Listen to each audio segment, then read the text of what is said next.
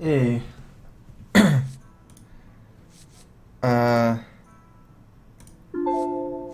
oops. I'm gonna be playing, I think, some Druid today and maybe some Zoo after. That's my plan so far. Getting the deck list set up right now.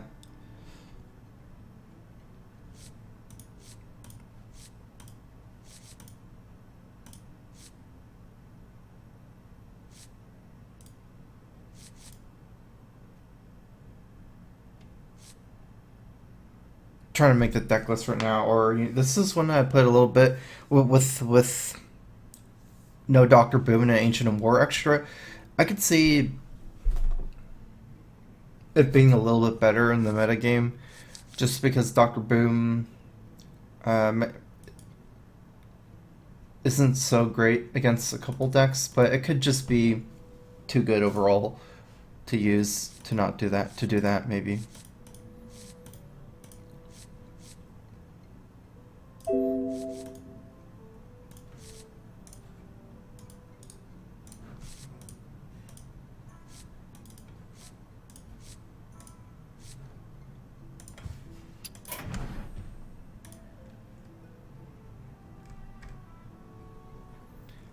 I am good.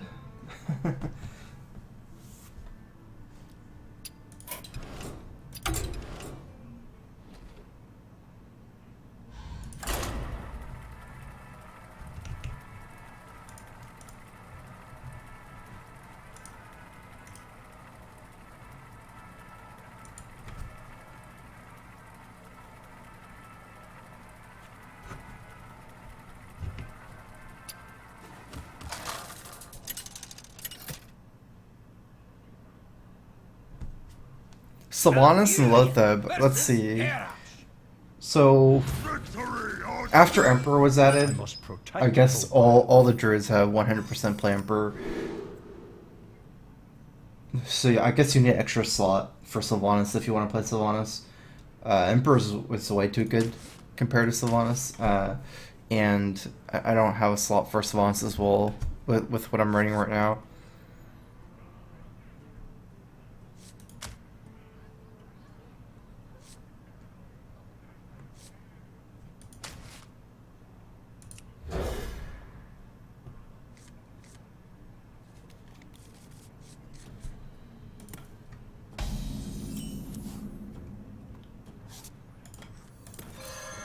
A big concern right now is I think the metagame is kind of a lot of Patron Warrior and also a lot of like aggro, like especially Face Hunter and Patron Warrior, something like that. So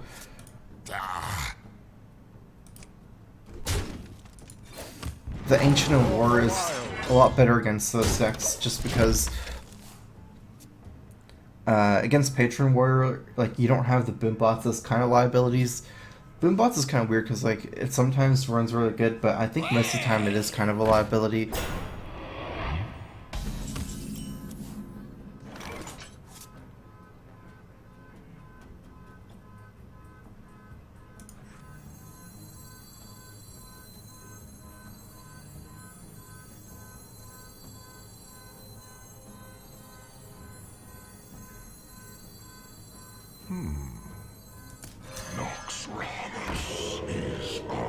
And against like Face Hunter, the Boombots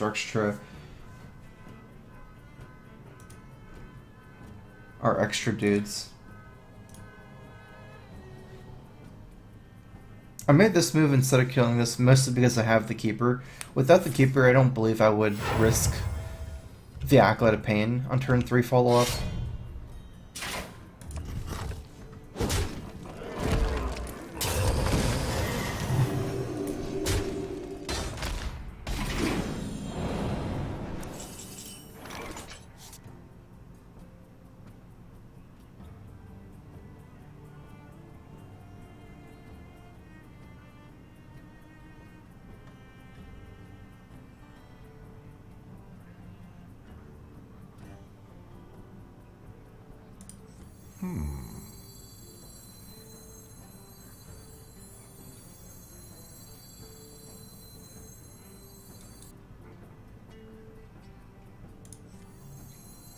My hand isn't too great for Emperor here.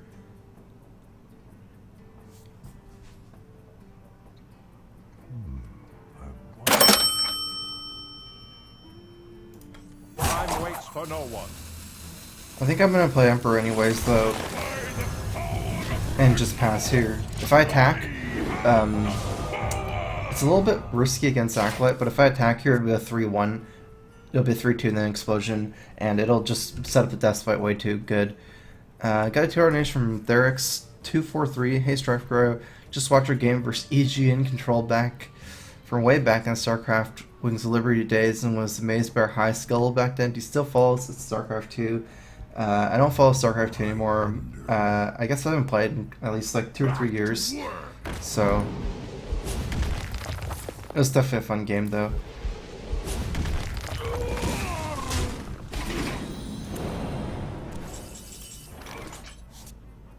Alright, at least he doesn't play the Acolyte. I was kind of scared of Acolyte because he can do a lot of draws here. I'm gonna set up for as much stuff as I can this turn.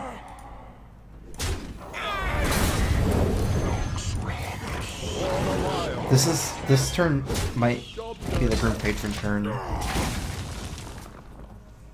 Going into his turn 5 again. Want to just set up a little bit of a board presence and keep a couple of reactionary cards against Patron. Maybe I can deal with it if he has Grim Patron. Inner Rage Grim Patron would be pretty hard though.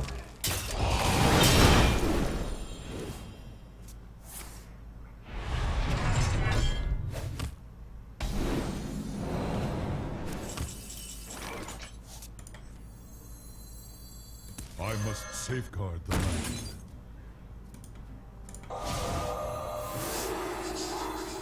I've got the beast in my sights.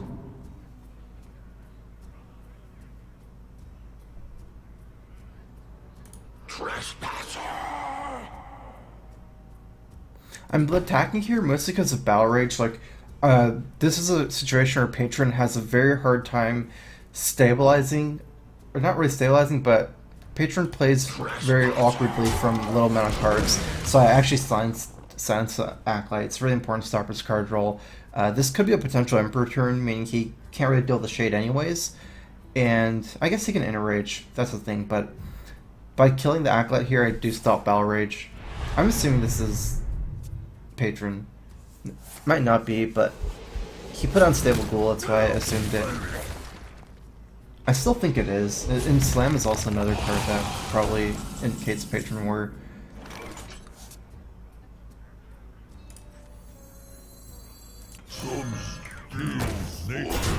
It's not too likely a second Death Fight, but just in case, I put Belcher here over Drake first.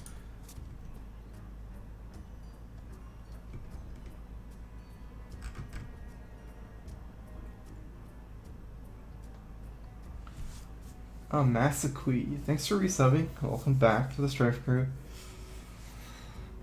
It's a Crowfist. My blade be thirsty. My blade be thirsty.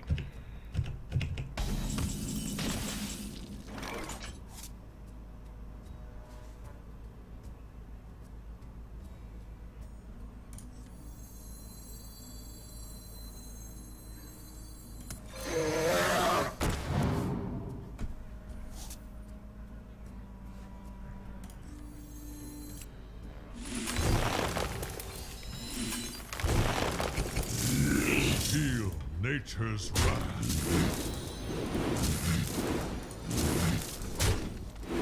I don't have the Sour Drawer yet, and as is, I'm gonna have, like, Patron War is not something that can make gigantic comebacks on board very easily. I like to just keep my board alive over keeping the Savage or for the Force of Nature in my hand.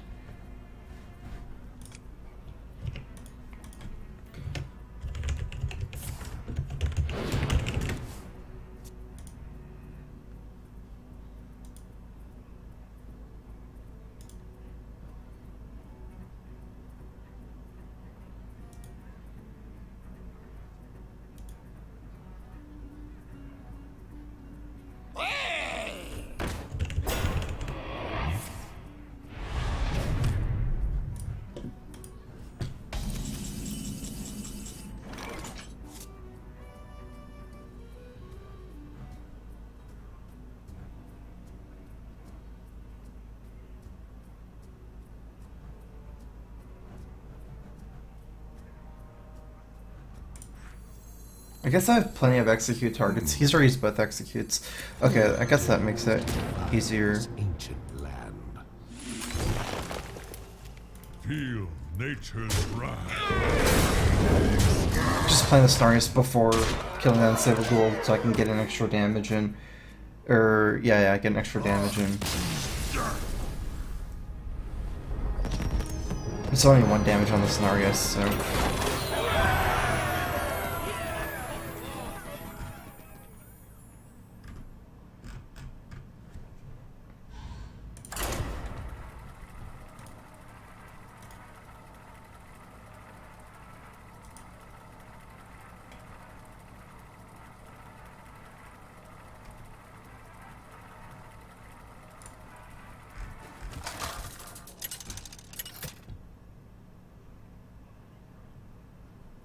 Malfurion versus Garrosh.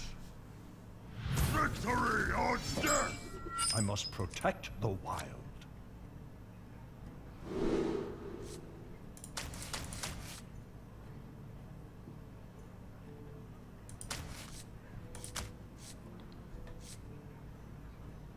Okay, so this is the same patron where I'm thinking of keeping Wrath to deal with an Acolyte. Last game I had some early game minions to deal with Acolyte.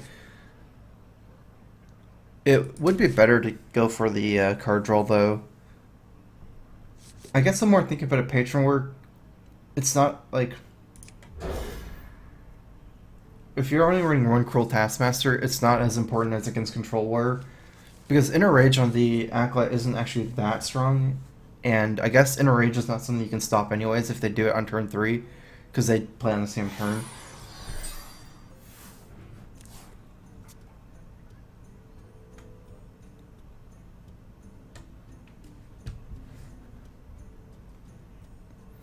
Control War, Pilot Shredder. I guess I'm okay with it. I don't feel too strongly either way. Like, it's a decent card. I mean, Shredder is, I guess, the best 4-drop in the game as far as it being like a neutral, like a non-situational 4-drop, but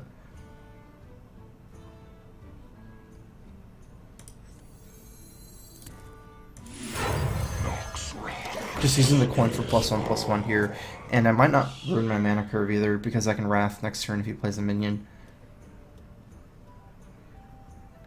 Like if he plays the Acolyte, I will Wrath it over attacking. I guess yeah, we'll use some mana somehow. I guess it's too big of a deal. I'm not gonna keep my shade hidden for this, I believe.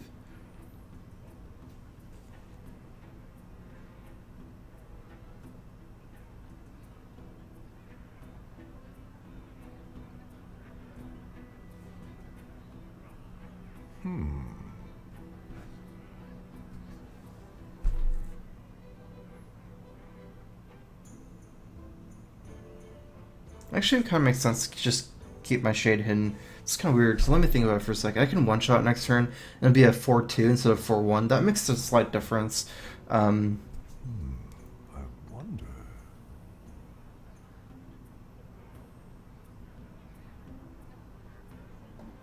And what can you really do next turn? Time waits for no one.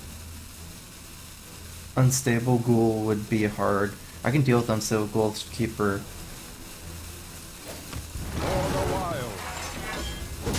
It's a kind of hard decision, but I don't think you can do enough with this frothing, actually.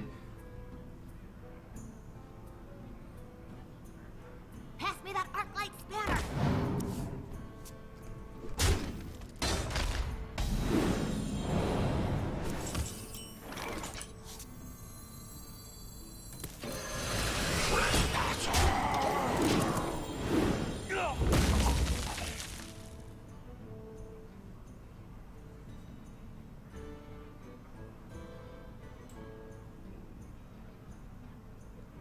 Malygos Warlock should be okay. I used to play a lot and I rated it really strongly in the past, but at some point I kind of just stopped playing it for some reason. Not exactly sure why. At some point, I guess I saw more and more handlocks over Malygos Warlock.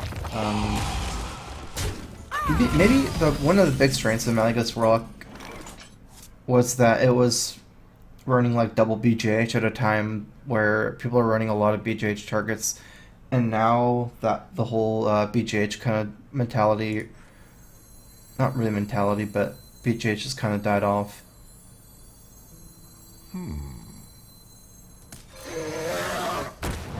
Or BGH targets have really died off, I guess. His patron doesn't really run BGH targets, and a lot of the aggro decks, like patron and aggro decks are probably the most common decks right now, so.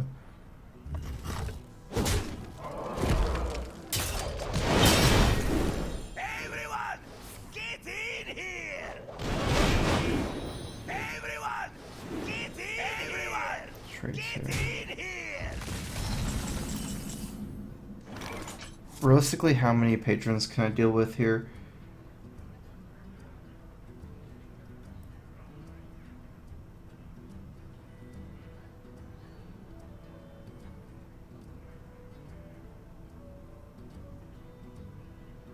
What to do?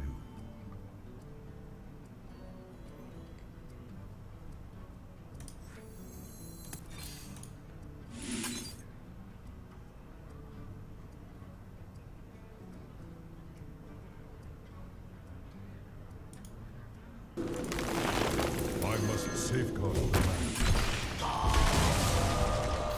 I'm kind of hoping he doesn't have too many more like ways to duplicate hit his own patrons. The problem is like, you know, I science this instead of killing this patron, because if I kill this patron can attack into the keeper, and it can go really bad, especially as a Warsong commander where you can do it multiple times. Right now, like none of them can really trade into keeper, and this one is silenced. The swipe move wasn't so great because if I swipe this wouldn't die, and then like another one would respawn, so he'd have a 3-3 and a 3-1 after. It seems a little bit worse. And my other moves, realistically, I don't see many other options on 6 mana. Joy Call charge 1, but I guess that's probably worse. Speak to me. Back to work. He actually crueled this instead of the patron. Maybe, I don't know. He really wants card draw, I guess.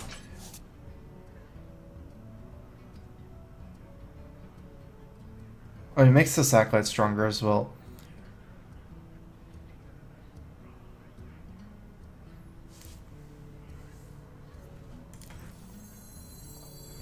I can't see any great move other than Ancient of Lore.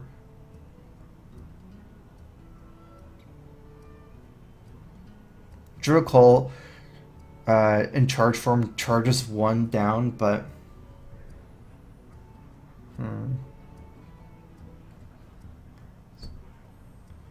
What to do?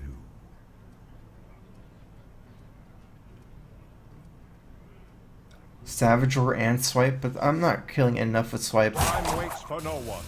I guess my moves realistically are Joy Claw Charge, Hero Power Face, or Ancient of Lore. Where shall I strike?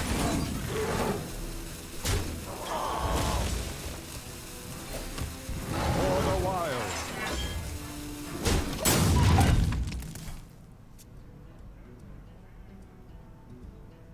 I want to make a slightly more tempo play. I think this is a stronger play than the Ancient of Lore. Whereas this provides more late game and more draw, because it's kind of likely that he can snowball this patron, the one that I killed, because he drew a couple cards with the Acolyte, and he also has another like one more card draw this turn with the Acolyte. So I feel like it's kind of enough chance they draw something like an Enrage or a Whirlwind or any way we can do 1 damage. Okay, this should be my double swipe turn. I can clear the board with double swipe.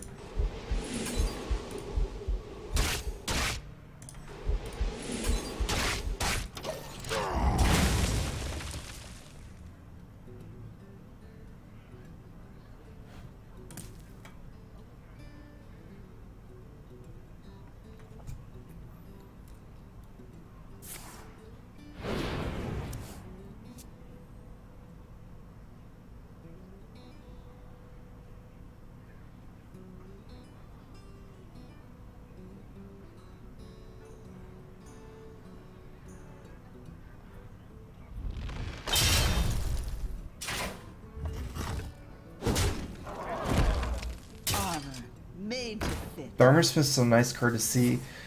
Not a threat, not too much of a threat. The Stuff Fight's getting scary though, especially going face here. Maybe he has to be setting something up here.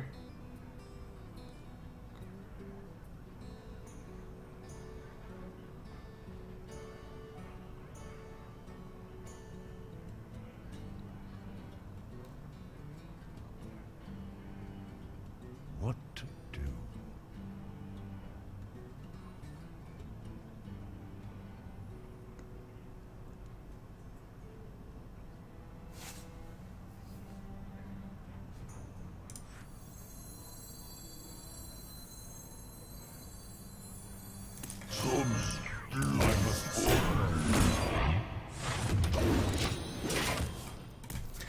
I'm gonna kind of just do my strongest move, I feel. A fight! Count me! Realistically, yeah, okay, so he's gonna just crush him here, because I'm gonna have a whole bunch of one and two attack means for the patron. Not to mention I can maybe even die this turn. There wasn't really a realistic move I had that would be good against this. Like Ancient Lore heal, I just die, I guess. Ancient Lore draw, it's kind of same thing. Everyone, get in here! Everyone, get in here! I concede.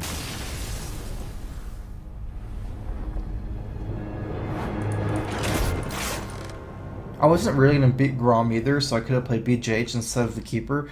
But I didn't really think it was too much of a stronger move than Keeper. Like, I felt like Grom was probably gonna beat me anyways if he had Grom.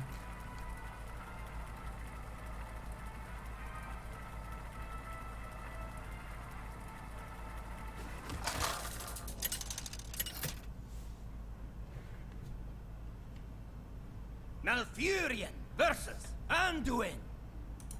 The light shall bring victory. I must protect the wild.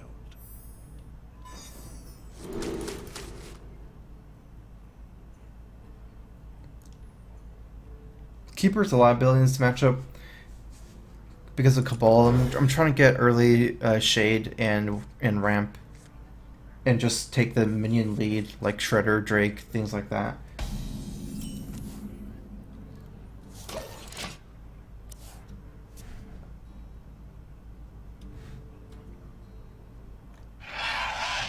Dragon Priest.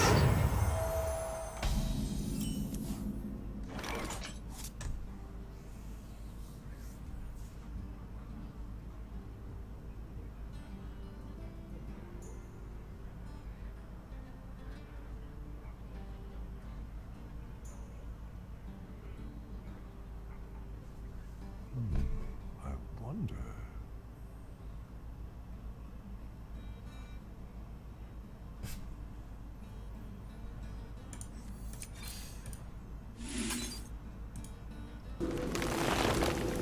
The Wrath here is because I'm really respecting priest buffs like Coinvalen's Chosen and maybe even Powered Shield. And I curve out okay with the Shade and Shredder on 3 and 4. If I wall growth, I'd probably be more tempted to say play Shredder next turn and leave up this and then maybe play Shade and wall growth on turn 5. But I don't feel like playing Shredder before Shade is even that much of a bonus, I guess.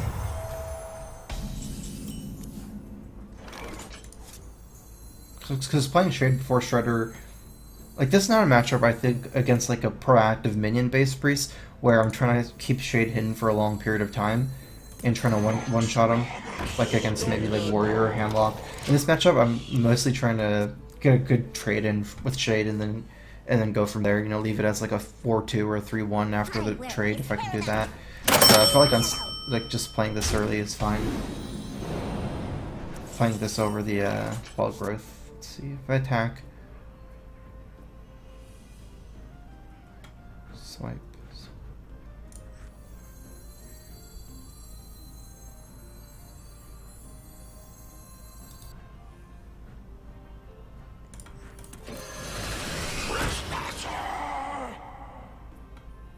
I need to unstealth here. Just because if I don't unstealth, the Blackwing can attack into the Shredder, and then the Whelp is likely going to trade very well with the second half. Unstealthing, I just weak the Shadow Menace. Hopefully it doesn't happen, though. Or is the other way, I'm like weak just to his board. He doesn't even have to have a Shadow Menace. I got a $10 donation from Simon. Thanks for your streams and videos. Happy Faith. Thanks for the donation, Simon.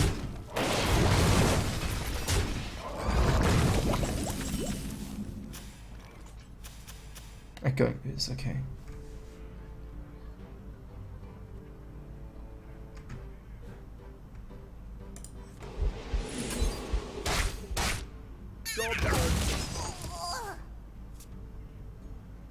I'm not really trying to ramp into anything with these wall growths anymore.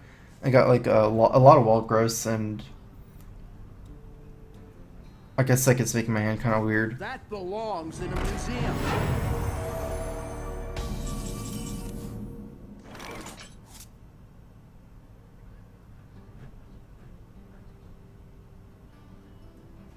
The Sludge Belcher doesn't do very good here.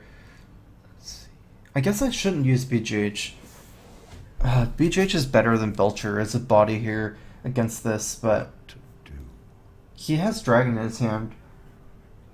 What does that mean? He played both Whelps and Technician, so the Whelps were not the dragons he needed. He has to have another dragon, whether that's like Draco or Coromagus, or whether that's something with like more than 8 health. I'm a little bit scared to use BGH against Dragon deck though, so...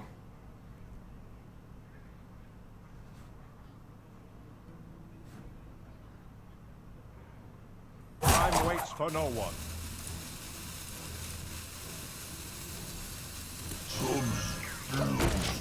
It's like such a big swing to beat JJ at 8. I guess this is not doing very good because he can heal it, but it is possible for me to say Savage Roar down as a 5-3 maybe.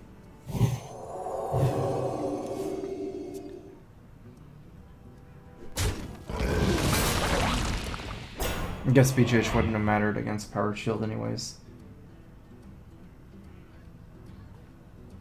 I wield the power of black.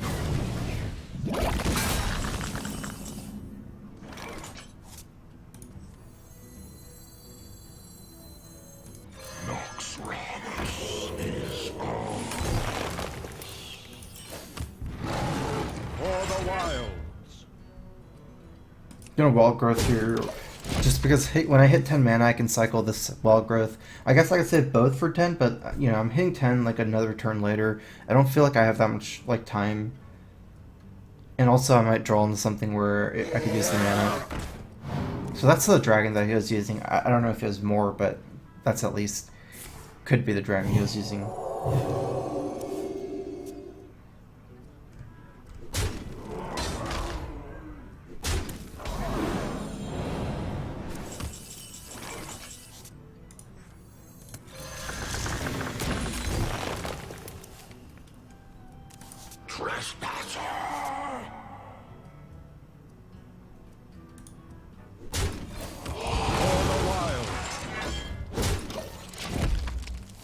I didn't consider killing the Drake in Hero Powering because the Harrison Jones was like a bigger threat, especially since he could heal up the Harrison Jones up to a 5-6 after the Power Shield. This is a spell power. I don't think it's that relevant though.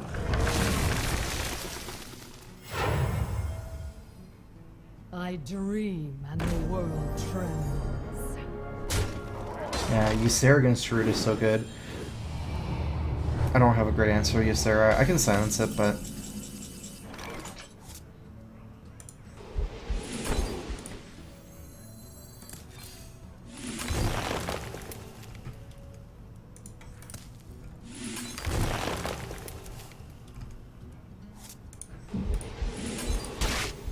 I must say.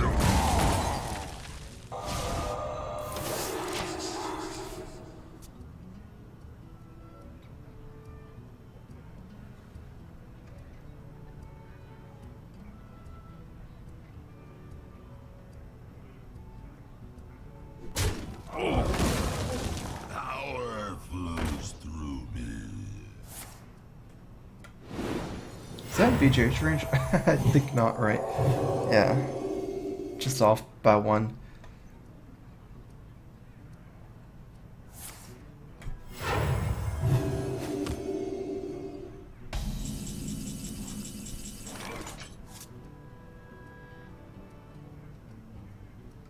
This is 14 damage. He has 19 power on board. I guess I can kill the 10.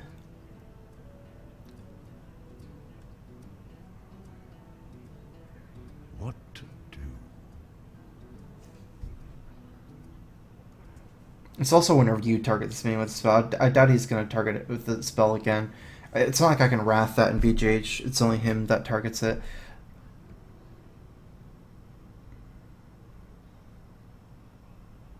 I mean, if I just drop minions into this, the minions are just gonna die. I guess I should just combo it down.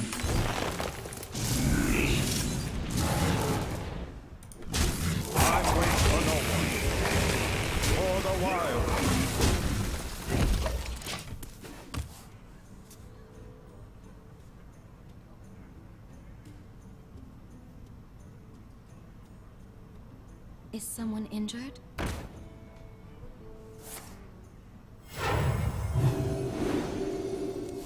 Is there trouble?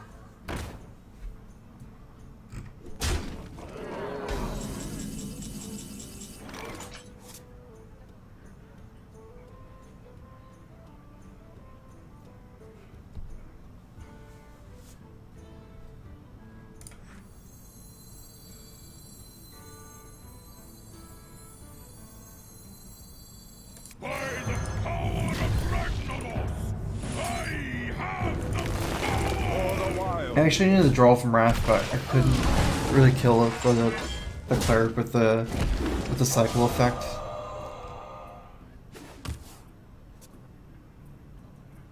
Going a little bit greedy here with the Emperor instead of the Belcher, just because it trades better on board as the 5/5. But it's weak to Shower Death.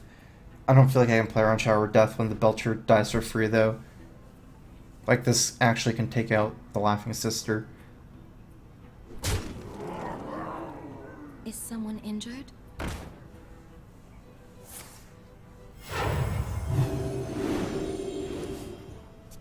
I wield the power of Black.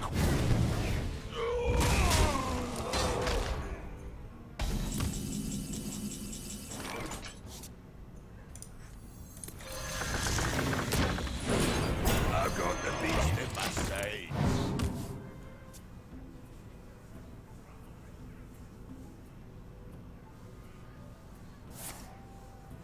Well played.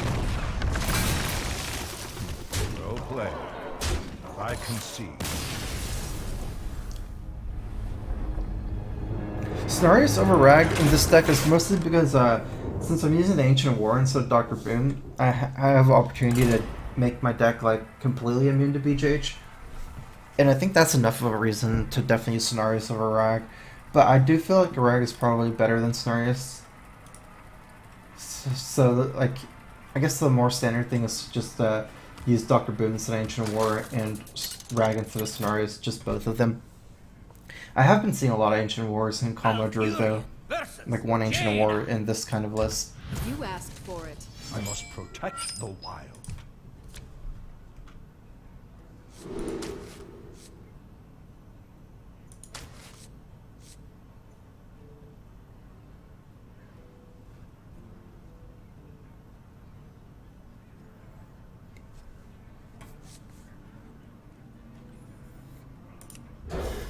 I kind of want to coin Wall Growth with this hand. And then I won't be able to coin out the Emperor. Because I have a coin Wall Growth in the Wrath against Mage, potentially.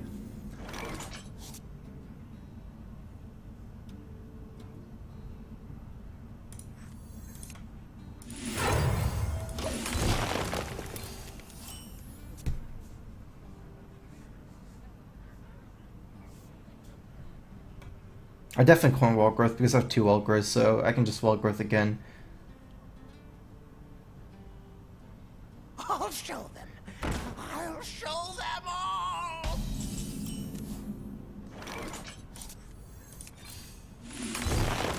Job's done.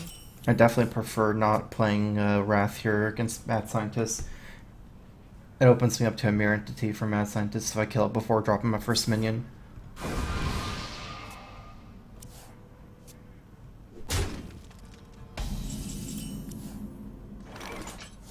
It's looking like it's Freeze Mage.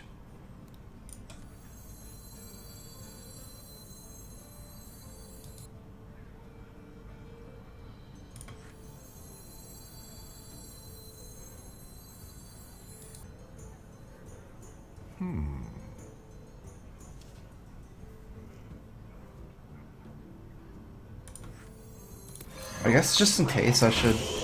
Wait, I'm not sure. Maybe I should have killed this first, then drop it.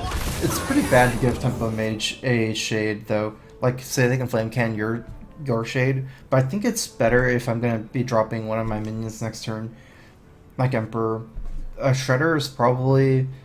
Like, maybe it'd be better, like, Shredder if I was gonna go Shredder, though, to just give him the Shredder instead of the shade. I'll show them. But as far as Emperor goes, that's probably too scary. This kind of looks more and more like Freeze Mage, though. I'm gonna go for this.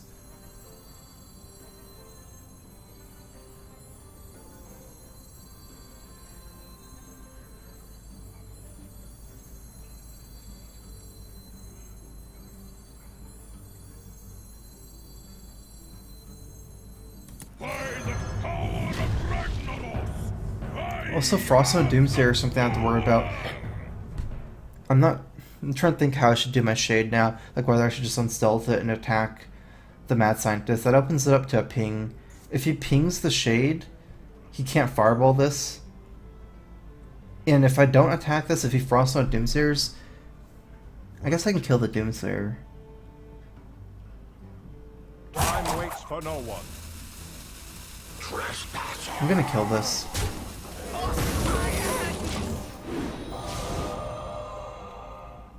Also, I'm not sure, like, if, say, he starts blizzarding soon, like Froststone this turn, then Blizzard, this Mad Scientist is gonna stick around and keep doing damage to me every turn. Like, against Freeze Mage, I don't think you want to unstealth for very long, because, you know, eventually your stuff dies AoE, so that's fine.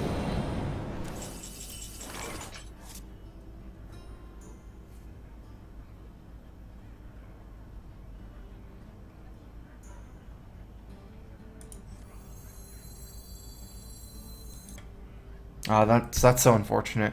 I really needed the cycle from Wrath with how my hand is right now, especially after top decking the Zombie Chow. But I can't. I mean, I can't realistically do that. It's impossible. So.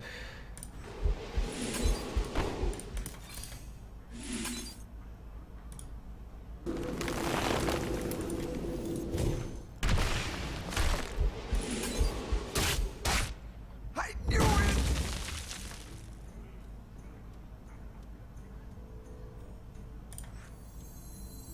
Time waits for no one. For the wild.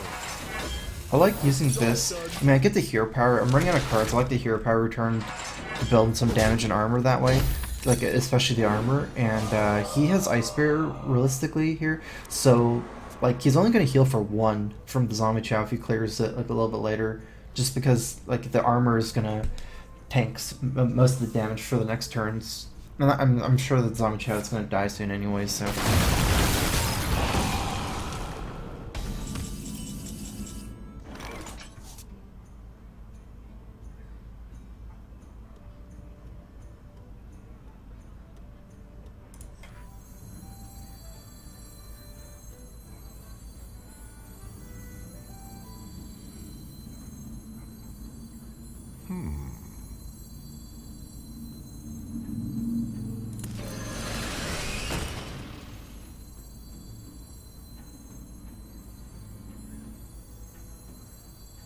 Where shall I strike?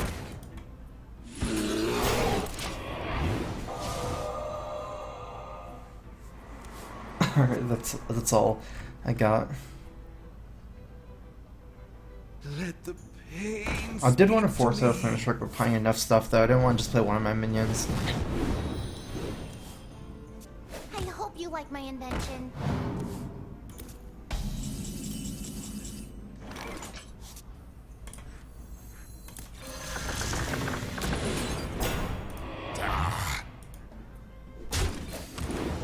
wilds.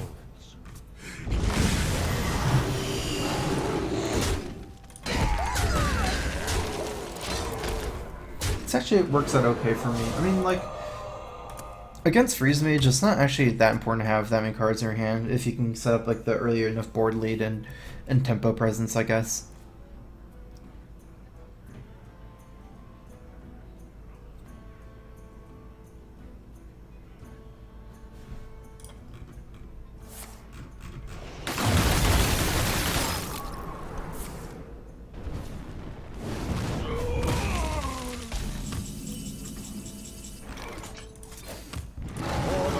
Another thing that maybe I should have done is, instead of hitting the Novice Engineer with my hero power, yeah, I should have left up the Novice Engineer. That way I would have had one more armor after Alexstrasza.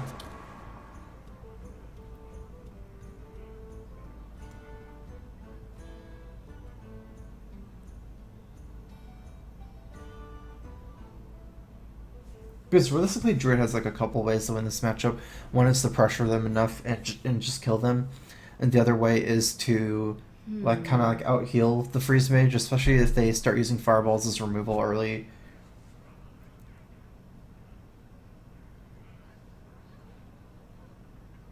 And maybe not like out heal them as far as like going to fatigue like outlast them the whole time, but more of something like a little bit, you know, like just so like they can't kill immediately after Alexstrasza, for example.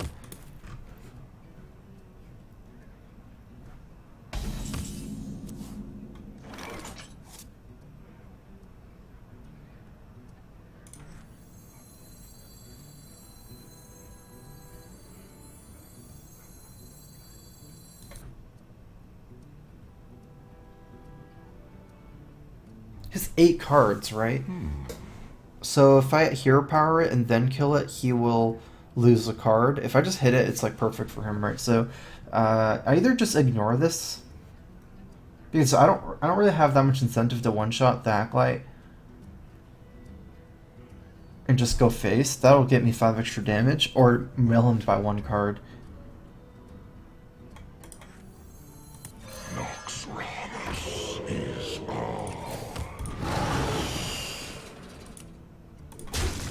Okay, so let's start deciding soon.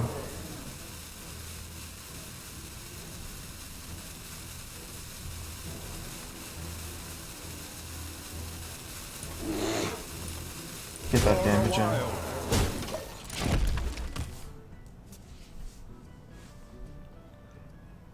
I'm not that weak to Flame Strike, so I just play the Shade. I mean, if he Flame Strikes here, then realistically I probably can pop his block.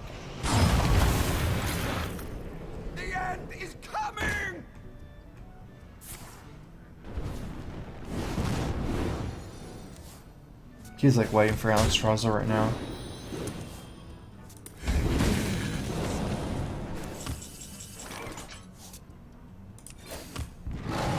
For the wilds.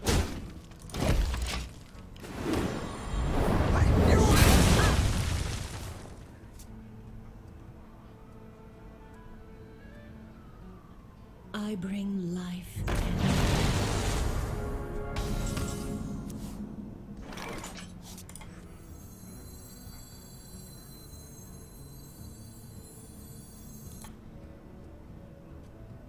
Actually, yeah, I have to take a risk. I don't think I'm gonna win if I leave this up. I've got the beast in my sights. I got this. For the wild. I might even want to take a risk on the Doomsayer turn, Ancient Lore into something to kill a Doomsayer with Innervate, like a Keeper.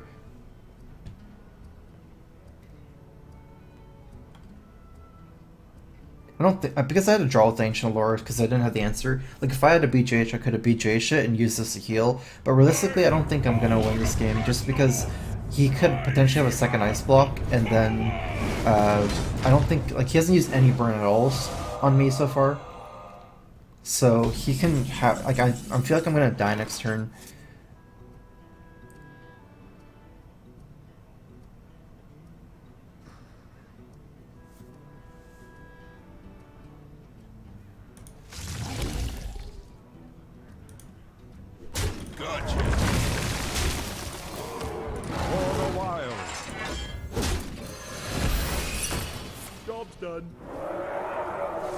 keeping chargers in my hand to do the last damage, but that's probably dead.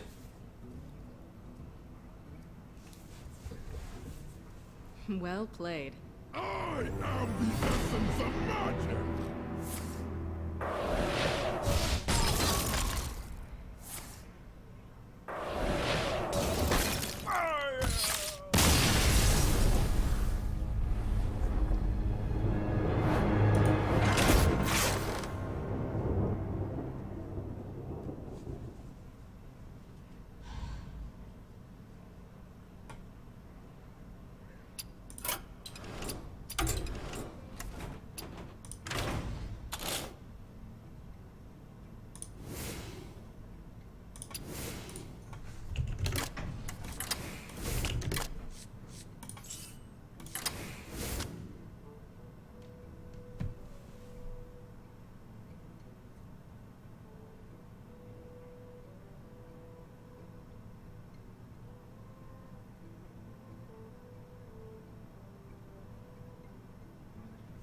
So I added back in Dr. Boone Rag.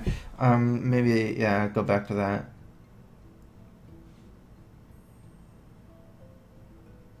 I'm also kind of like curving out poorly with Zombie Chow a lot. Like it's making me run out of cards. I've been running out of cards a lot. I have the After Drake.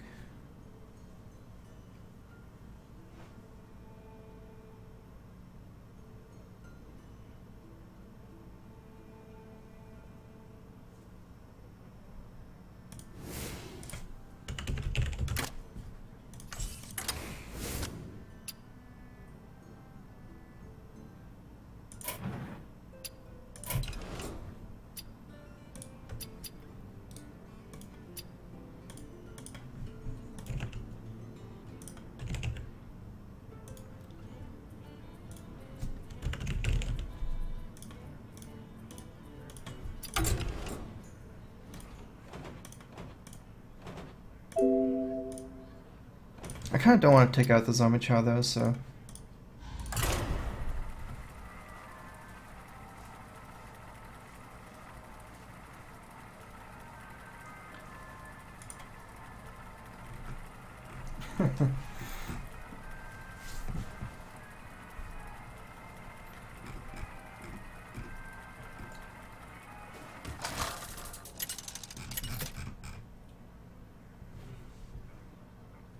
Malfurion versus Uther. I will fight with honor. I must protect the wild.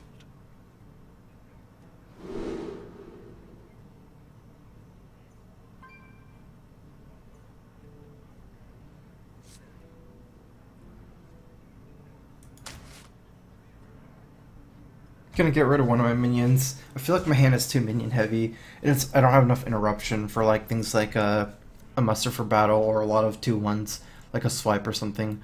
I'm not sure how many minions I should keep, because with the wild growth, I should at least keep one of my minions.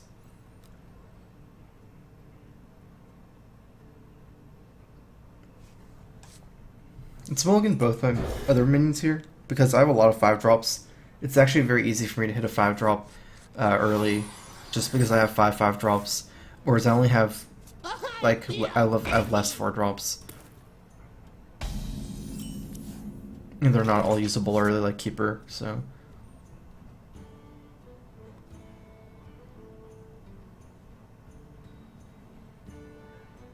This can get out of control if I'm going to pass here Wild Growth into Shredder and save my coin. I feel like maybe it's better just to coin Hero Power here instead of coin Wild Growth. It makes more sense. And then I can Wild Growth and Shredder. If I coin Wild Growth with Hero Power in 3, it's the same thing, except I'm taking one more hit of Leper Gnome. And there shouldn't be anything better to Hero Power than Leper Gnome, since 2/1 is about as bad as it can possibly get for 1 health minion.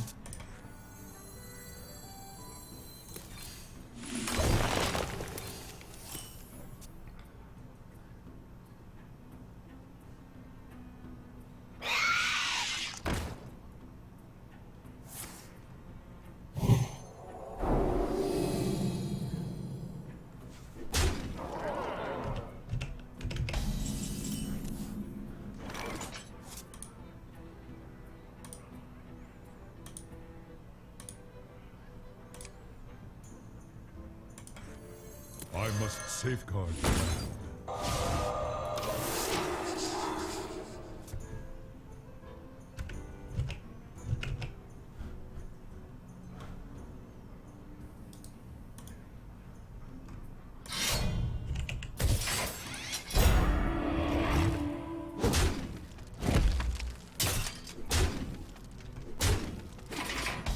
What happened to my screenshot? I just feel like this is not right at all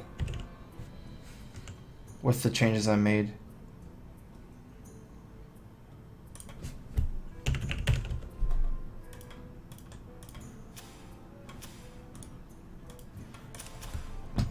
What to do? Wow, the top I fence. must safeguard the land. Feel nature's wrath.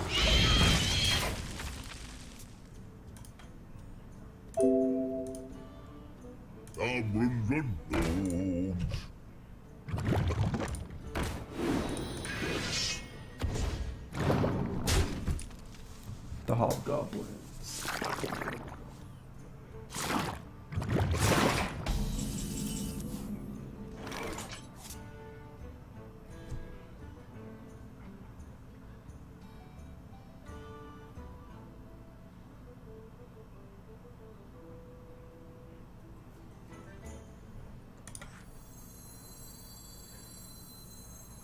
What to do? Okay, so it's basically between the Shredder here and the Savage Roar Shade. The problem with Savage Roar Shade is that I'm so weak to Consecrate, but I get to play 2 cards in it. It's a more stronger move. I wonder. I like the well Savage Roar. It's actually too important to clear as much things I possibly can. Time So waits for no one. For the wild. Nature's wrath. I could have kept like a 2/2 here and Suicidal Keeper. That doesn't matter enough The for light Consecrate anyway, protects so it's the same thing.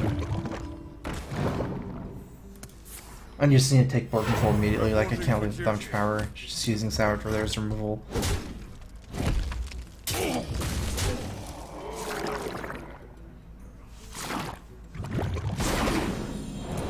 Needed some taunts or swipe. Dr. Boom might just do, I guess, just to try to fight his board through, like, sheer power.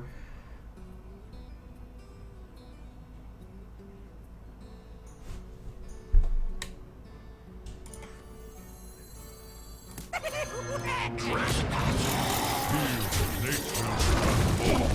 gonna take out some of the small minions, annoying minions against Boombots, the 1/2s. This is annoying as well, but it was harder to take out. I could have taken out this guy. I would have taken out one more attack power, since 2/2/1s do 2 damage and this does 3 damage. So it's like slightly safer in the sense that I take out 1 more power, but it's I need to fight for board control a little bit more than the damage right now. It's just 1 damage, so allows me to clear up Boombots much easier. Not too worried about losing the 7 damage if I have to. I should clear the board here though. I think I should attack this first. Give myself the most targets.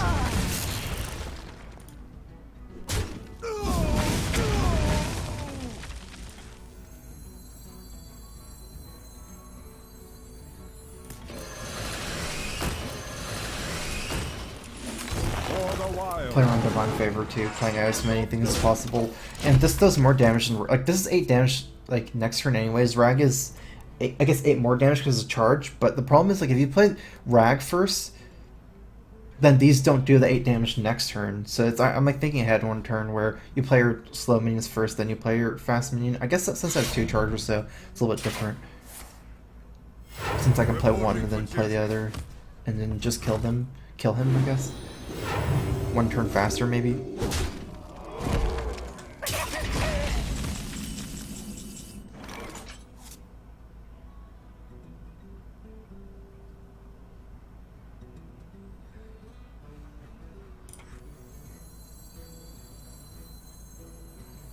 By the power of Ragnarok! For the wild.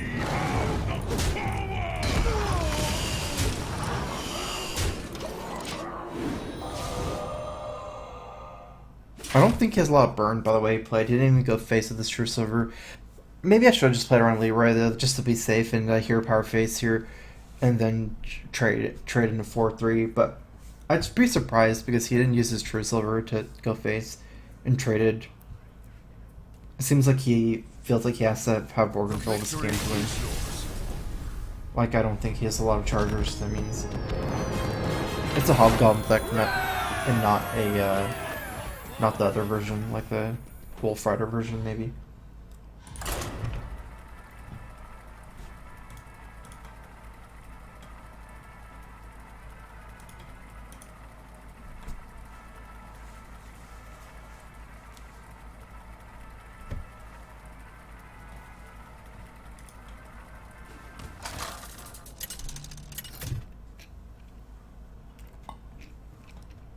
Malfurion versus Gul'dan. Your soul shall be mine! I must protect the wild.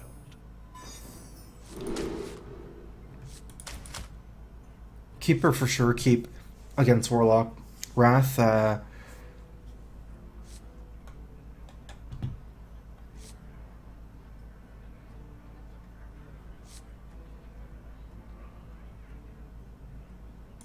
guess I'm keeping as well.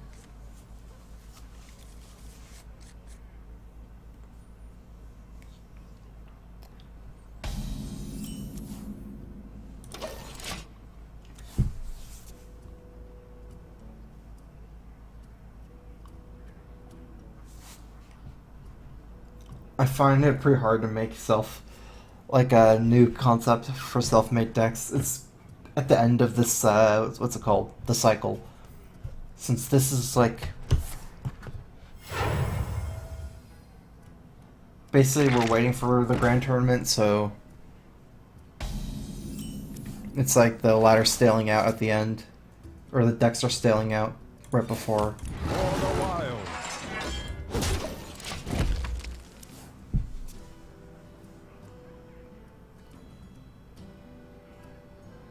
I mean, at the end of like a cycle's life cycle or whatever, it's usually that's what happens.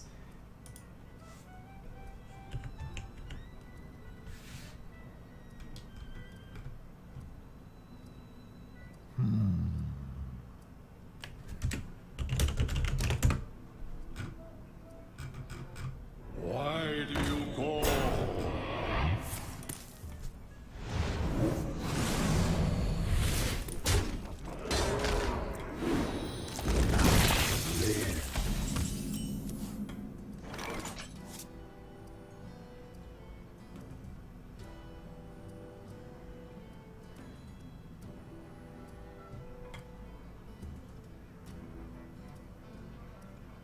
I have two options here with Wrath. One is to Wrath this into a 4-1 and then Keeper it. And the second option is to Shredder next turn and probably play the Wrath in the 1-3. I think I like this a little bit better. Just because Keeper is very valuable against Druid, or sorry, against Zoo, so... And also then I'd have a 2-4 against the Voidwalker where I can't kill the next minions that come. It'll take 2 turns.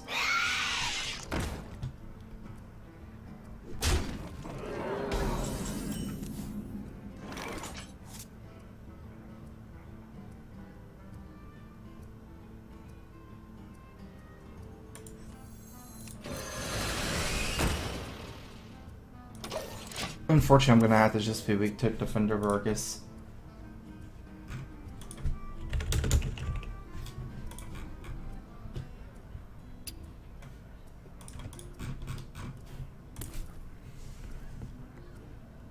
Even if I was Force Natured here, I would still be weak to Defender Vargas, so... I come.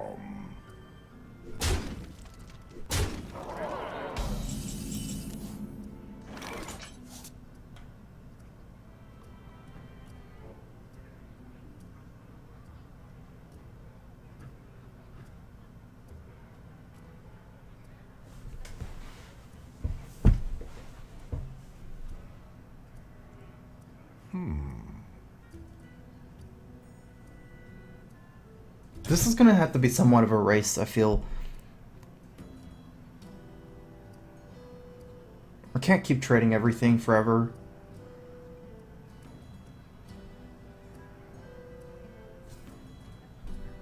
I'm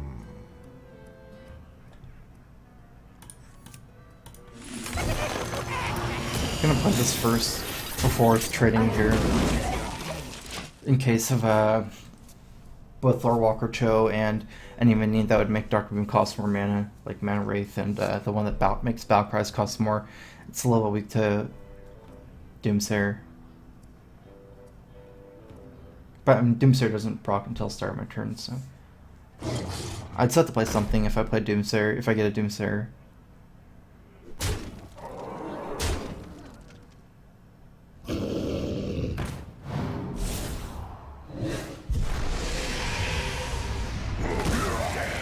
Summon me.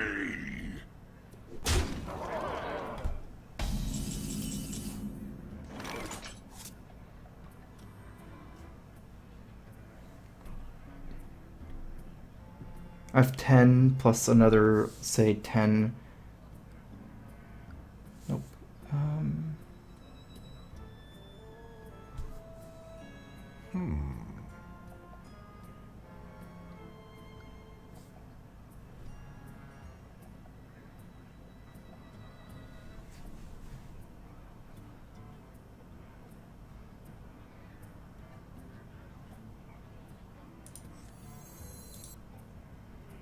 What to do?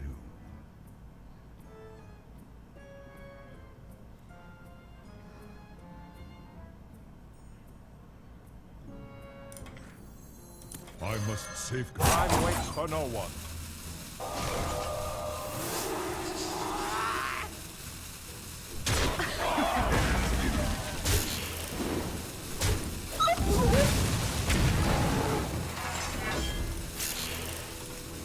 For the wild.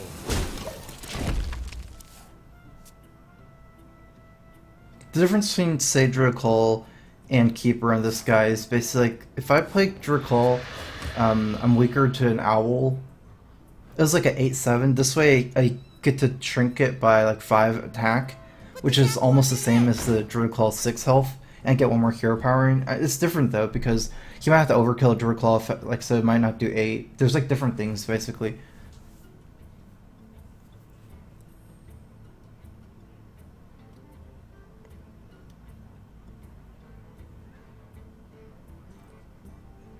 If my wall growth allowed me to combo next turn, I definitely would have done it, but I would still have 8 mana on a wall growth and not 9, so...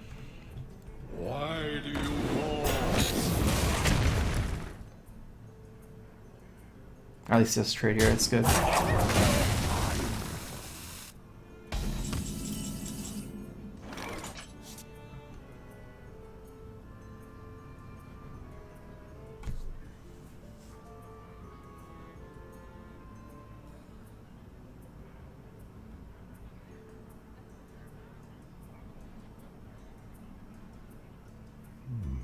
I wonder.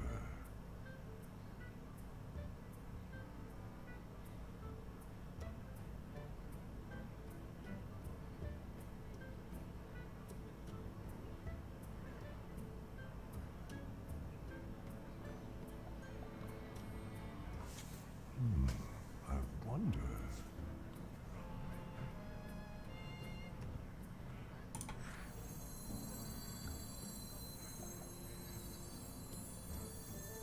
Time waits for no one. I must safeguard the land. Feel nature's wrath. For the wild. I couldn't decide exactly what's the best here. I wouldn't even be at super opposed to just Savage Roaring. It would basically still clear his board, Savage Roaring Keeper. I would get in a little bit more life because of the Mistress of Pain, and I would kill the extra 1/1, but then I waste a Savage Roar. Not really waste, it's just, the issue is I don't really have a BGH and things like that, and Zoo can play gigantic minions still, like potentially he can go really big and play things like Dr. Boom, and I might need the Savage Roar to get through like that, or maybe to race at that point. Another option I have is Force Nature. That might have been the best, but I didn't. I just kind of ran out of time thinking. It wasn't that clean, and I also don't get to develop my second Keeper of the Grove that way. But if I Force Nature, I can play Draw and Sour Door on turn 8. 2, 3, 4, 8. 8 plus 8, 16 damage. Okay, I'm just gonna play some taunt mode. Where shall I strike? Feel nature's wrath. For the wild.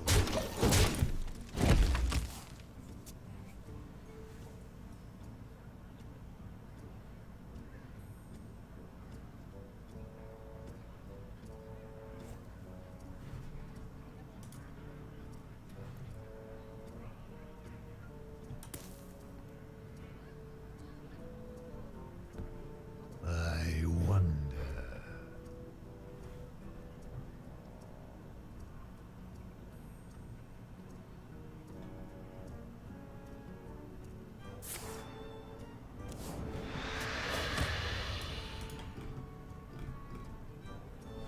There's not a delay on today. Where?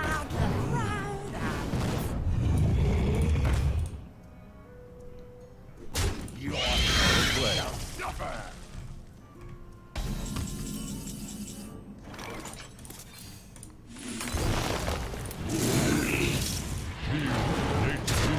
Nature's wrath.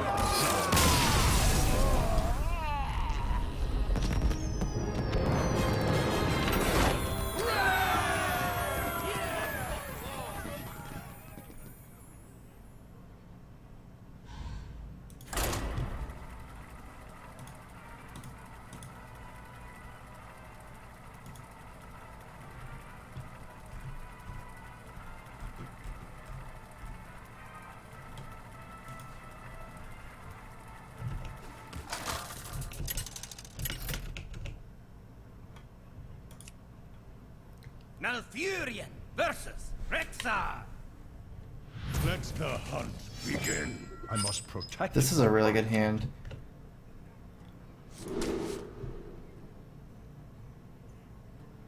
Against Hunter, there's no such thing as a too fast of a hand. So.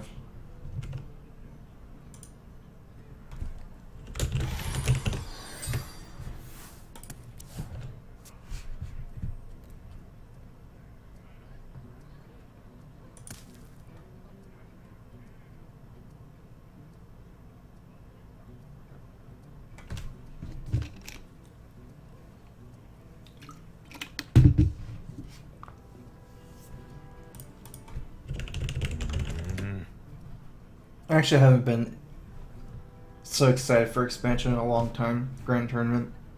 Just because I really like Inspire, and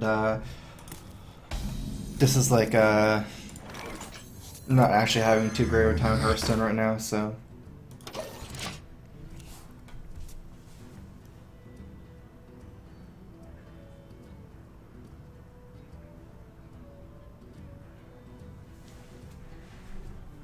Combo meta. This is like not my meta right now.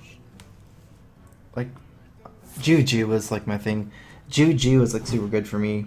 And then after BlackRock came out, it's been bad for me. As far as like the type of game it is. I think I was doing a lot better in tournaments in GOG as well before BlackRock. And I think Inspire is going to be good for me again, so.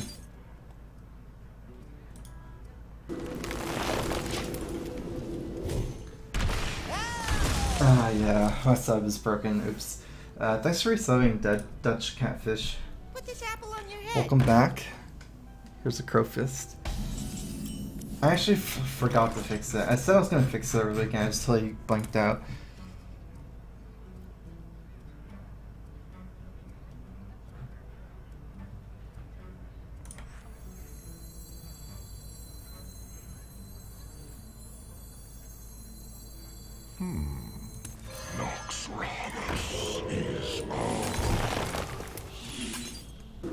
I almost felt like I could have just coined out the Shredder and then played Venerate Wrath. But playing the Shade earlier makes a little bit more sense as well. This is kind of weaker to the Shredder on turn 4, but I'm not sure. It's like... maybe it's fine.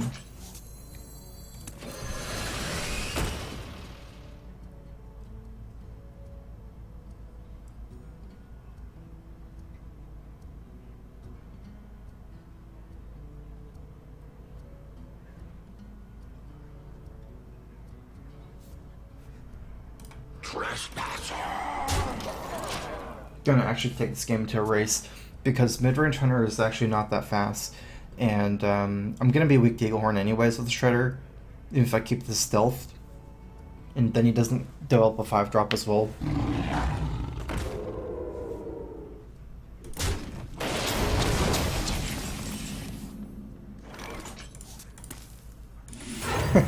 He actually had a trade. I actually agree with this decision. Like, I felt like there's no way he was going to win that race with me having a 1-turn lead and 2 minion lead, like 1 mid-range minion over him.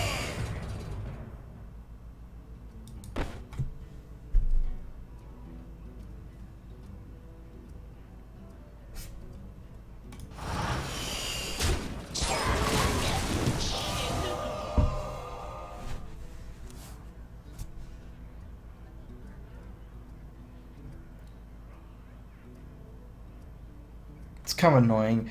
Maybe go face, but Snow Chugger, it's weird because if he attacks like this and trades like this with the Chugger, that seems kind of weird, but then I'm frozen, I can't play Ancient Lore, like I want Hero Power the 5-1. I would still play Ancient Lore, but...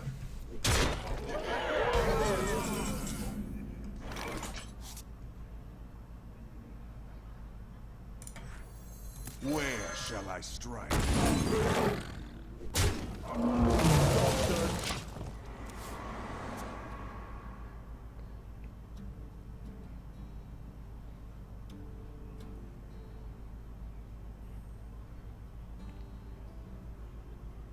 The Chugger was pretty brutal there.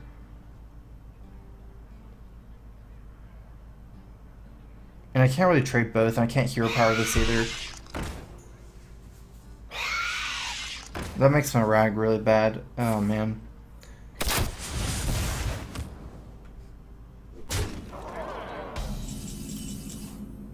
Ooh, swipe.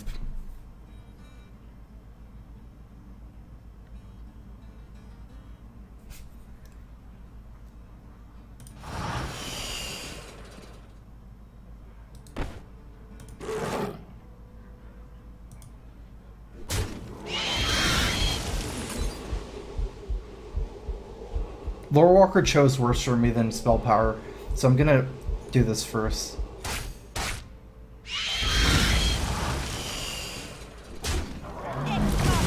Just because Spell Power is fairly irrelevant there, as far as getting extra Spell Power. I could have cleared the whole board, killed the Spider, but at the cost of Hero Powering his Tiger. Maybe it makes sense because I have 4-1. I think that's a lot of damage though.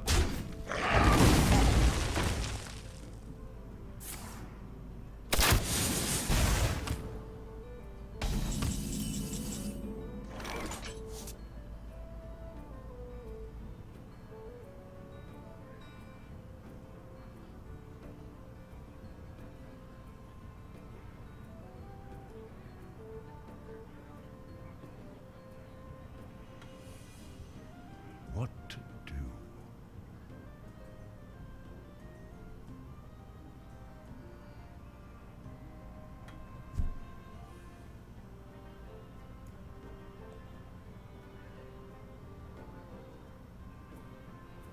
If I play Ancient Lord, strong combo and race him, What? get him to 23 this turn, and then threaten combo next turn.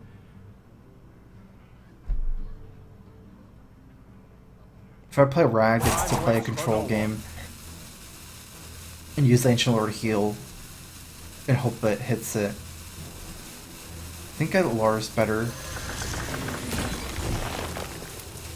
Die, landlubber. For the wild.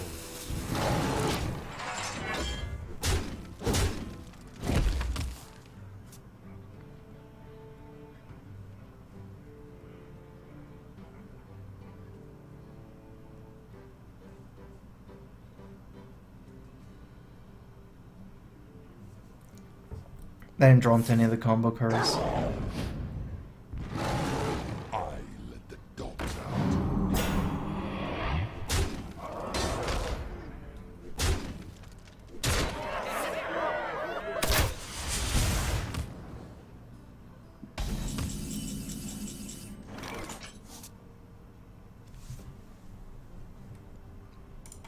I'm on a spell power swipe draw, I think. Actually, I'm not even sure that saves me. Because these are 3.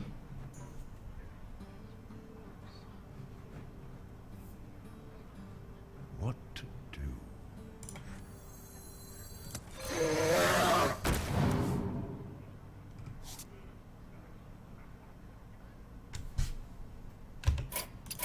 I concede.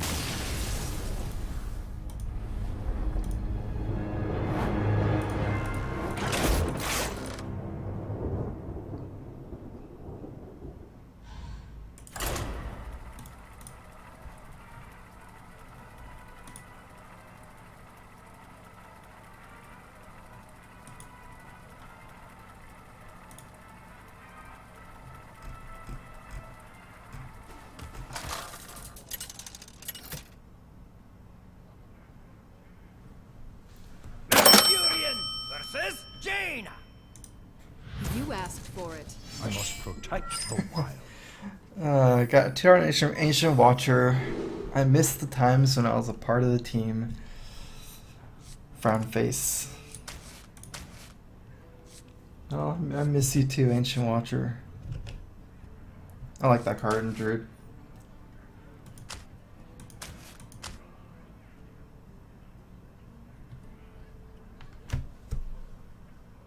Do you want to keep Wrath against Mage?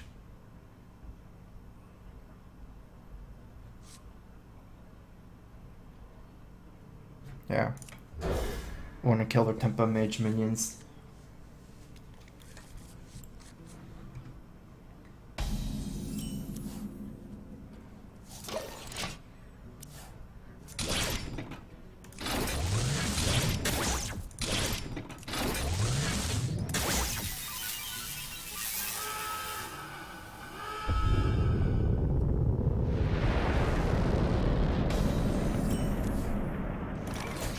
For the wild.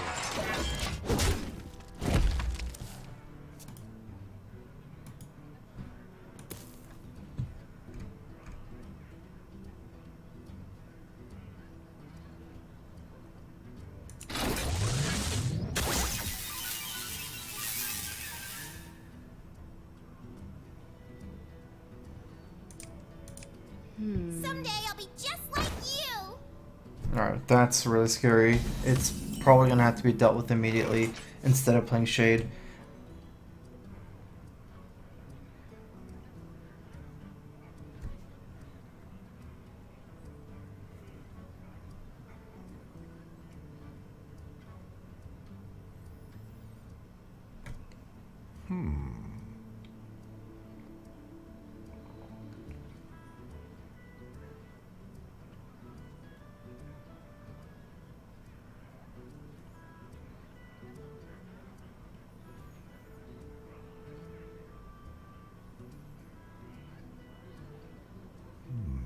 I wonder.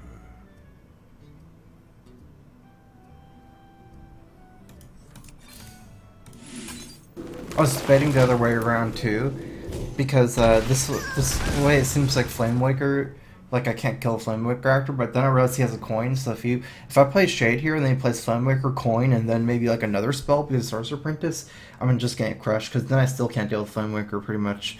I mean, I have the Wrath still, but the problem is my like Shade just dies and it's too much of a tempo swing. I serve the Fire Lord.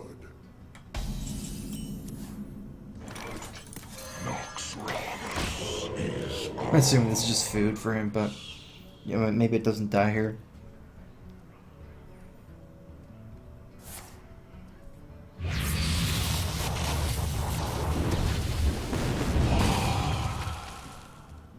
I'm sorry. They'll never know what hit 'em.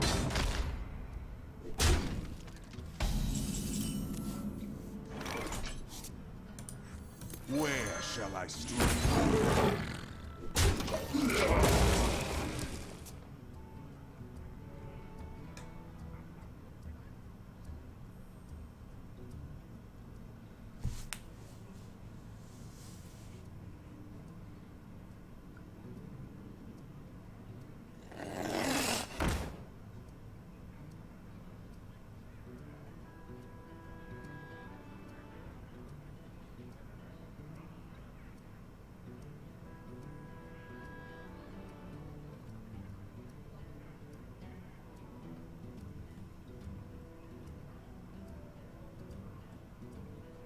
I wonder. I'll show them. I'll show them all. Okay. Makes sense.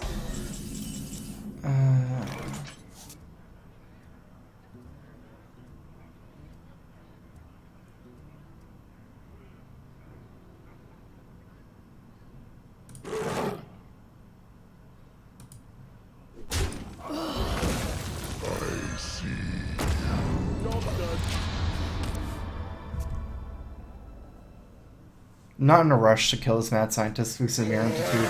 Like all my minions right now, it gives them too much of a tempo swing. Whereas I can wait a little bit and maybe get better minions, like smaller minions like a Zombie Chow, or just turns where maybe it's a little bit easier for me. Okay, he's getting out the Mirror Entity.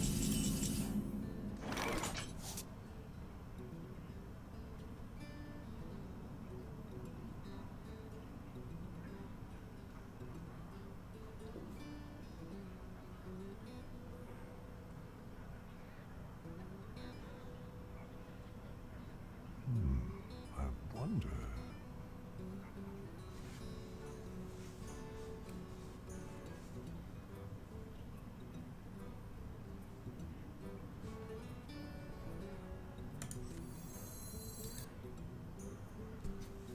BJH Keeper, the BJH and Trade Keeper, that's pretty good. The problem is I need the BJH. Also, I can just Keeper and play Shade.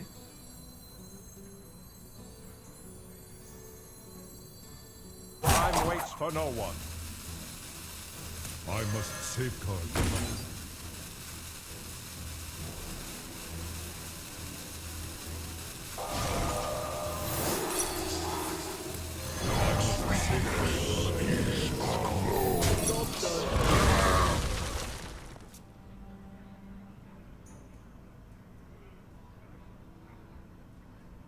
I feel like he has too many tools. Like, it's not like he went for super fast all on opening. There's still like Flame Strike to worry about, and there's also like big minions like Archmage or Sylvanas or Rag. That's why I feel like this game is so hard for me right now.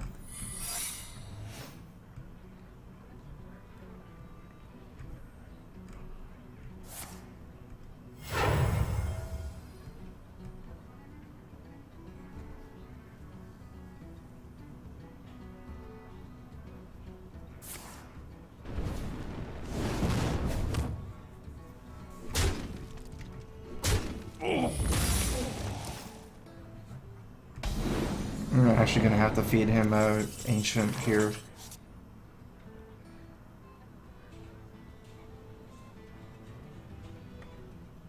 Right, what if I Wall Growth into Force of Nature? So Wall Growth is counterspelled, Force of Nature actually seems pretty good.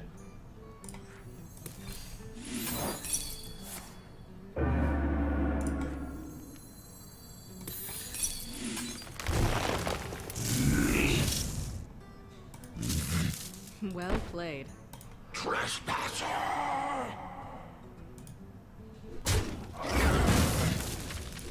Just to play around random duplicate. I want to kill the weakest minion first. He's almost out of cards. I don't even want to give him 2 keepers over to yeah, but both keeper and the other guy's scarier. Bad thing right now is he still has a Mirror Entity down though, so gonna have to give him a minion.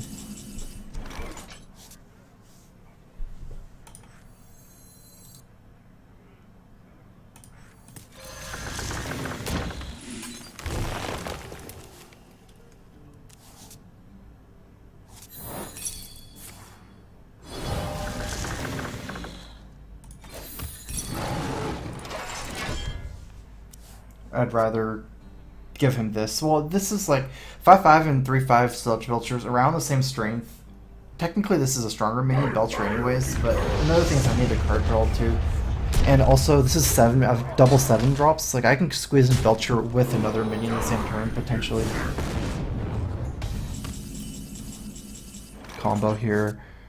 I guess there's... Wait, I can combo and BGH?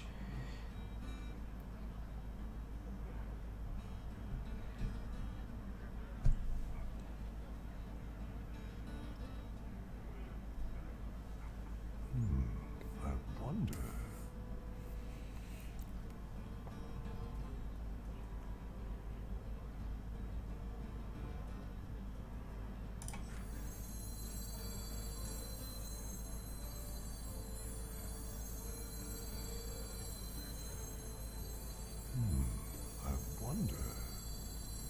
I wonder.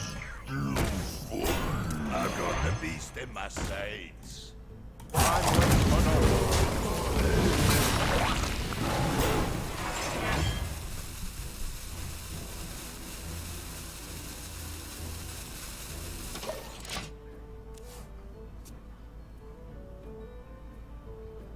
I don't feel like this is more risky, kind of. Because it taunts the whole thing, so... Comboing makes me not end the game as fast. It doesn't have Fireball, that's good.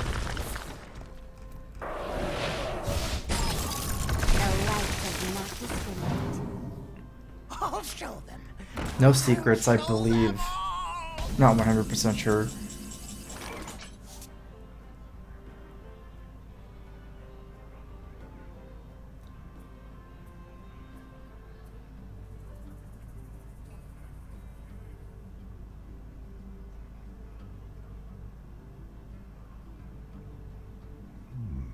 I wonder.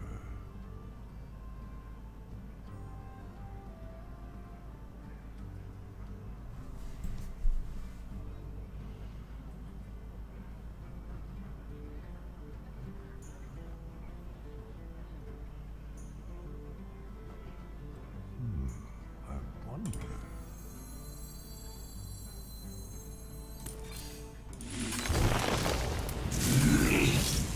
For the wild.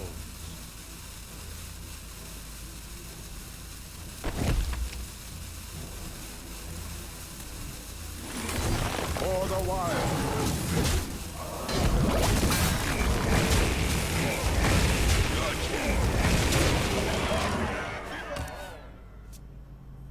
Actually, no, that hero power wasn't right. Oops. That Innervate was useless. For some reason, I thought I could outrange his Fireball by doing it, but he can ping me every turn. I guess he has to decide whether to keep pinging me or pinging down the Big Game Hunter this way. I guess it doesn't matter because I have Ancient Lore. I should have saved it.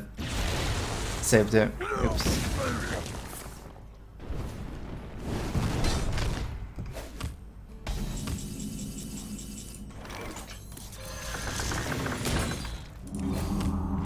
the wild. I mean, I got an extra hero power, but it wasn't that relevant. I guess I get one more armor, but the Innervate should be better unless it's a breakpoint, so...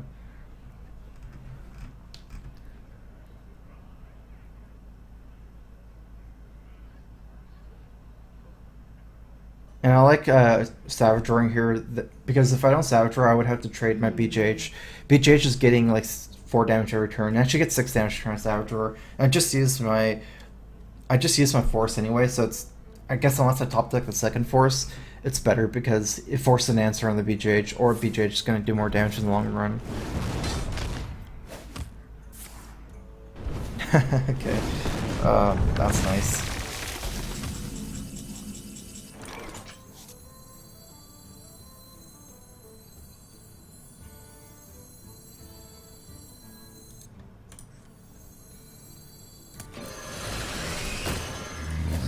For the wild. Job done. I actually like this better because I can lose a game if I play Rag and then my Rag, like, he plays a big minion, and then these two don't attack with haste. They don't have charge, so like I can control these attacks next turn. Whereas Rag, it's like uncontrollable. And also, like, I get kind of like some more damage in the long run potentially. Let me see. I'll probably just ignore that and go face though. But it's like, since I can't do the damage with charge with these guys, Fireball's 10, 11. As long as I hero power, I should be okay. For the wild. Job's done. Purple goes face.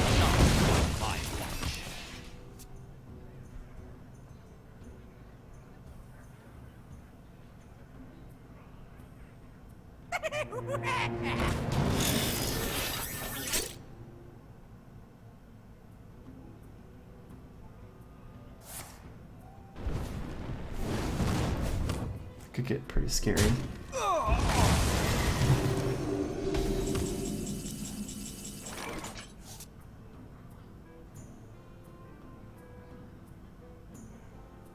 Eight, 9, 10, 11, 12, plus 5, 17. I'm off by 2 for the 50-50 lethal. And if I miss, I would kill Dr. Boom. So I have to kill the guy. I wonder. Gonna use this to absorb Boom bots. I have to attack first as well.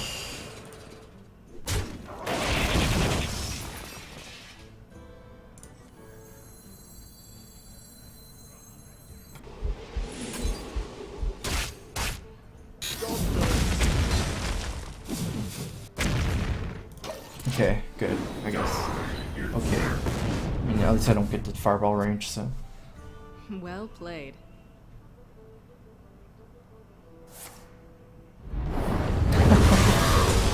Oh man, wow, scary. Well, I'm still outside fireball range. That's good. Actually, he's dead, right?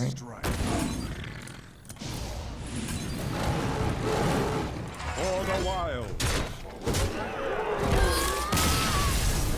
My magic will tear you apart.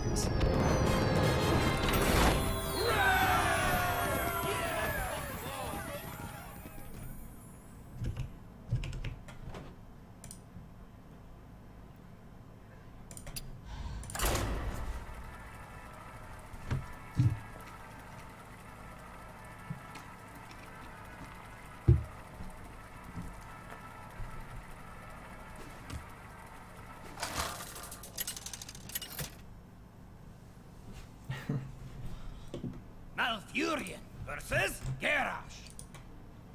Victory or death! I must protect the wild.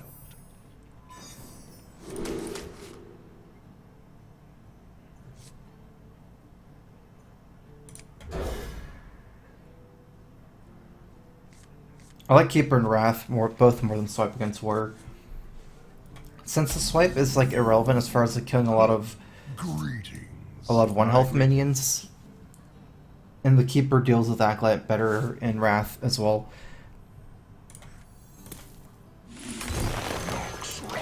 But this should be an easy decision to innervate. Innervating out Shade just is like it's so much better. It's makes the Shade start growing.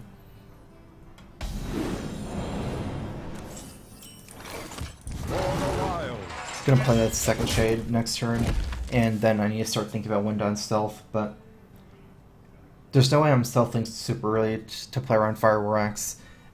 Dustbite's also something I'm gonna be playing around, so I guess I'm unstealthing either when it gets a little bit later on in the game, where maybe like I have a taunt, or maybe when I can like attack his minions on the same turn. Like, this is a turn where I can attack a minion, but I don't feel like that's a high enough threat for me to attack. Considering it gives him a Deathbite and a Fire War Axe option.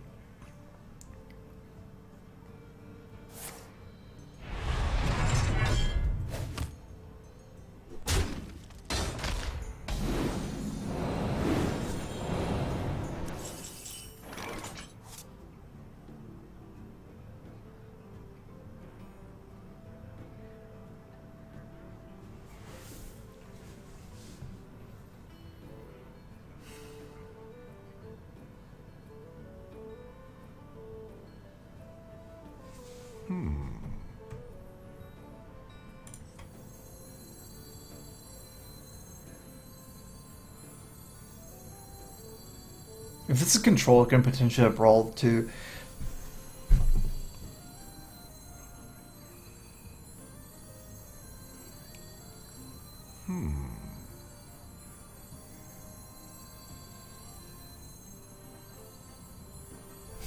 Time waits for no one.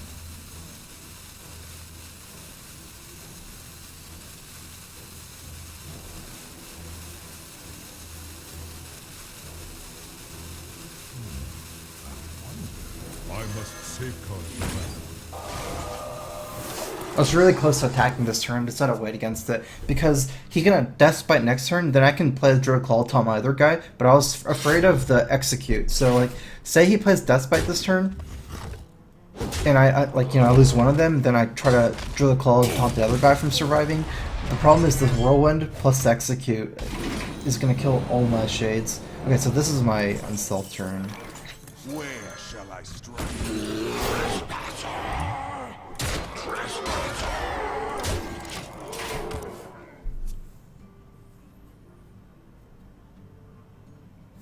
I thought about it a lot, but decided against it.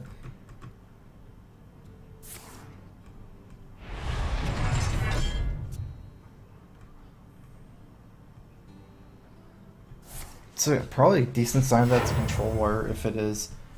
Control War is easier matchup.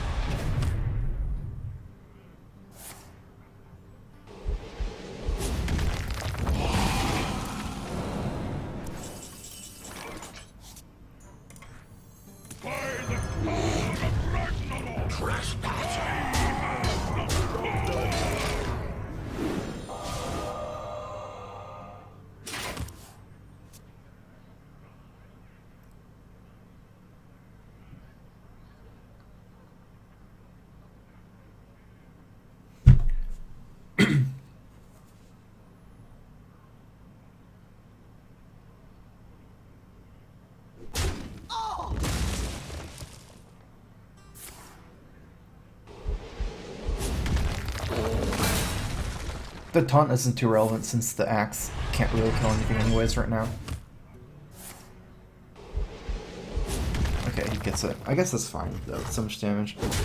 Second shield summon, kind of using efficiently. Is he actually dead?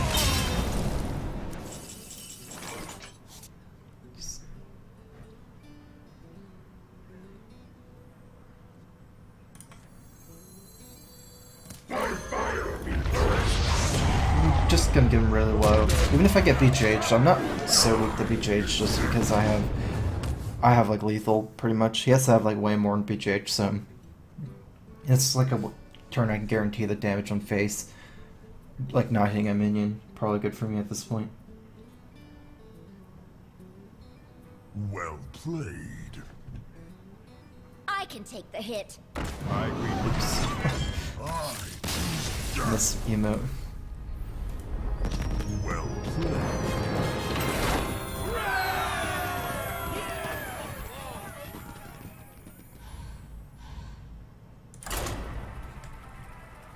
Frostwind Yeti? No. Shredder's better.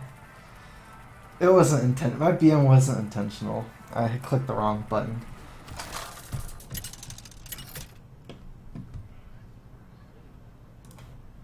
Malfurion versus Malfurion. I must protect the wild. Nature will rise against you.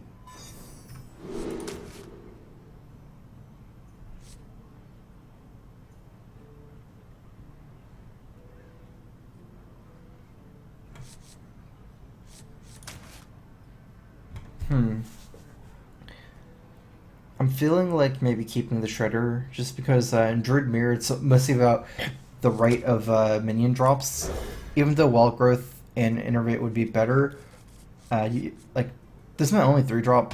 Well, for Shade I'm for sure keeping, but I have a lot of 5-drops and I don't have a lot of 4-drops because Keeper is not really a 4-drop against other Druids. It's very hard to use Keeper on turn 4 like efficiently, unless you just want to drop it. But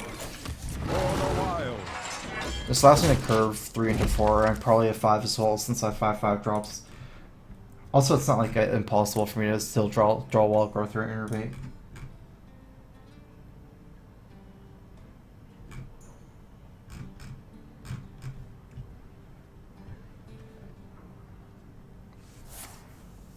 he has no wild growth too. That's fair.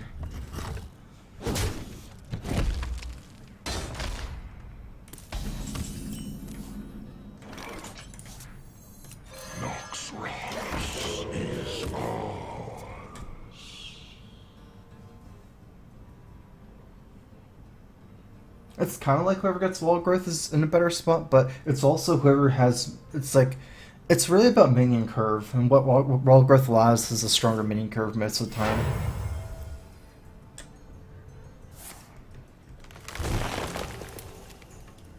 Ah, this is gonna be brutal.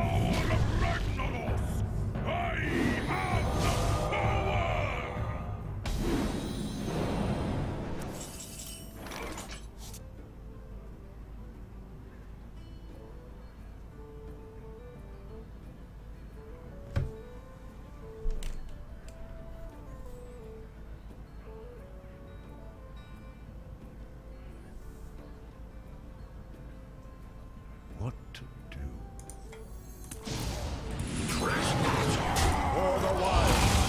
The problem is, even if I play Shredder, next turn if I want to play Drake, I still can't ever kill Emperor. Not unless I want to trade both the Shredder and like a 4-4 and a 4-3 for the Emperor. So I feel like there's no point in me dropping the Shredder and even going for a greedier. Also, he gets like a whole another set of Emperor activations. Where shall I strike?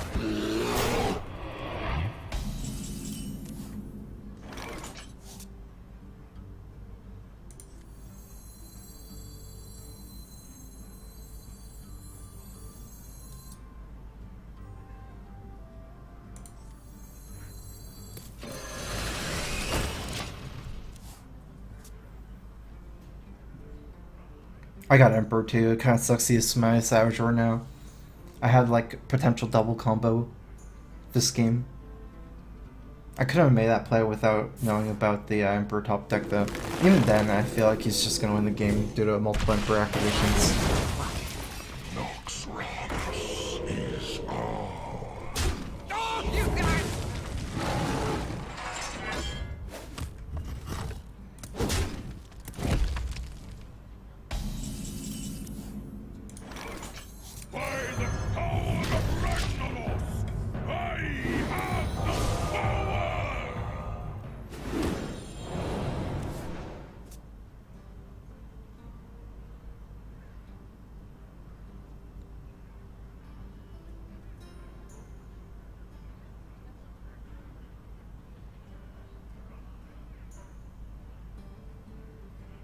I don't like his decision to go to trade here instead of going face against this 2-3 spindle wheel. It's the obviously hero power, like the special ability doesn't do anything for Druid, but it's I can't really think of too many ways where I would punish him. Not really anything in particular, and losing that 4 damage seems really big.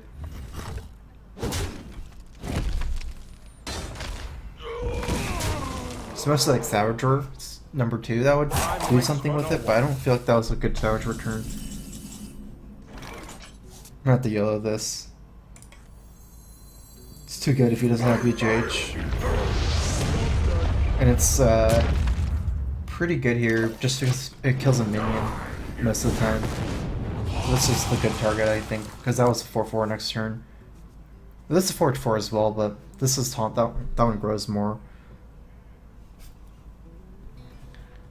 I see.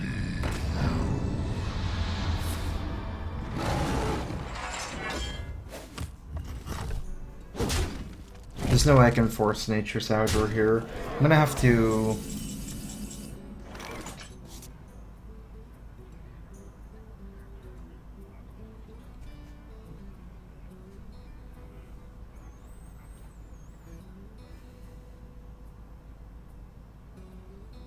Let me think if I threaten lethal with Dr. Boom the next turn if I don't die. I wonder. Because combo kind of kills me. 20, 25, 25, 14. If I kill one heal, I don't die to combo. And he's kind of all in anyways. If I play Dr. Boom and I hit one, I will die to combo. And can I kill him with Dr. Boom is the question with combo. So combo for the 9. Time waits for no one. 9 plus 8.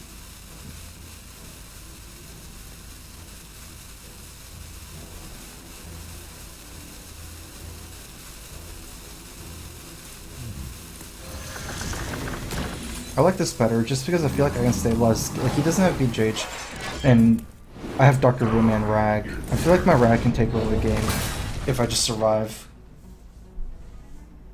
And I'm not sure if I would lethal him on turn 9 with Dr. Boom this turn, even if I don't die.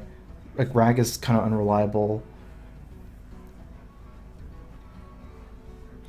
9 plus 4 plus 4 is 15 guaranteed damage, 17 guaranteed damage, and then this is a flip. I think I wouldn't be able to kill him.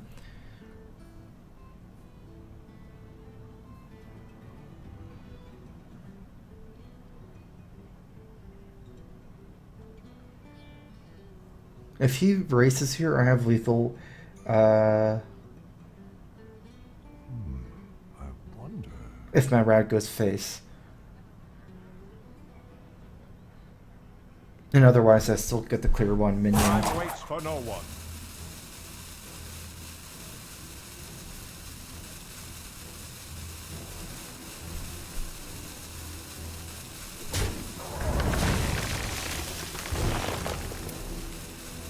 I must safeguard the land.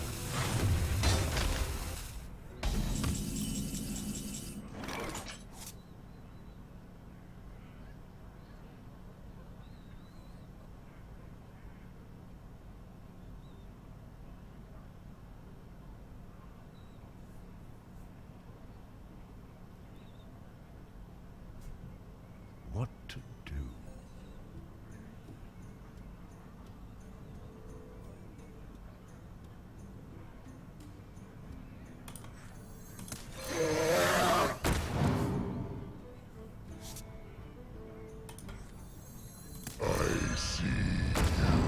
I was gonna taunt here, but Lothar is better.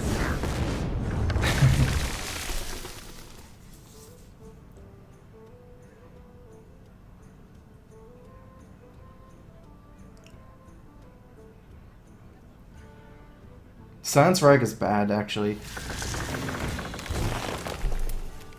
Rag is better as a minion you can control.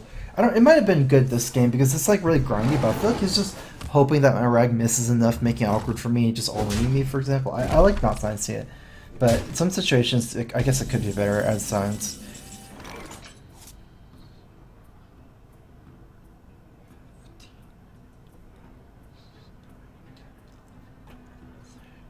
$13 plus 15 is 28, 27, okay.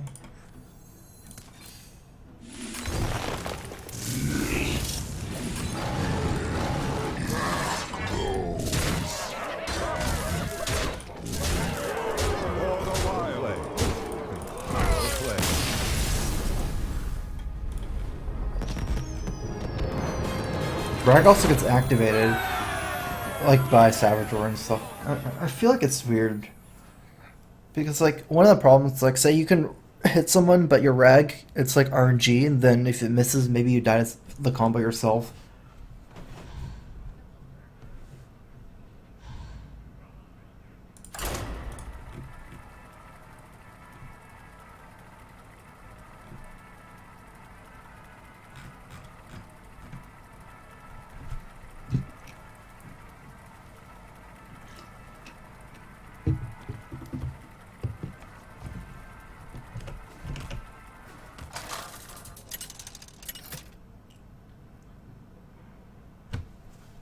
Malfurion versus Geralt. Yeah, Rag carry that game.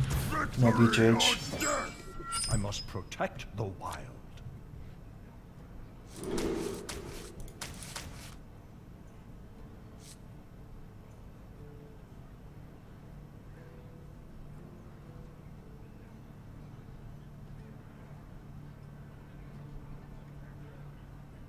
I wonder if like it's different against Patron, where like I actually prefer keeping a Wrath against a Control Warrior here, but Patron has made me like feel weird about it because I feel like you're so all in against Patron that you need the minion pressure.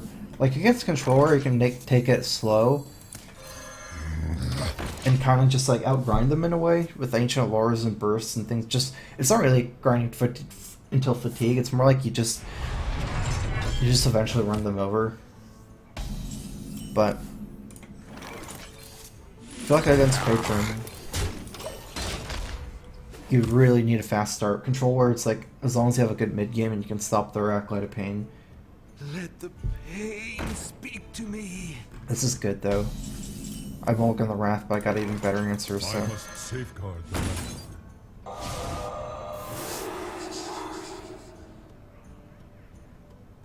Okay, next turn Dustbite this. If I attack here.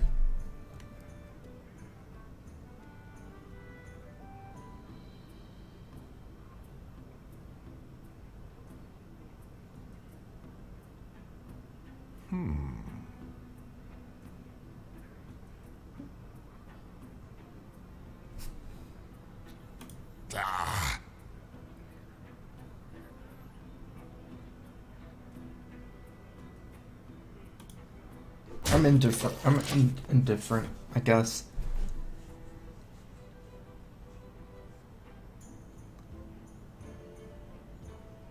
Like, he is going to one-shot my Emperor with Dustbite, and the Whirlwind's going to line up perfectly. But the damage I get isn't that relevant. He can just do the same thing himself, kind of. Also, it's not like I'm scared of Cruel Taskmaster anyways, really, because if he cruels it, it's a 3-2, and he just trades, it doesn't stay alive.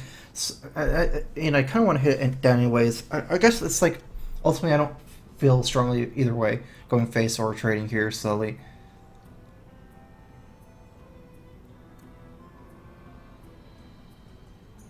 On the off chance it's Battle Rage, it's better to hit this. Oh, nice, because he can't deal damage himself, whereas he can hit this anyways to get it low. Well, can't say I predicted that, but worked out anyways.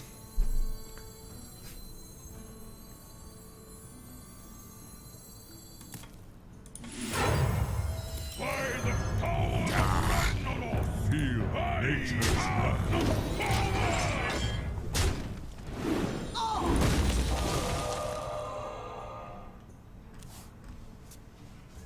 Why didn't you play Quick Blast with Forsen, Trump, Amaz, Clintus? Because I was not invited. Not cool enough, unfortunately.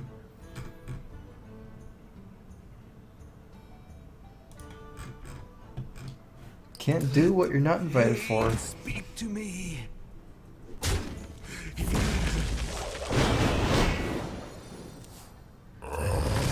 Execute here. Or like.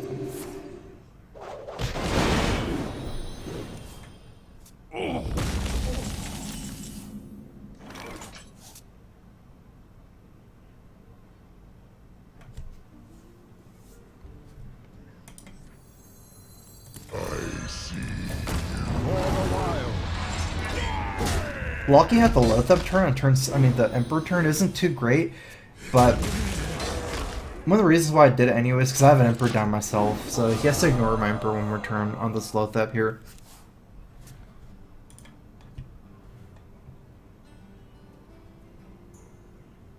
By the power of Ragnaros, I have the power!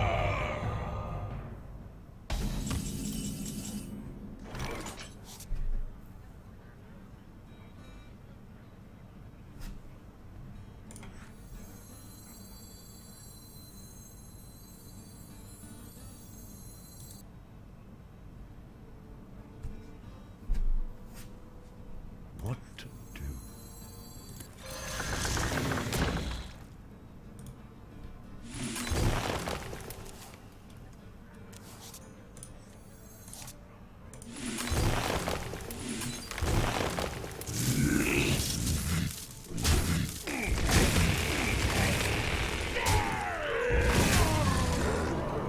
If you did get Emperor activation off, it's really scary from here.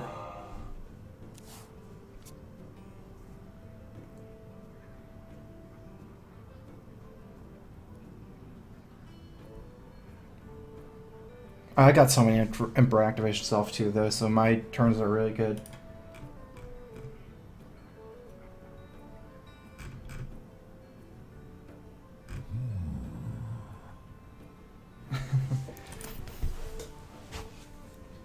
Okay, this should, I mean, I should be okay unless he has good enough combos.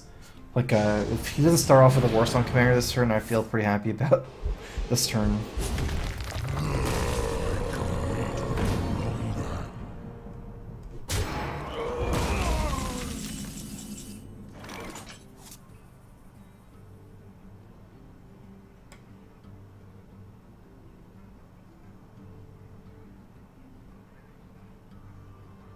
8 plus 6 is 14. I wonder.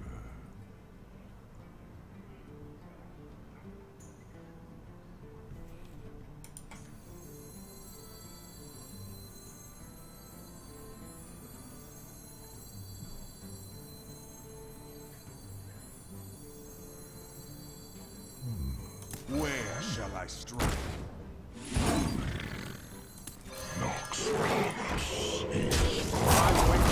If this is controller, not patron, I probably would have just gone face with everything, even charge face. Because, like, leaving up a 10-4, if he trades himself, it's like whatever, same thing. And I get informer damage, and if he gets face, as long as I don't die, you know, it doesn't matter. But I'm kind of scared of just dying if I leave up a 10-4, 19 more damage. That's why I probably would have died if I did that. Not sure, that's pretty close. He had 19 damage for all I think. Probably not, actually.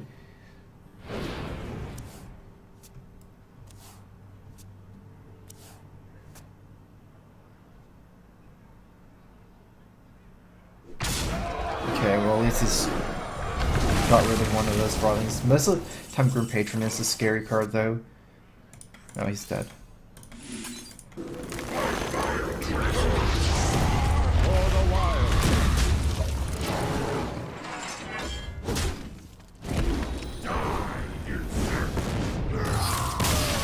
It wasn't a 50-50 lethal with Rag.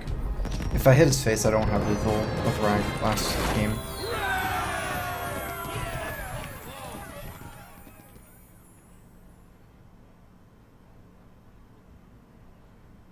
I didn't have enough mana to play Rag Enter the Call, I believe, so.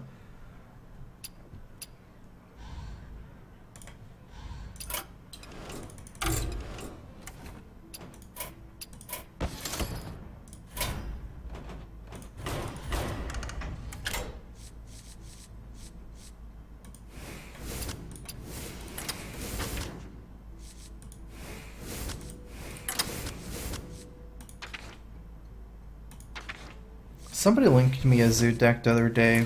I kind of wanted to try with a Dark Iron Dwarf.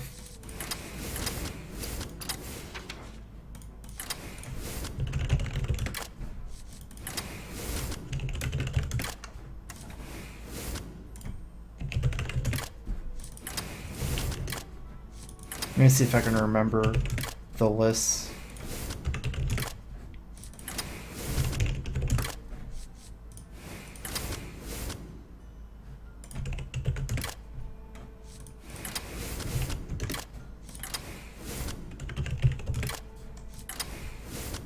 I think this was it, and an owl.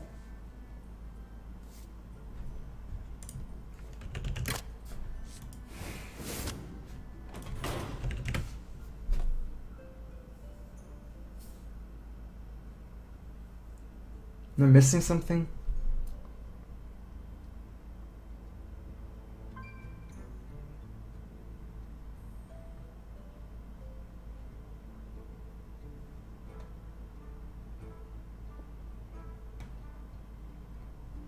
I forgot who it was. It said the Dark Iron Dwarf worked out really good or something. Like the difference was Dark Iron Dwarf. I was planning playing Zoo anyways after playing Druid today. I'll probably switch over now.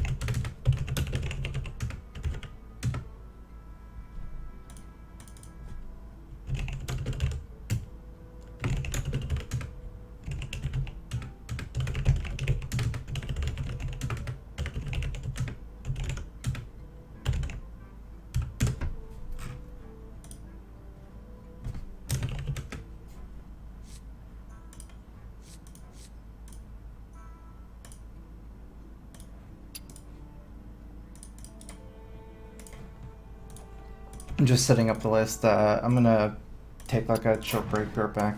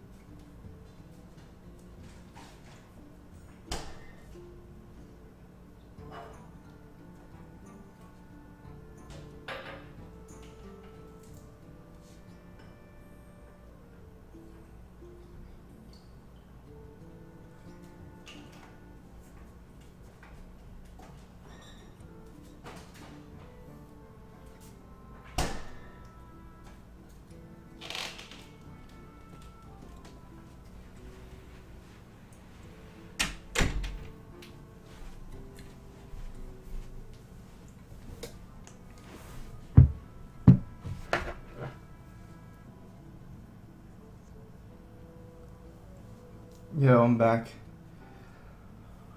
What'd you replace Mal'Ganis with if you don't have him? I guess a Dread Infernal maybe?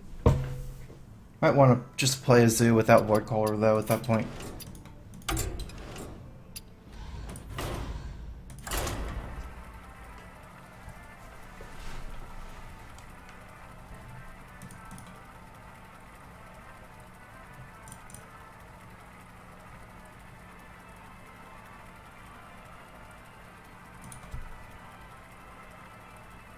How do I set the list for a deck? I take a screenshot in Hearthstone Deck Tracker.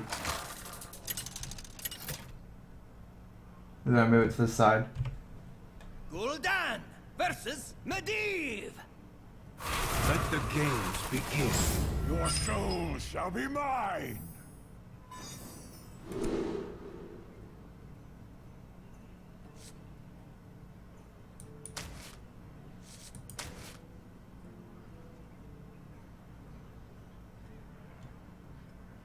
These are good, but I have a lot of cards that do the same thing.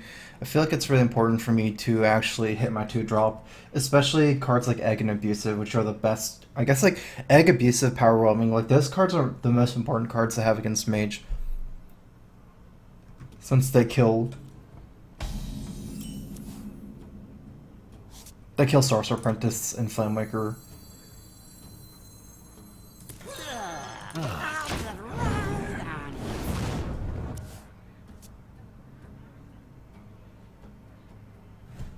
I am ready.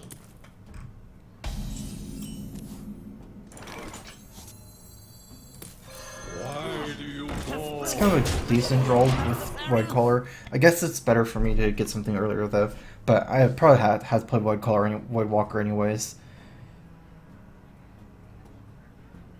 to protect my guy. Oh, this is big. What happens? That's good for me.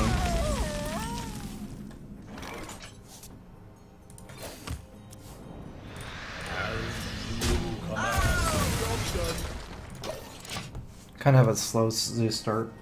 The turn 3 life tap though.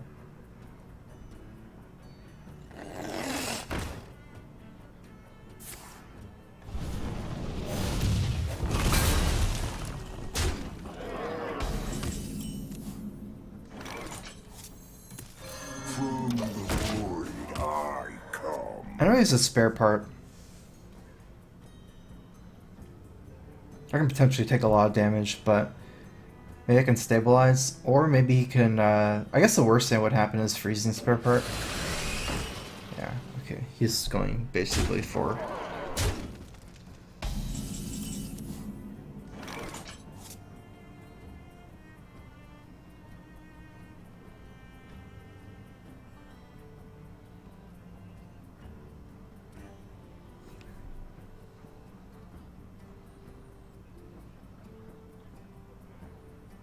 So many possibilities.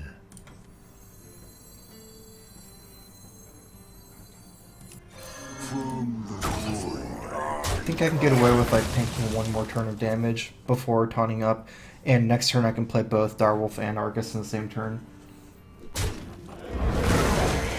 Summon me. I serve the Fire Lord.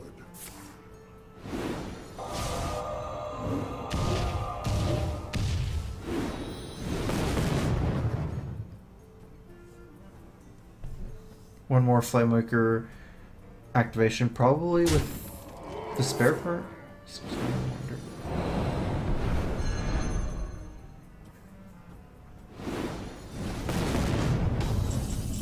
Didn't go too good for him.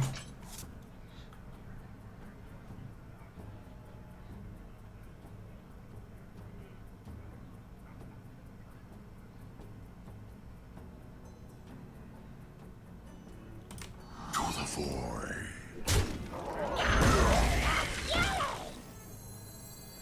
My shield for Argus!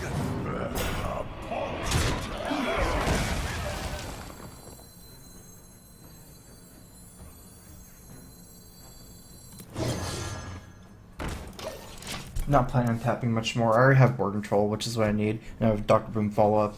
I just need to just like snowball the board lead from here. I guess Dr. Boom is not able to be played, but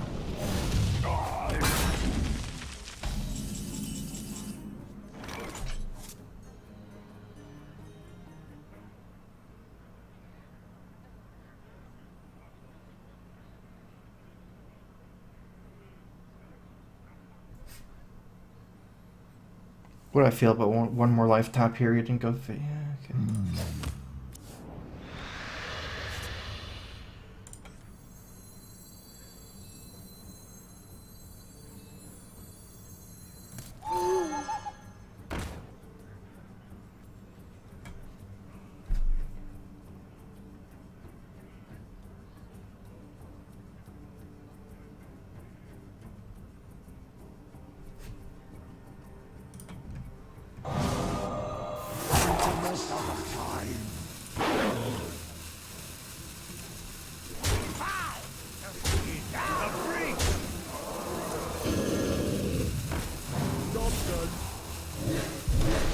Should be fine. I still have lethal next turn, pretty much with the board.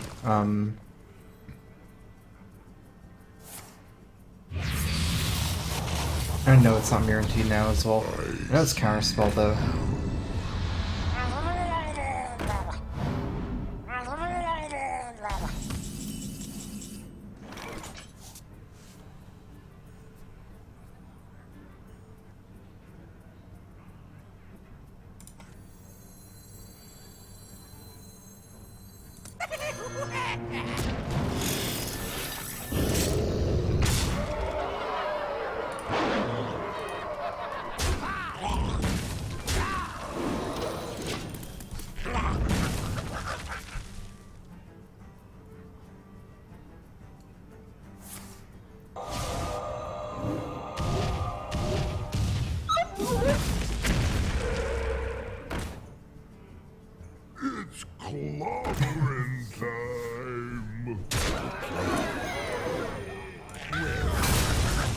So I'm a bit scared. Like with the Flame Tongue Totem up, that could do a lot of damage if he has a removal for my taunt, but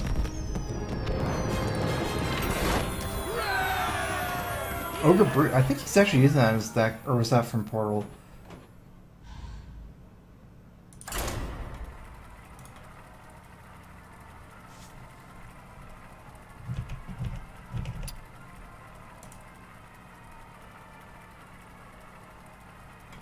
Top 100 back in the running.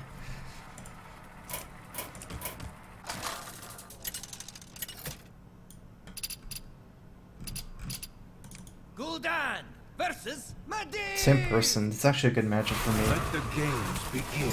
Your soul Definitely shall need be to get my eggs and buffs, basically. Or just buffs.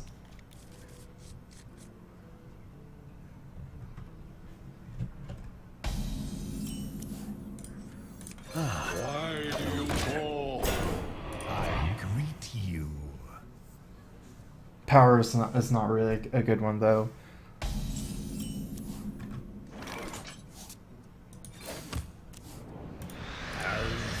Feeling like a little bit too awkward, like power roaming to kill like a mana worm. So Someday I'll be just like you.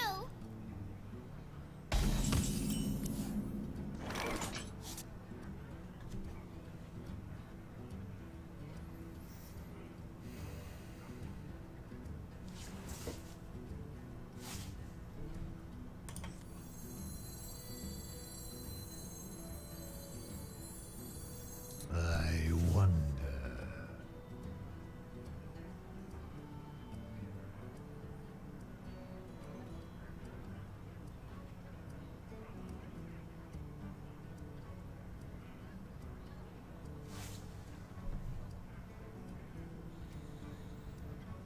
I wonder.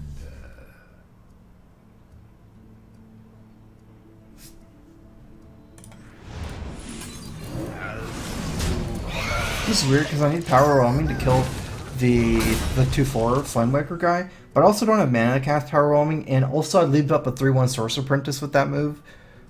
Like I feel it's too weird. Like one, mana curve purposes, and two, the fact that he gets to attack my 3/1 there, and then I'm stuck in a really weird spot after that. From the void I come.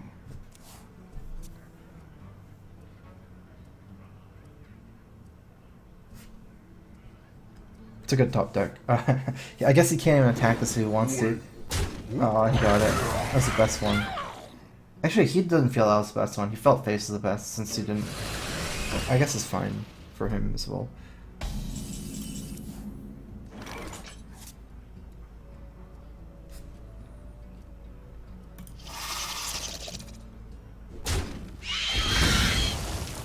My shield for Arya.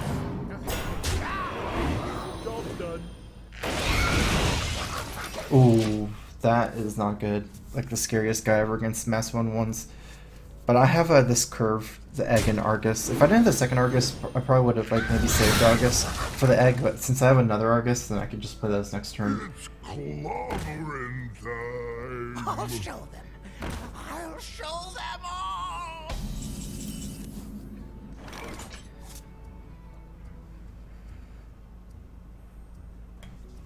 Leaving this up, maybe even leaving this up.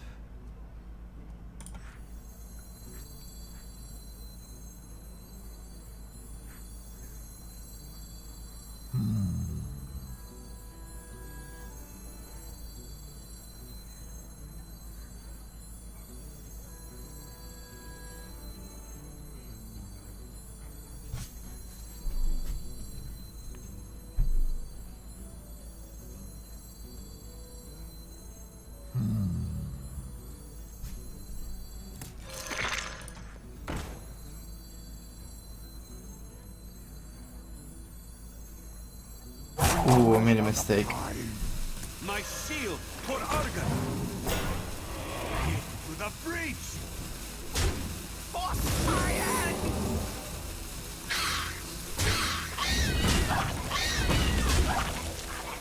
should have gave him the egg, actually. If I was, yeah, since I was going to kill Mad Scientist.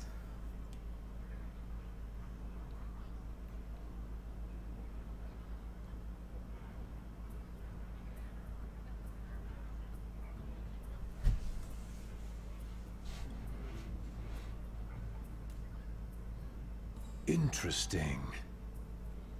The reason why I attacked, even though he has hero power for these 2/1s, is because I have so many minions with 1 health that he can only hero power 1 a turn. So it's like it doesn't really matter that these are 2/1s as long as I have other 2/1s. It's like basically a limiting factor where he can only use hero power once a turn. That might change the next patch with Inspire as well, where you can use hero power multiple turns sometimes. But that's like my reasoning as far as like not trading the 1/1s for the 1/1s and keeping the 2/2s alive. Because I only lose 2 damage for it, so my board is much better. Pretty unlucky Flame Wicker. Oh wow, that's pretty bad.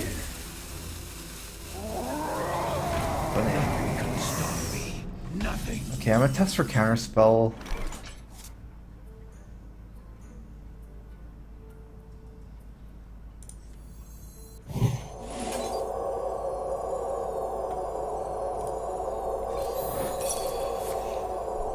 Spellbender. It's pretty scary.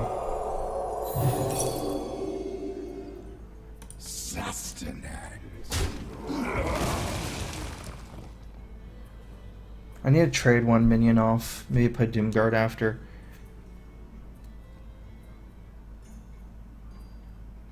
Actually, no, I should tap here.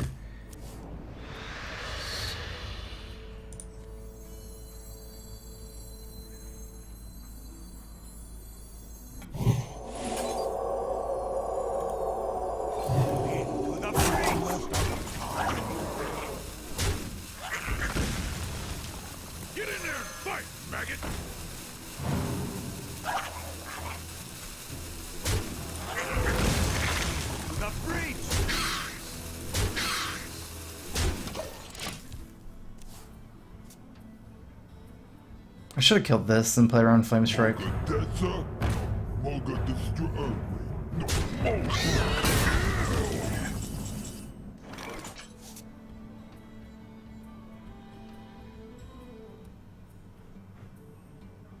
Oh yeah, it's not even, I can't do that move. It's too random. I can't count lethal. I need to actually start killing stuff.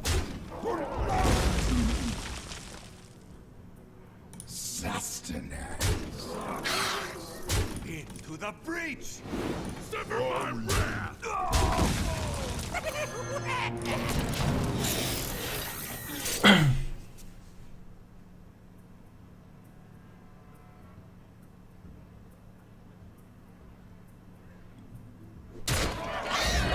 Zogger's running so bad. Someday I'll be just like you! I am ready!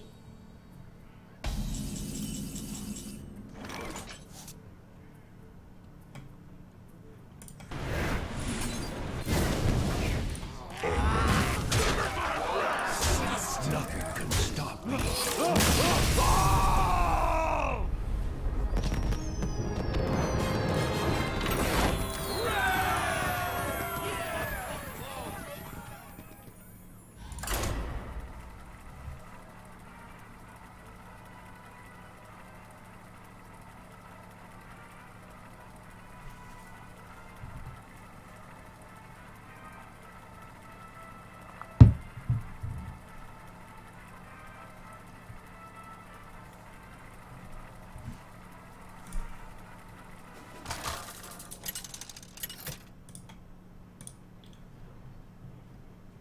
Gul'dan versus Garrosh. Victory or death! Your soul shall be mine!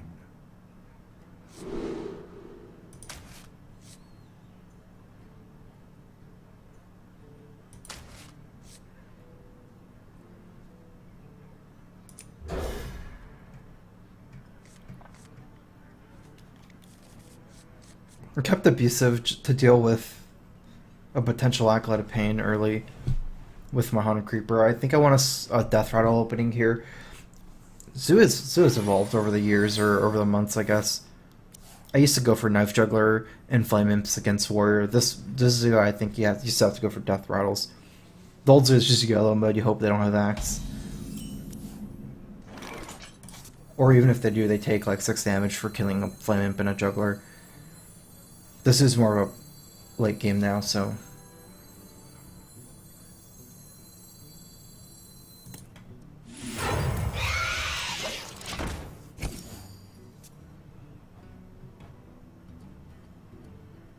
Probably going to curve with Haunted Creeper into Egg into a life tap and a 1-drop on turn 3, whether it's Abusive into the Acolyte or Voidwalker.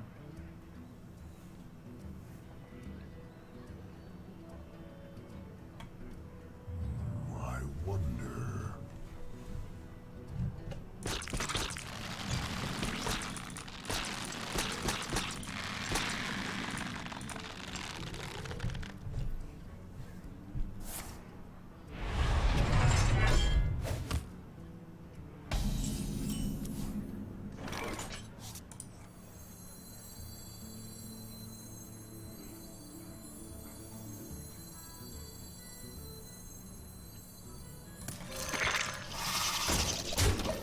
I guess it can't really matter with 2 minions how I place the Egg.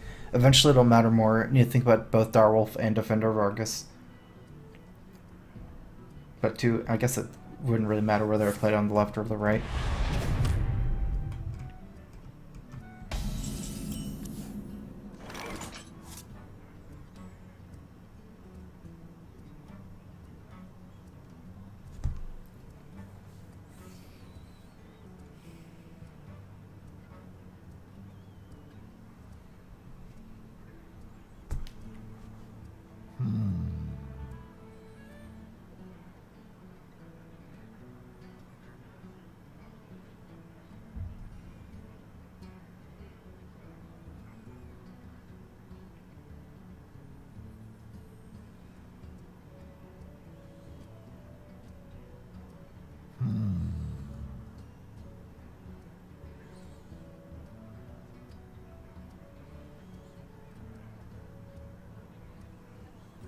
Almost out of time.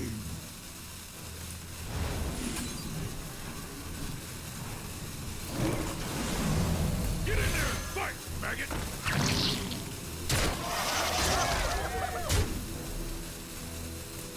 Why do you go? It's a hard decision to make here, but I think this is more pressure. Having a opening where it's too many Death Rattles can be not beneficial because you don't put enough pressure. Or maybe you want to cash in on my Egg, like get in the, just like the 4/4 out. Also, like Imp Game Boss is very Despite. I also consider Tap and Voidwalker, but I didn't feel it was that much better against Despite.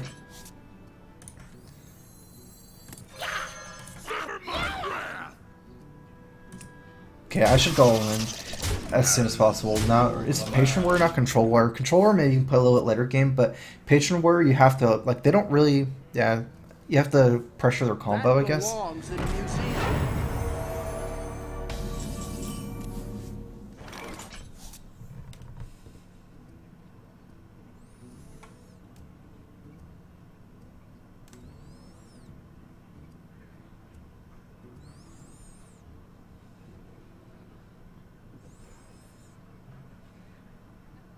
So many possibilities.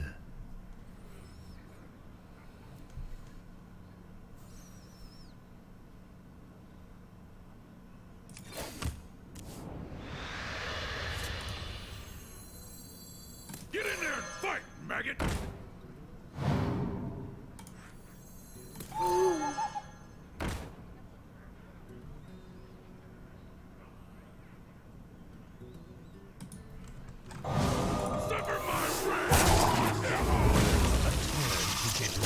Just want to develop now. This is a game where I'm very likely going to play Doom Guards from hand, like to discard 2 cards. I just want to get rid of my hand as soon as possible. Maybe next turn, especially if I top deck like a small minion or a small mana cost thing, I can play Implosion plus Knife Juggler or whatever.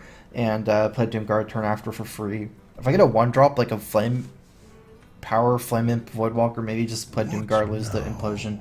It's not a great card in going into the late game against Patron because of the imps being bad, like liabilities.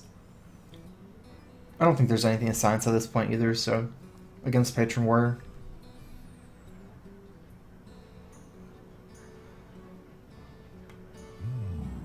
Pass me that arc light. Okay, wow, bad turn for him.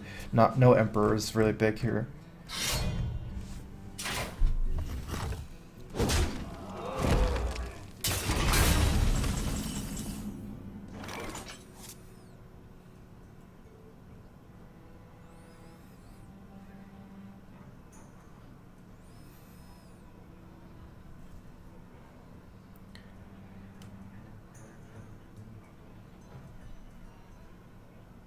I wonder.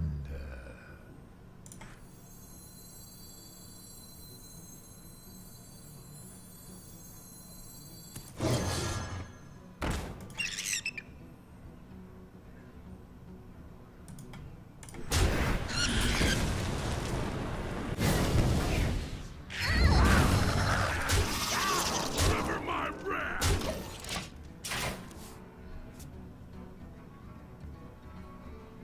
It's actually really close lethal. I was like off by 3.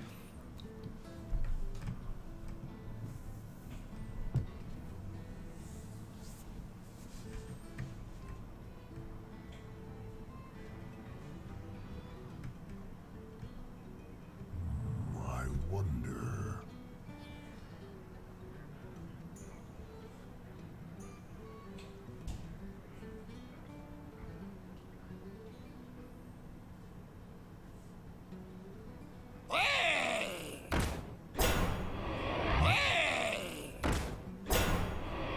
Let the pain speak to me.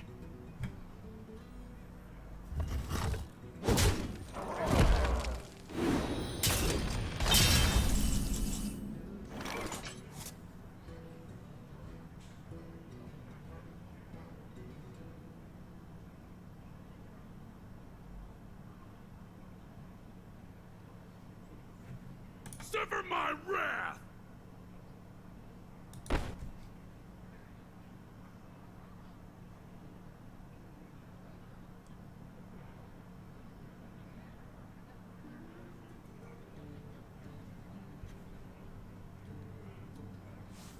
Sever my wrath!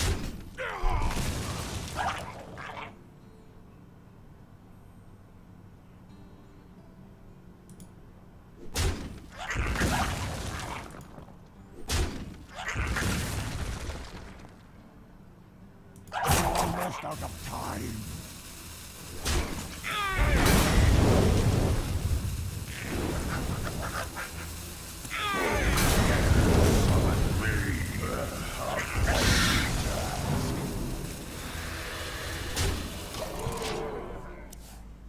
If I actually tapped first, I would have potentially killed him, but I couldn't have made that call because I had Argus and a Power Overwhelming, so I could have Charge forward! played Argus and Power Overwhelming Cowardly!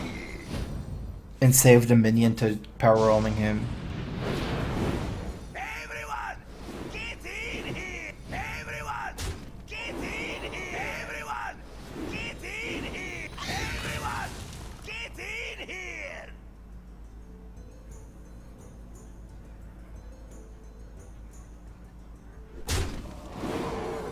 Everyone, get in here! Everyone, get in here!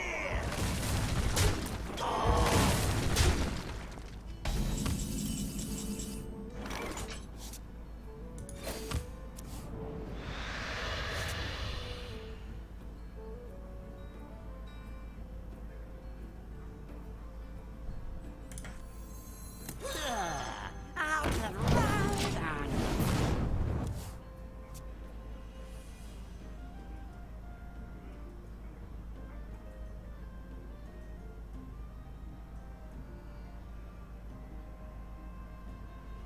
I think the big issue is that I shouldn't have played the Doomguard here because the Doomguard is 5 guaranteed damage in my hand, and I should have went for the Argus tap move. Like even if I didn't get power roaming, if I can get that guaranteed damage in for my board, since I can push 2 of my guys to 3 health, and he had only like 2 points of whirlwind damage, I could get in that little bit of damage from my board, and then power roaming. I mean, and then Doomguard next turn.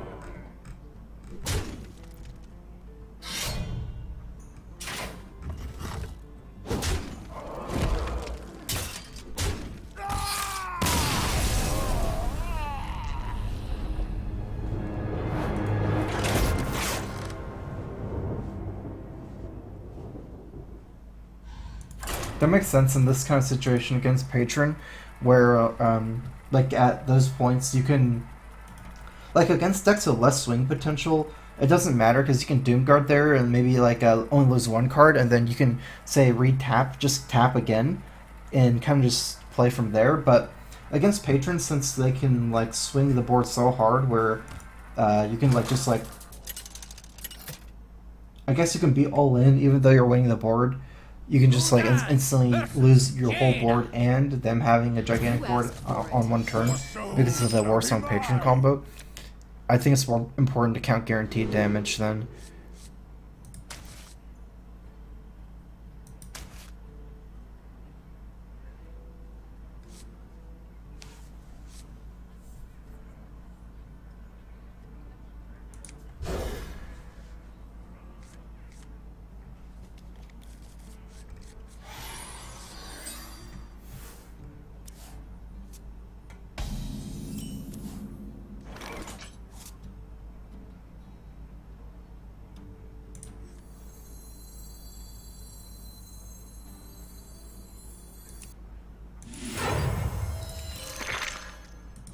I'm too scared of Mad Scientist to play Knife Juggler.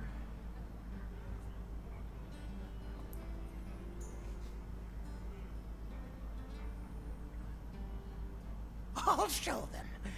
I'll show them all.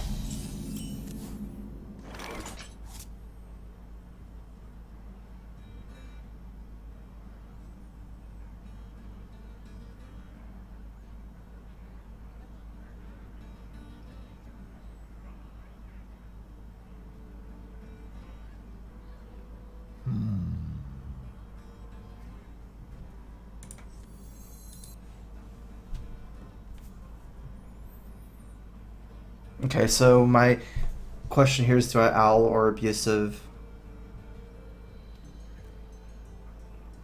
If I Owl, I'm probably going to Knife Juggler Abusive next turn. If I play Abusive, I'm probably going to Void Terror next turn. Wait, no.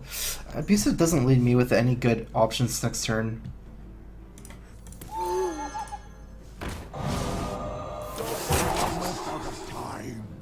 I think Knife Juggler Abusive is better here if he pings than playing Void Terror. If I have this trade on him, maybe.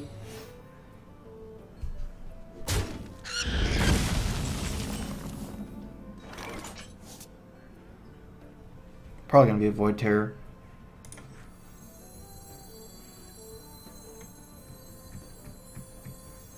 It's a really good combo with power roaming, but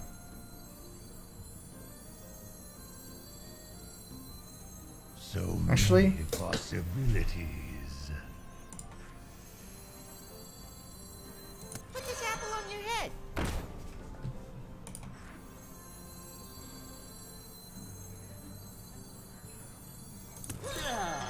I like this a lot more with Abusive, because even if it's Mirror Entity, I can just Abusive and trade, so.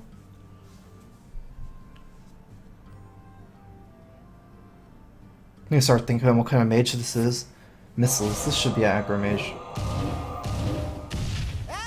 Alright, not the worst, but that's pretty bad.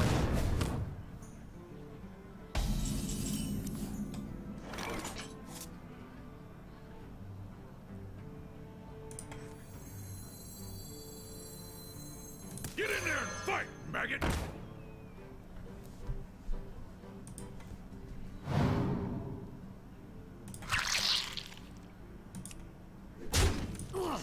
Is this really necessary? Job done.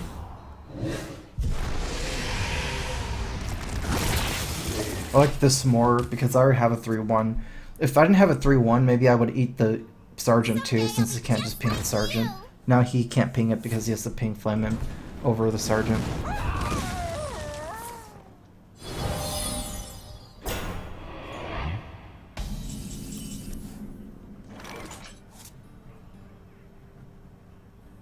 Sustenance.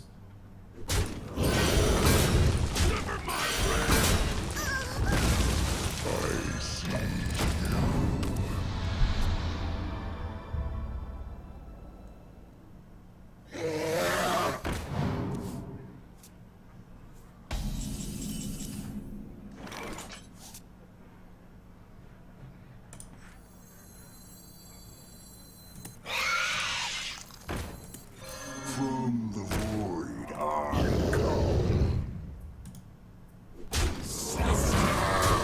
Gonna play around Flame Strike by trading there.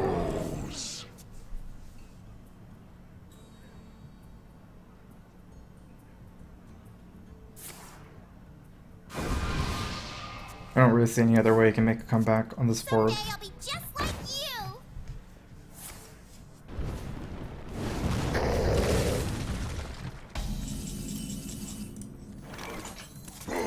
Dares summon me.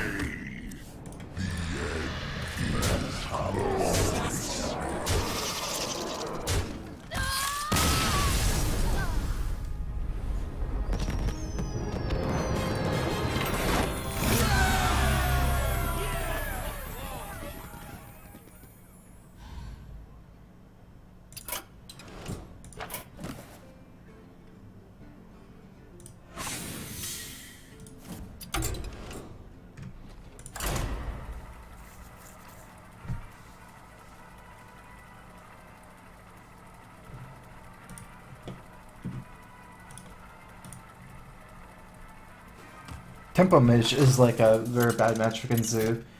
It was counterspell, yeah. Or at least my assumption is it was counterspell. Your soul shall be mine. Your soul shall suffer. It's actually the first time me seeing Mal'Ganis in all these Zoo games.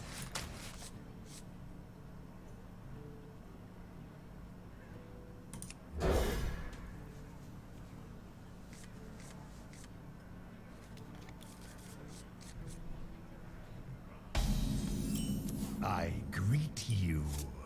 I greet you. Why do you fall? Void Caller is actually good in Zoo Mirror, but you need to get some stuff earlier. Looks like this might be Handlock.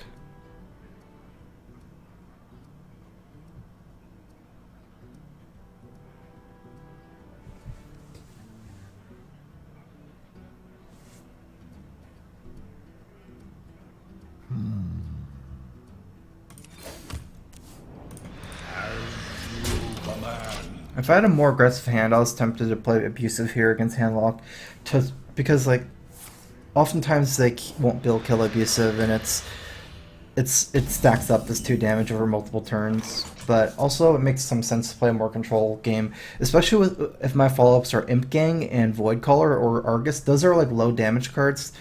If my follow-up was like Knife Juggler and Flame Imp, I probably would have played the Abusive. I guess if I had Knife Juggler, I would just play it. So that doesn't even make sense, but it's just like these aren't high damage minions, so I guess I'm not trying to rush them down, but trying to tap for a lot of bursts to burst through the giants.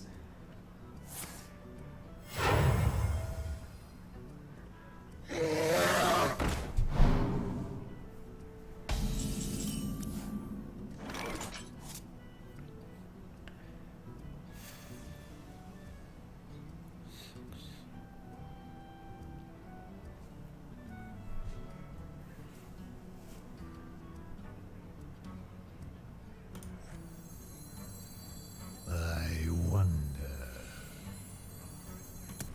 From the void I come.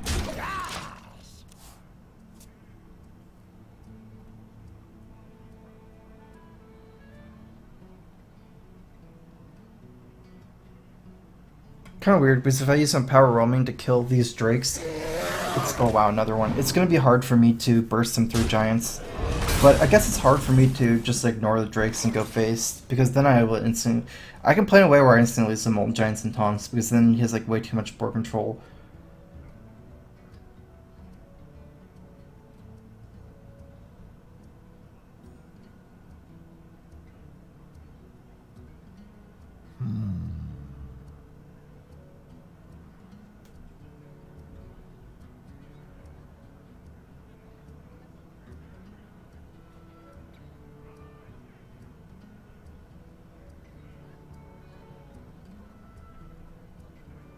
Actually, I like this more. Let's, Many possibilities. Get in there and fight, maggot! To the fore. Almost out of time. Summon me! My shield for Argon!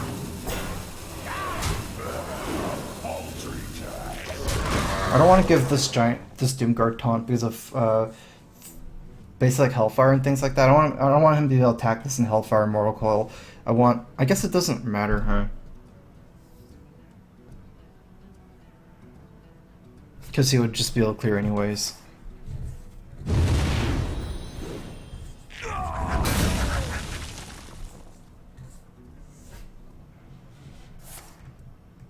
It's actually a little worse because the other move he had to have the Mortal Coil, and yeah, that's kind of bad. And I lost 1 damage too because I didn't buff it.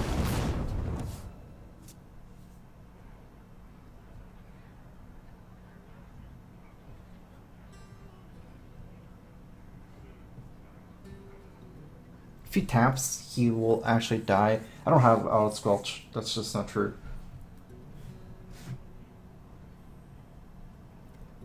So many possibilities. Does like taken so out of context.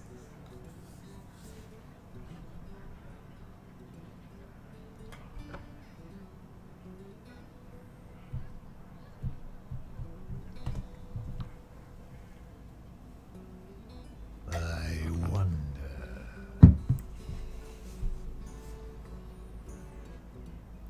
I see.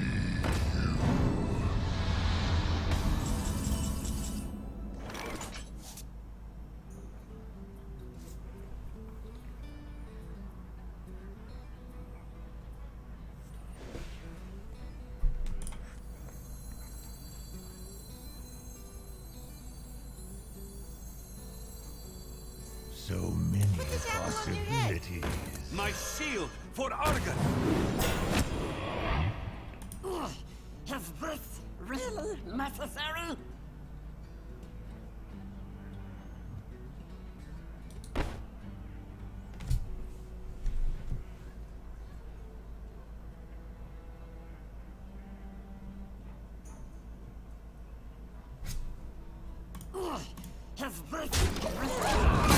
I don't think I can attack here. I have a really good shot of winning this game. I don't need to play that risky because I would lose some Moltens plus taunts if I did attack. I wouldn't be able to get the last damage in through the Moltens.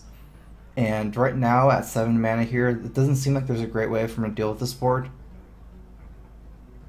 especially with the tap follow up and power roaming.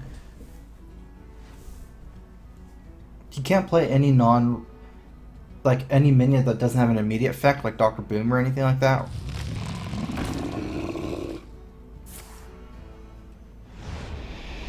Okay.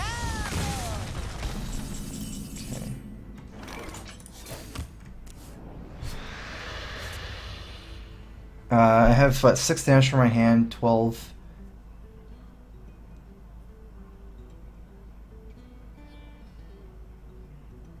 Alright, so I don't have an option to kill that, actually.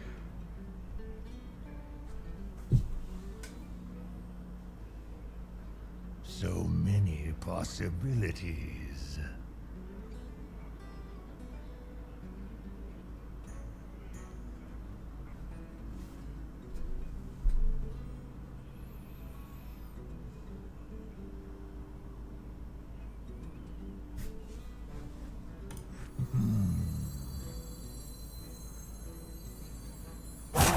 Get in there, fight, maggot!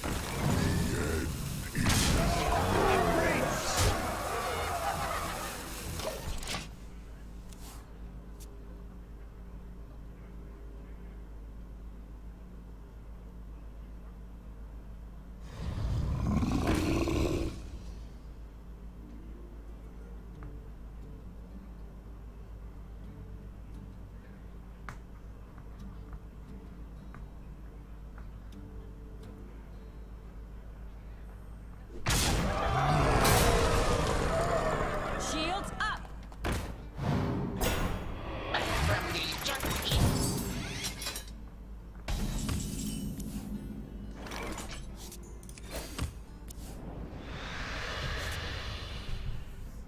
Suffer my wrath! Stop yelling!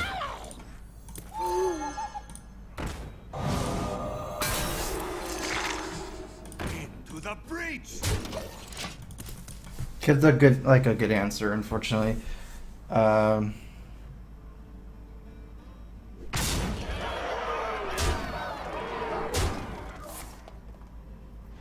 Well played.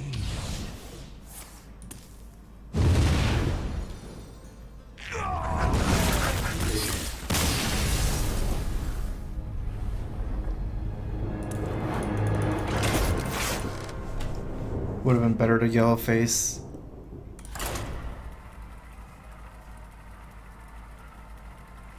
It's like they're weak to different things, I guess. Because he made a greedy move that survives, which is the worst that could happen. Because if his moves were between, like, it would have been okay if he didn't have a greedy move that still survives. Because the Molten Giant plus Dark Bomb allowed him to, or the Mountain Giant plus Dark Bomb allowed him to survive and make a greedy move. If he had to play a move like Sludge Belcher, for example, in Dark Bomb, it would have been fine as well. But since like the Giant is like so greedy in a way, it like forced me to ult in the turn after. Like if you play Sludge Belcher, I can play a controlled game from there, and I can just like kill a Belcher and tap more, and then set up for next turn and still keep him out of Molten. But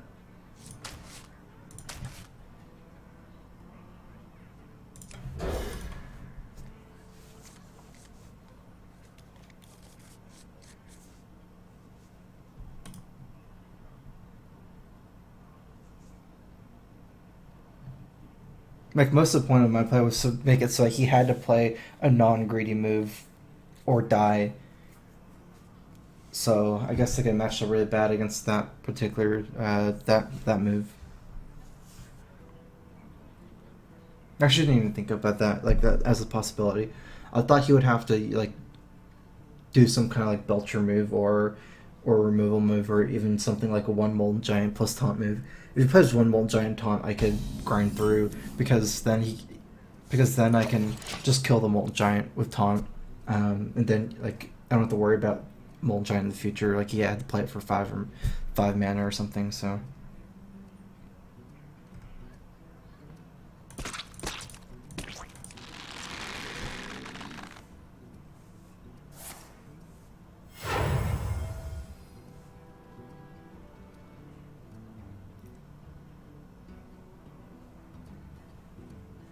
Favored in Zoo versus Hunter. Zoo's not favored against Hunter, but it's better against mid range than against Face Hunter. Greetings, traveler.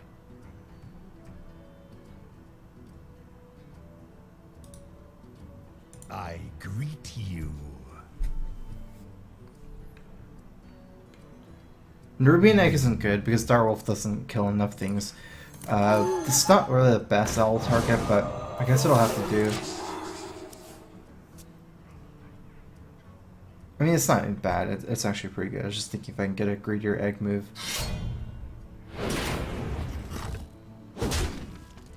Okay, Face Hunter. This is gonna be a hard matchup.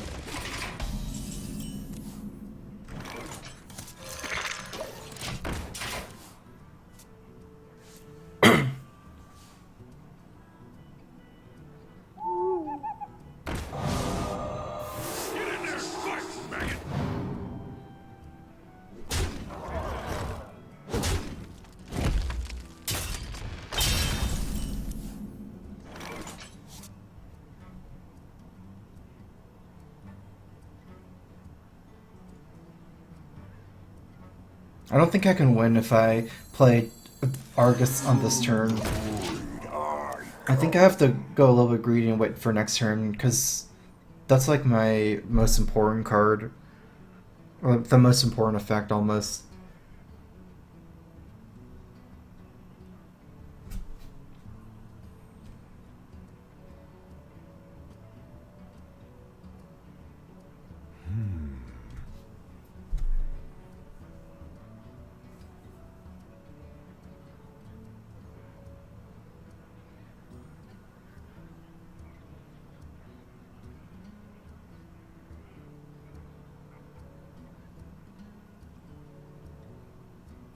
I wonder.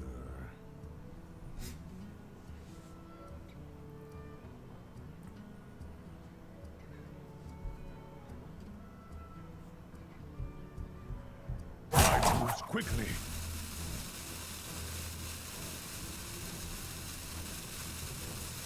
I wonder.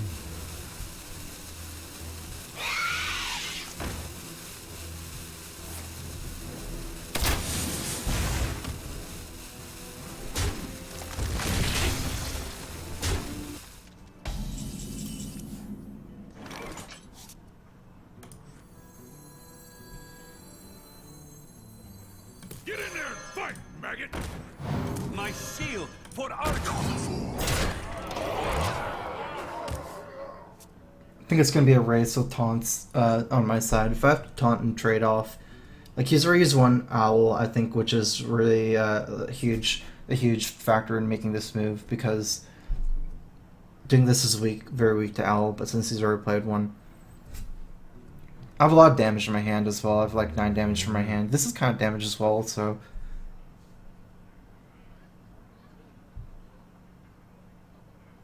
And this is not a situation where I think it's worth it to just taunt the abuse. I mean, just taunt this and save the abusive, because he can get through anyways. It doesn't really make sense to. I wonder. It's not like he can make a move where he just kills abusive and ignores void collar and passes here. I feel like just attack here, power pass, because look at that.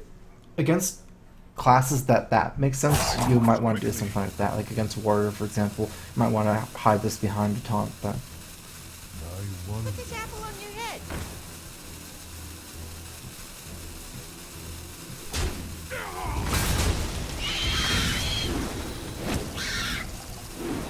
No one reached the hounds, I guess.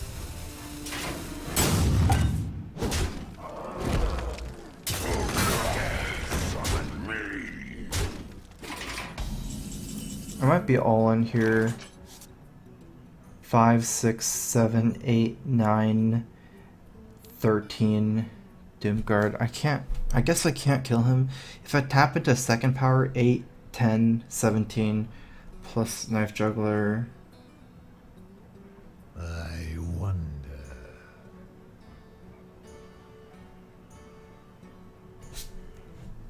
3, 4, 5.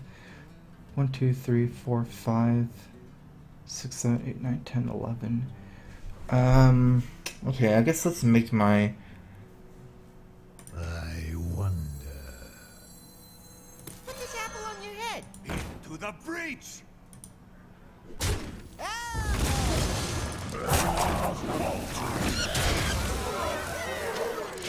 It's the best possible result what happened.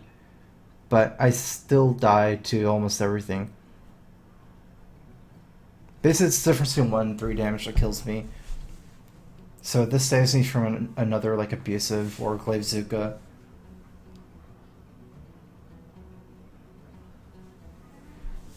I wonder.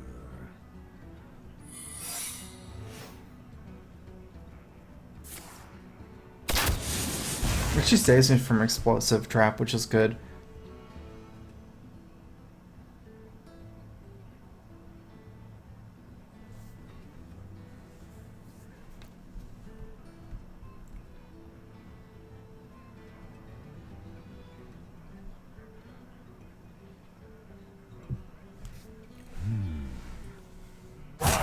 Quickly.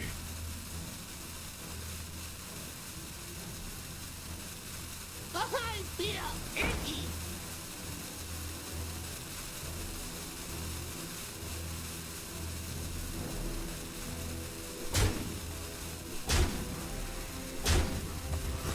I think he's dead.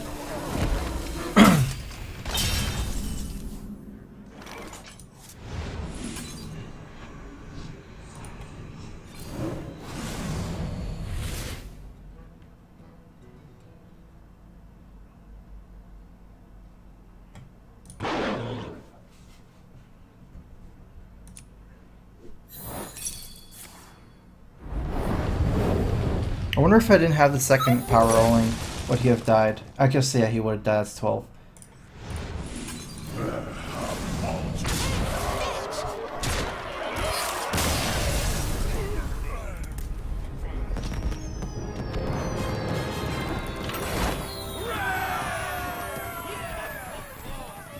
The second one is safe just because if it's like misdirect and a power roaming the other one first, then like both of them, then there's no point. I already had lethal anyway, so.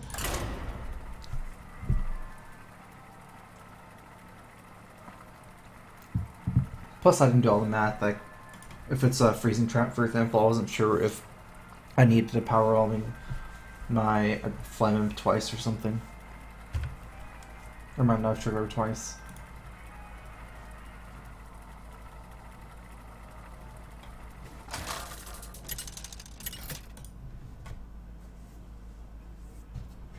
Gul'dan versus Gul'dan. Your soul shall be mine! Your soul shall suffer!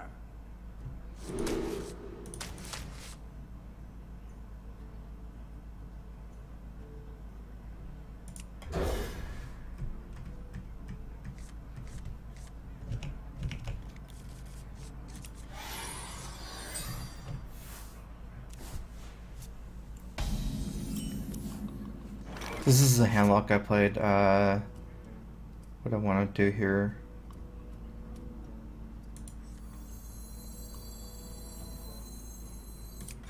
Why do you call? Just getting an extra, coining out an extra Void Walker is fine. I can see it like being good because like of my mana curve.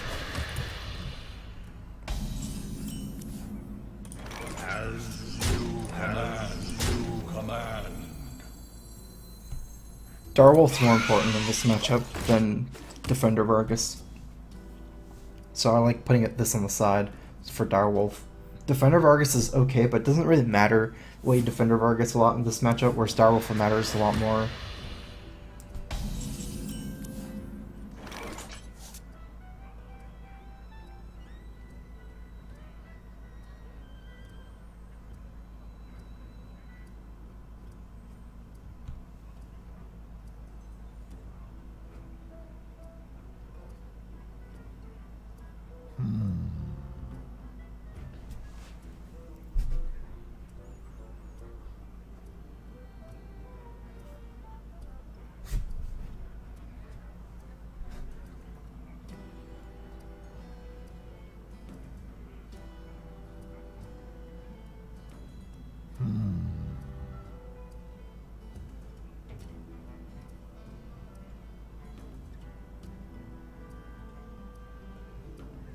Almost out of time. As you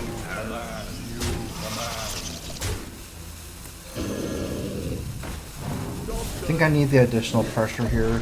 This move is really good against Twilight Drake and not so good against Mountain Giant. But the problem is I don't have a great move against Mountain Giant because even trying to save power roaming Void Caller, Void Tear doesn't work against Mountain Giant because the Mountain Giant kills any minion you power roaming anyways. It does 8 damage. So I couldn't power roaming the egg to kill Mountain Giant and then Void Caller, Void Tear it anyways. And this way I get a 1-1 prepped up.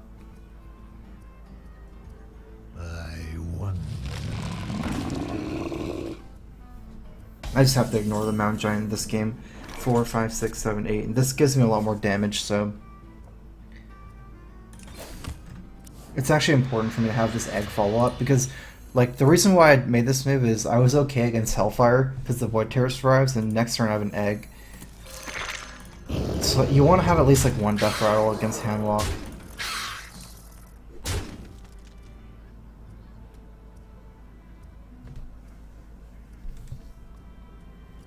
Let's just go for it.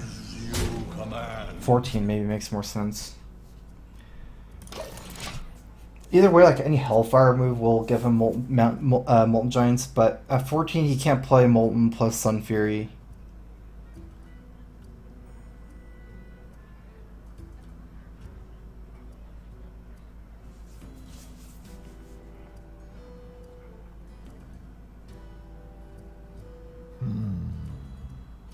Back from the junkie.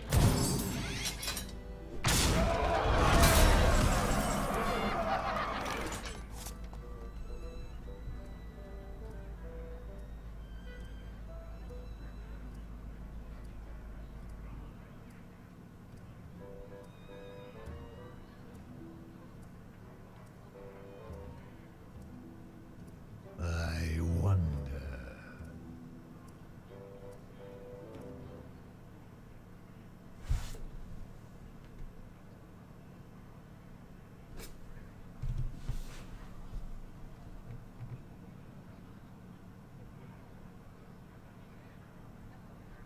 So many possibilities.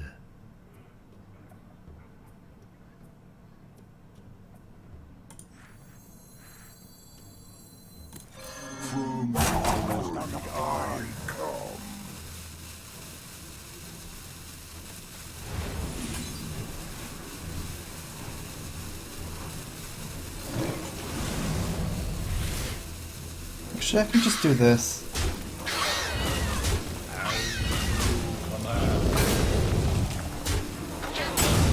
Okay, this. I kind of changed my mind a lot during the turn. That's okay. If I was gonna clear everything, I should just proc the egg then. Actually, no. Yeah, I probably should have proc the egg.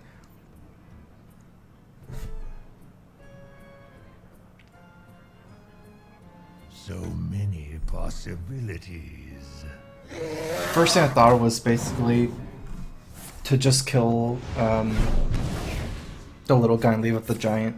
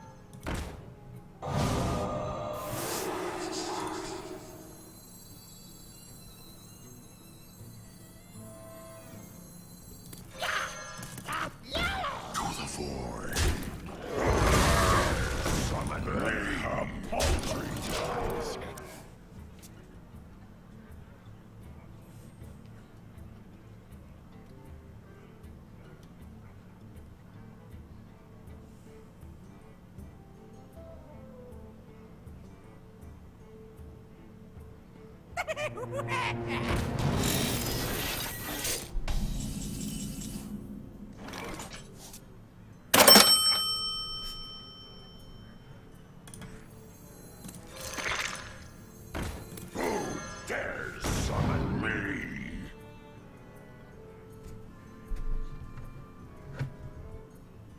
Alright, I want to kill the little boom bots. I guess one boom bot is enough. So... A paltry task, paltry task. Gosh.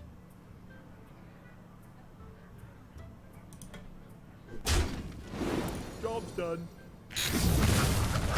I want to kill one, so like if he has Shadow Flame, I don't like killing this because he can have Molten Giant Shadow Flame anyways, and I at least don't want him to proc both of the eggs. Killing one boom bot is gonna help for the egg.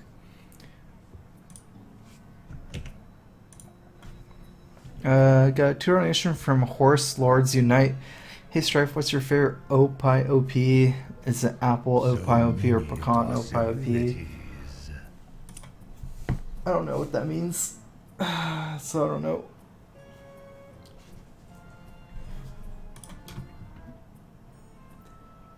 Oh, ex-Suburban Reaper. Thanks for resubbing. Welcome back to Strifecro.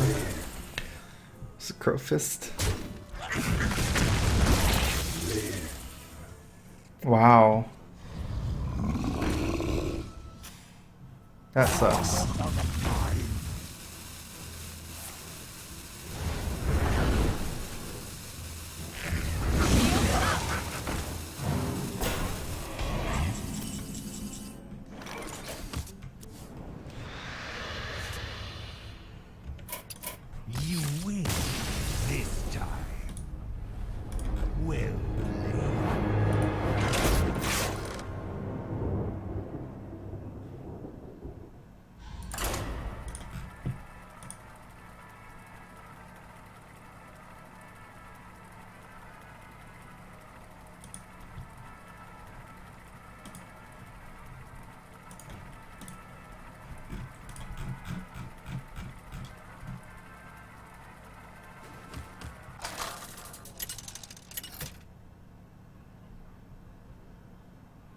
Gul'dan versus Malfurion.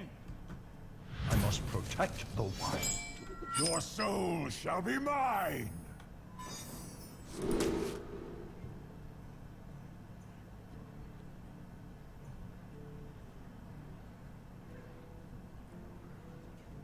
It's actually the mid-range minions that are best against Druid.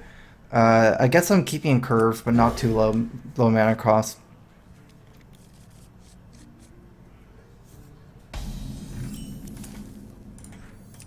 Why do you fall?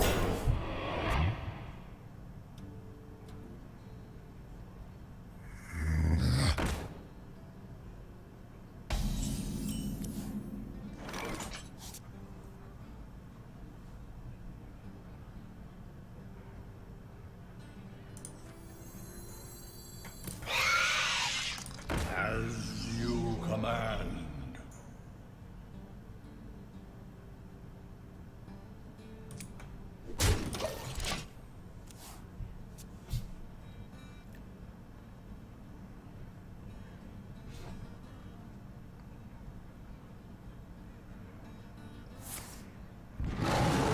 I had to kind of get a little bit lucky here.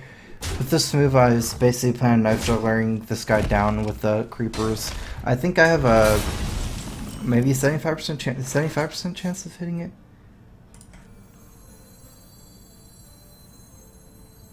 Put this apple on your head.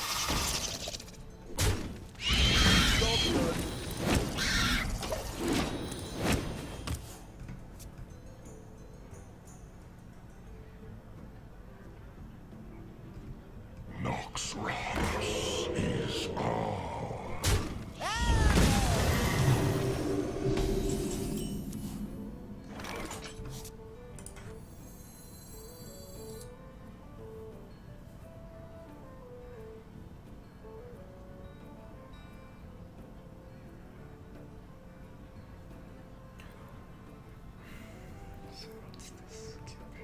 So many possibilities.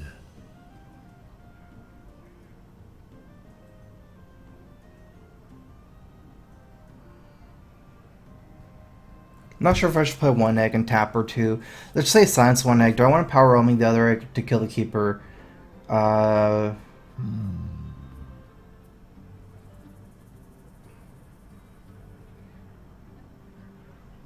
do I want to leave up keeper and play void? Like, say silence one egg, Almost out of time. think keepers, and then I put void here. How dangerous is that? I think I put both eggs.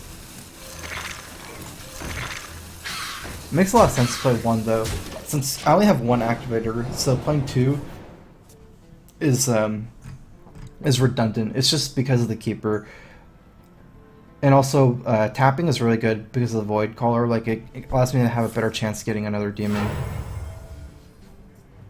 Where shall I strike?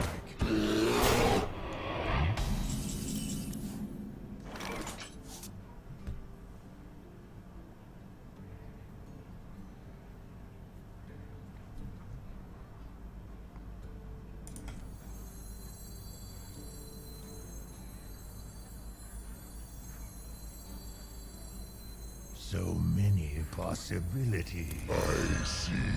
I'm gonna go a little bit greedy and wait one more turn and play both up here instead. I don't have to worry about swipe, so attacking with these 1/1s. The reasoning is because, again, like my void color plus power, I get to catch my egg in 4/4, trade both of these, and then I have a 4/4 and a void color. But he has a 4/4 against void color. I only have one other card in my hand. It's very easy for him to just call my bluff and just kill it, and me not getting anything there. But what that means that like at least it won't be too swingy of a return, like something like swipe.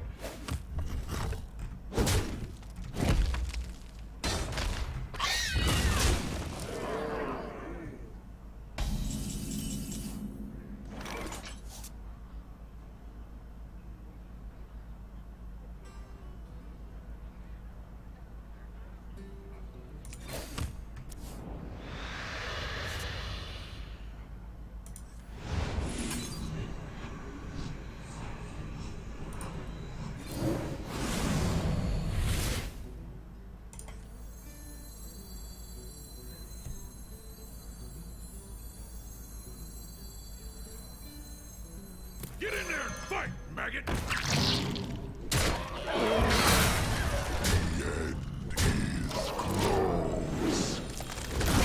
I didn't play Void Caller tapped. I think it's too easy for him to kill my Void Caller with no demon as well.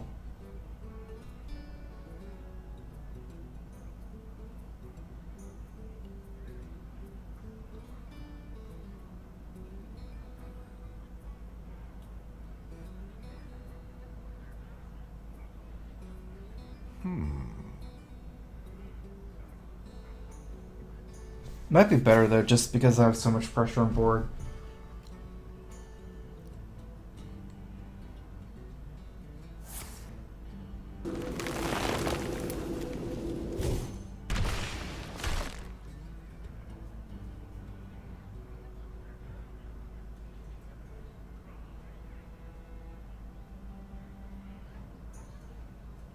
Time waits for no one.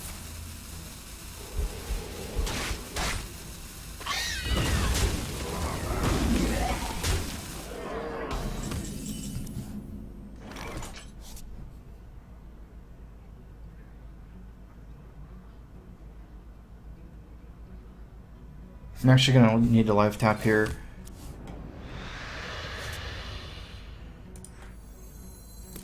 From the void I come.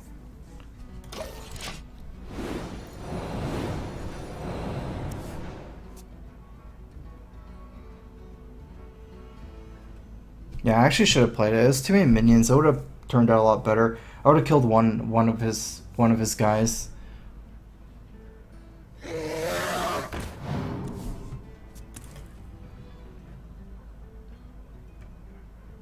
Because without activating this egg, especially against this 5-1 last turn, I think I can't win this game. So I actually need to tap for an abusive or something. Void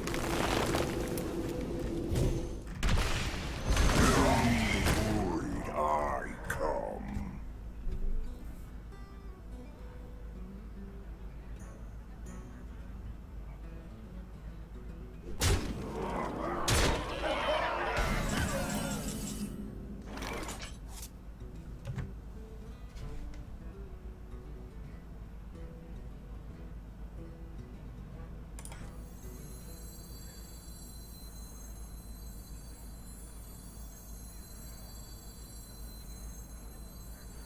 I wonder.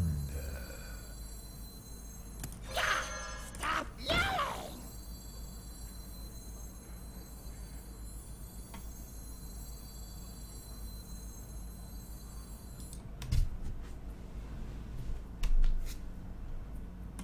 To the void.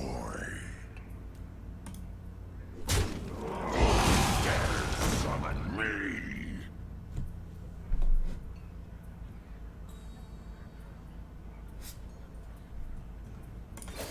Almost out of time. A paltry task. I was taking like a risk there with getting at the flame in.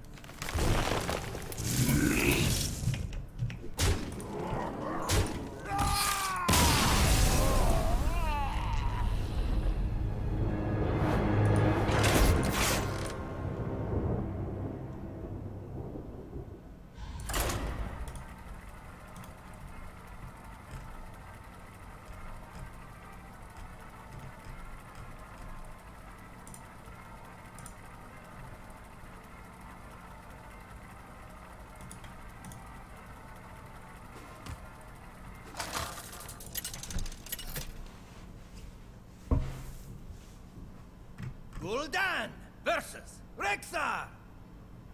Let the hunt begin. Your soul shall be mine.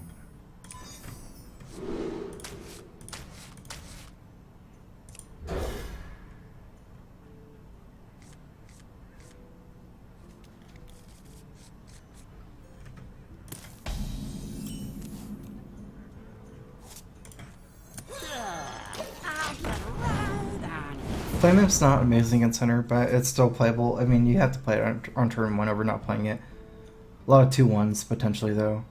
It's actually better to play against a 2-1 than to hold in your hand forever, though.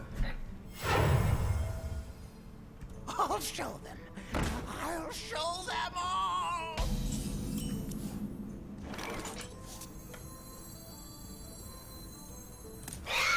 Is this really necessary?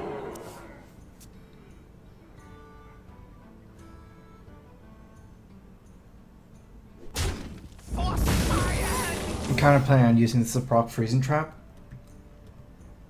Put this apple on your head. Actually, looking like it's maybe snake trap too.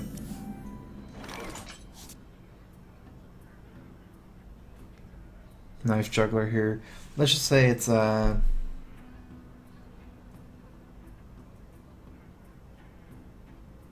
the juggler's really scary. So many possibilities.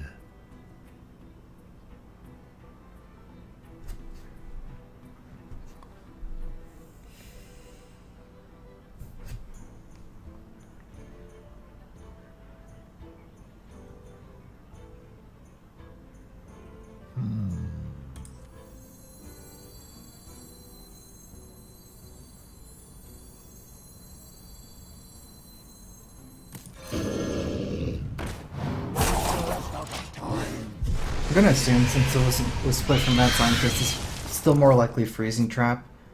And I'm really weak to Unleash the Hounds, but I feel like I have freezing my guy back and like play an egg or something. It'd be good against explosives to play the egg first, but it's probably not explosive. I feel freezing is more likely. If these 1/1s don't die, it's really good.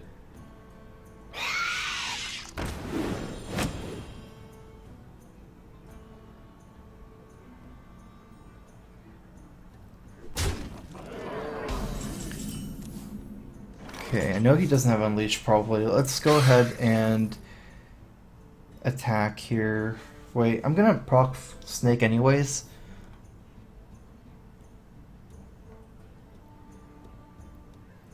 Unless I Implosion.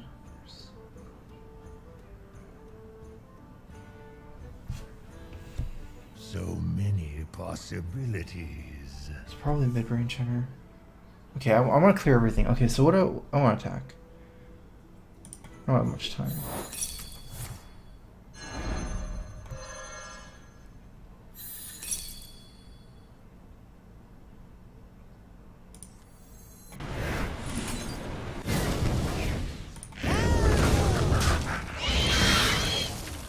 I want to deny the Hound Master, that's why.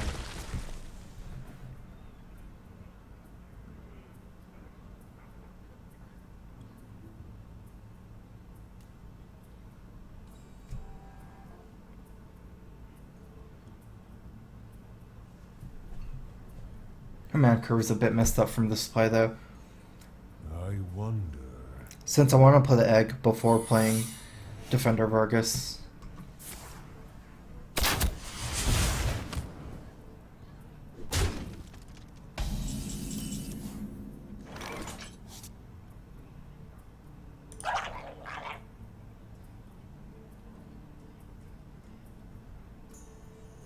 If I attack and it's Snake Trap, then he gets 3 snakes, I kill that one guy. I can trade all 3, it's probably not worth it.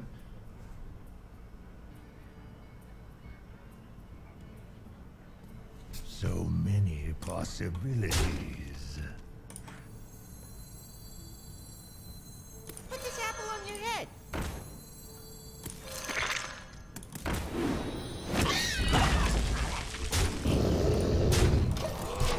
Especially since the snake is a Houndmaster target. If he plays Belcher, but the problem with this, the reason why it's so good is if he plays Belcher and forces the trap, he has to leave up Knife Juggler as well, which is really dangerous. Put this apple on your head. I think I'm just going to ignore him and just go all in.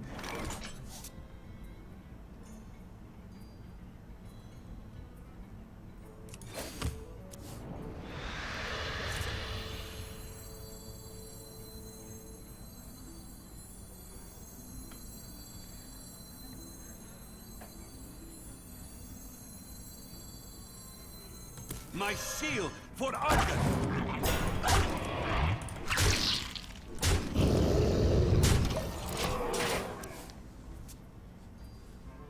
attacking gives him another bow charge too, so he's at 1 charge right now.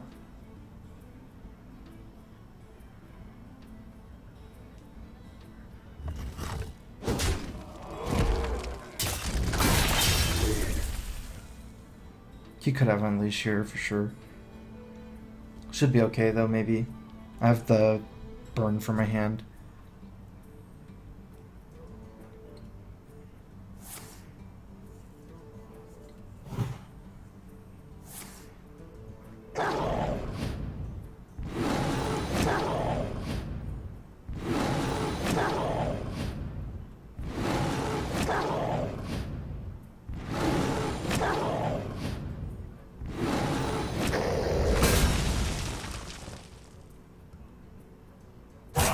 Quickly.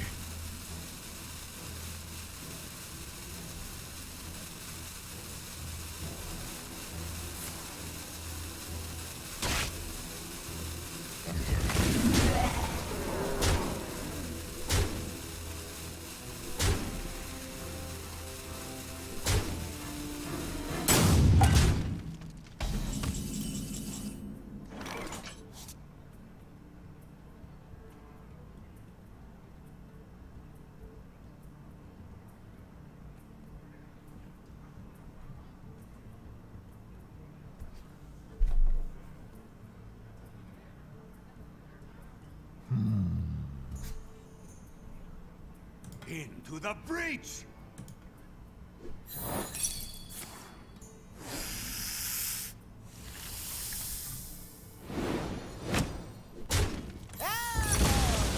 Put this apple on your head. Why do you fall?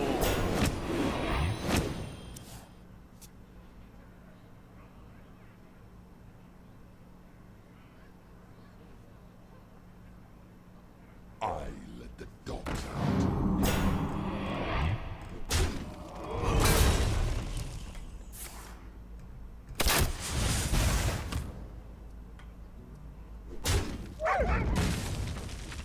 Yeah, it makes sense for him to just trade for everything, because he'll win next turn anyways.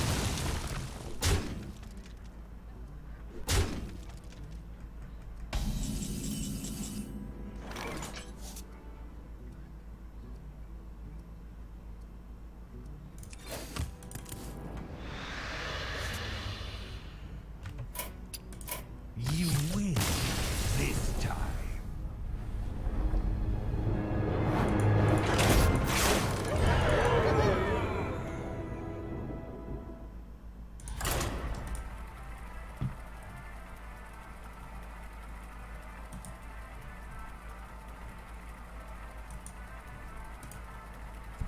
I think that turn I should have killed Knife Juggler.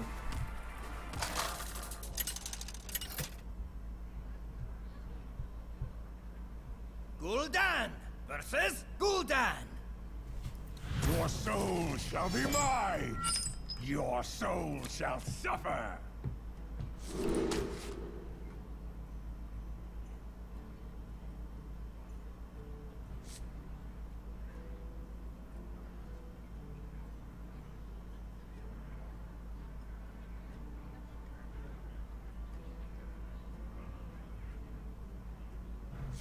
Wait, how good is Voidwalker in the mirror?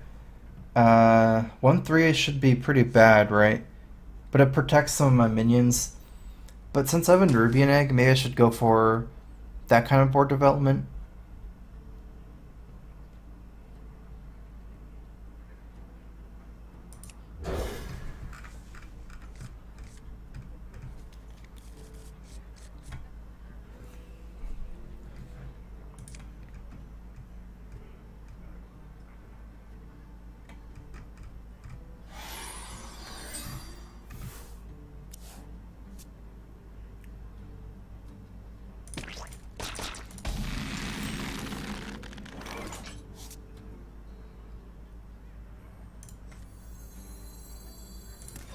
Why do you fall? This gets me to save the coin. I mean, I'll mulligan the Voidwalker, but I'll still play on turn 1.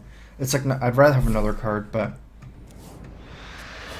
it's better than using a coin for a Nerubian Egg without an activator.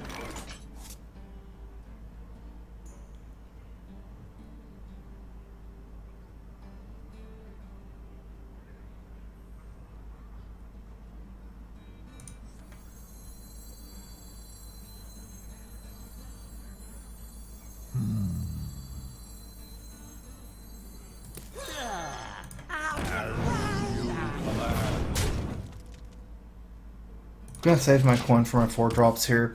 I think I like this more than Egg. Like Egg in this matchup, I think it's pretty good to have it so that it's playing around AoE.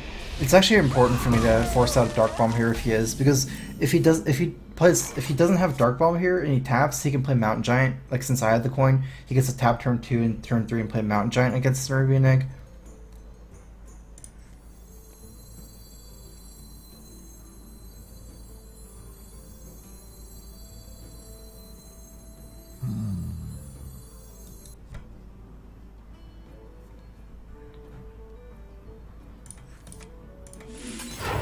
I want to play something that does damage. It's most likely to move is Twilight Drake here. And I can Owl it plus play the Nerubian Egg next turn. I can do some damage with this guy. Not likely to die, so...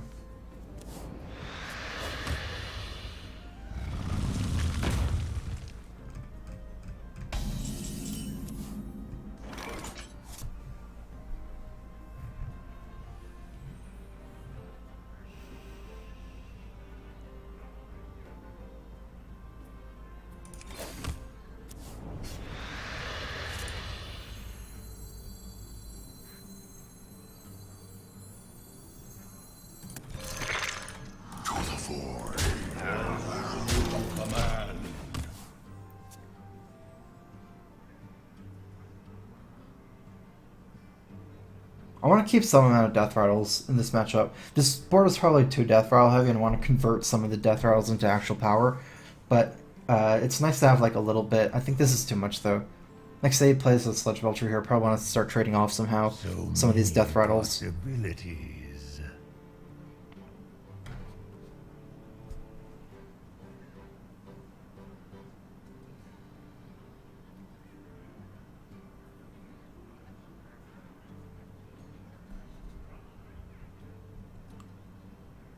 I wonder.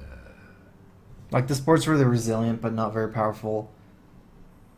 He's had not a great opening as well though with this kind of Watch Return Dead, Dark Bomb. Actually, it's like mostly he didn't start really playing his unfair minions yet, like Mountain Giant and stuff.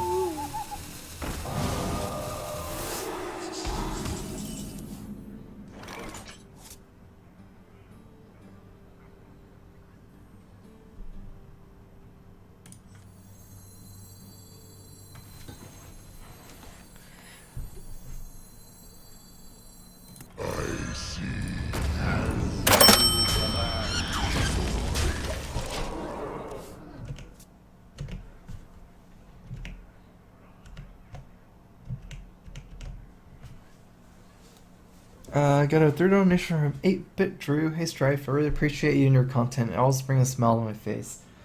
Keep it up, man. Well, thanks a lot for the donation, 8-Bit Drew.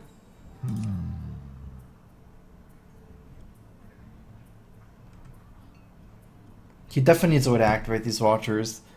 I guess the way he's played, he didn't activate them turn before, but I guess he had mana, like stuff to do with the Owl. Like he could use the Owl to activate it. I guess that means that he should have Defender Vargas or something. Shields up. Alright, there goes my Death Rattles, but still think I'm in pretty good shape this game. Let's see, I can barely get through. I guess there's no way I'm getting in enough face damage to go face. Attack, power roaming attack. Implosion.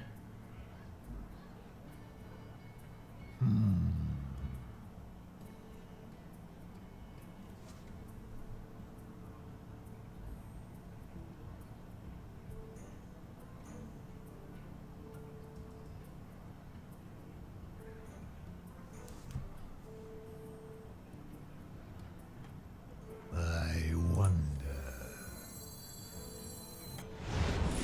Let's get rid of this guy first. Or get rid of one extra guy here first.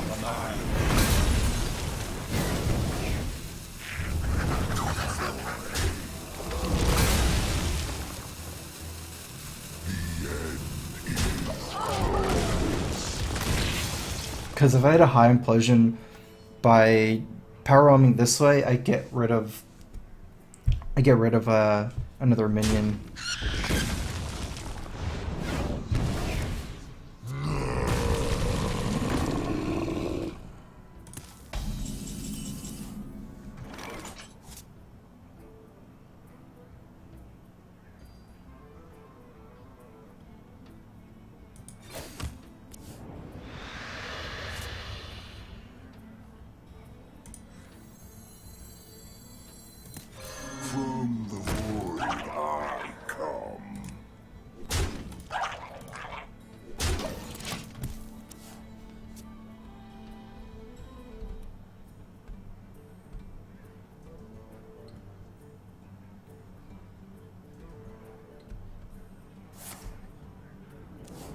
I don't mind taking 8 damage so much, but I don't want to play the Defender Vargas on the 2 spiders because of like I get wiped by a Hellfire or something.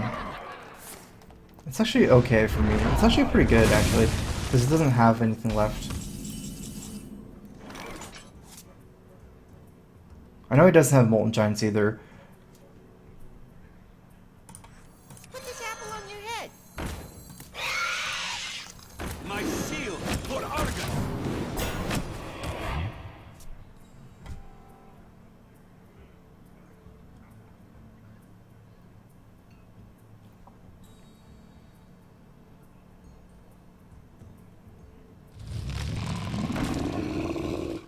My shield for Argus.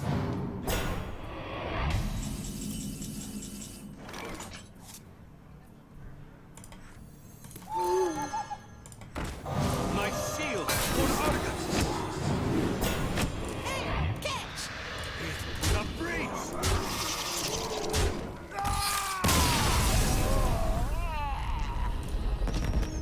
Are there any new cards that have been released? I saw one. It didn't seem that... Okay, so one released today is like not exciting for me at all. It's Colosseum Manager. I don't really see a use for it. I guess some people said like 10 lock, you can play on turn 3, then... But then on turn 4 you don't play a Giant or a Drake. It's not like you can play on turn 3 and tap for turn 4.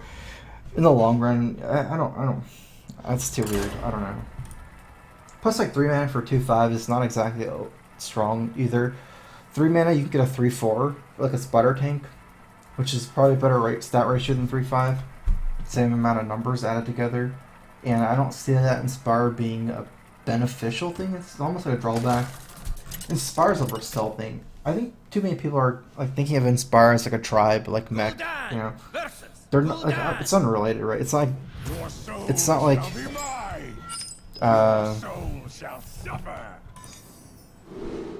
like, you know, a lot of people are saying effects are too slow to stop aggro, things like that. It's like, it's not a tribe. It's each card is like individual. That's like saying death rattles are too slow to stop aggro or battle cry.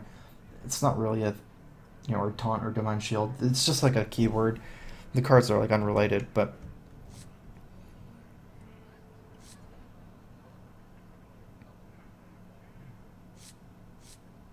Handlock's different now. I want to go for high power against Handlock.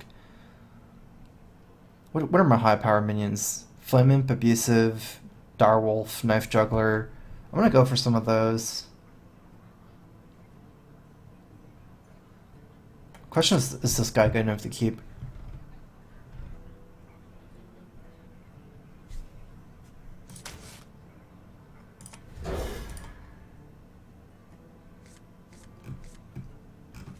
But there's only like one card that's been revealed since I talked about him last time. It's like, I think that's the only one.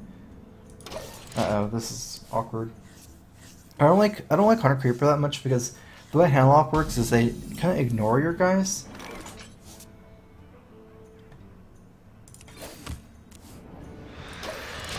And just do their own thing, like big taunters, and Hunter Creeper doesn't pressure enough. I didn't play Abusive here because I don't have any follow-up. Like, maybe if I had more follow-up. Oh, this is Zoo. It's switched, I think. Or maybe it's the same deck, because probably it's not Zoo the more I think about it. Because this is slow opening, no coin, just turn 2 Nerubian Egg. And he didn't hit Molten Giants last game, so maybe he has like a different kind of deck, or I don't know. Alright, looking more and more like that's probably not true.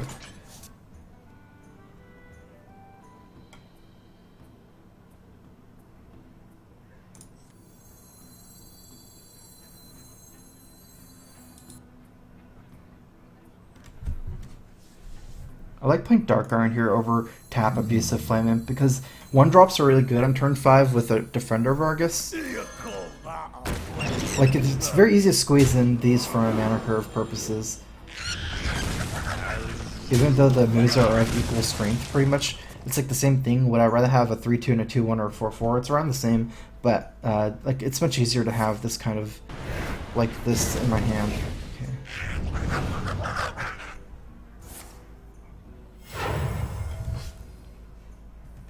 Why do you call?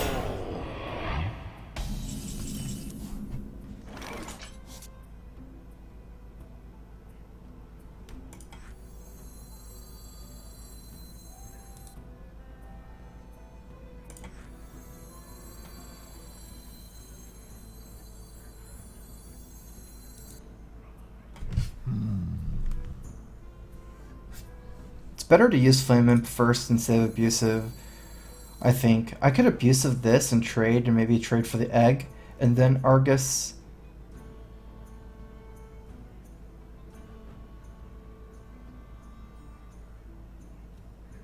So many possibilities. I like this more.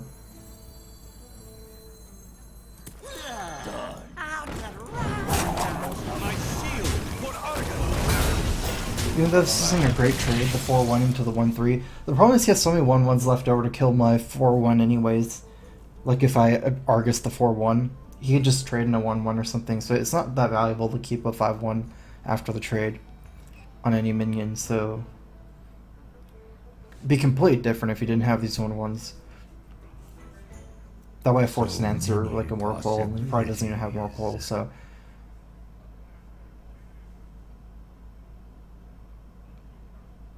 From the void I come.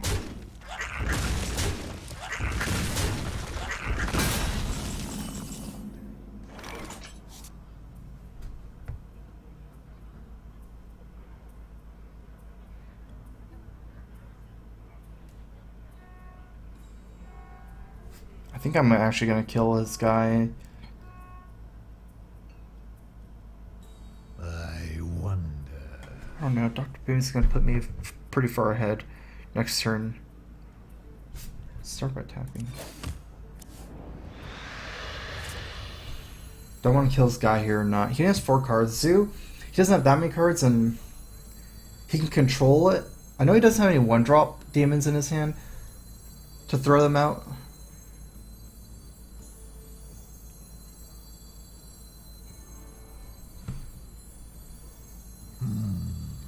Almost out of time. Get in there, fight, maggot! As you command. As you command. The breach!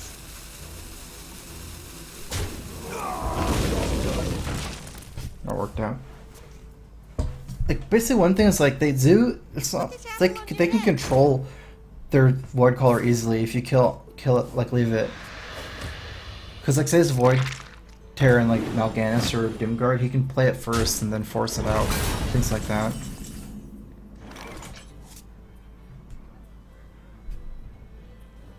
Guess Dr. Boom's too good. Knife Juggler's kind of tempting with the Creeper and Lotha, but no way, Dr. Boom too good. Also, like, there's an egg, so the pings are kind of bad.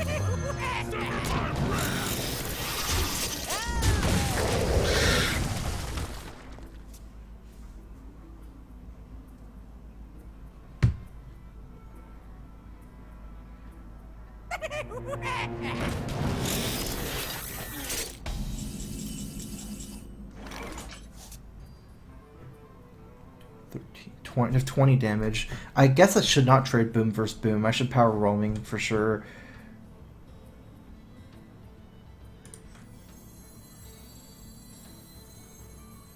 Put this apple on your head.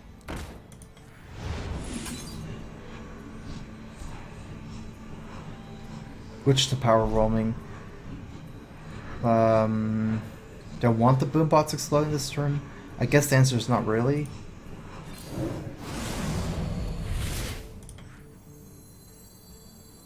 I see.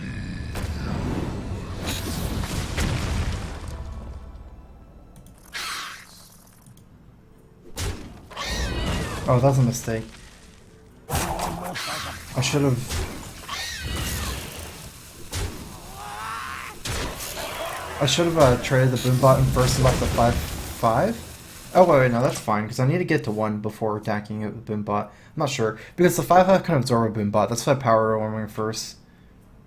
My shield for Argus. Why do you call?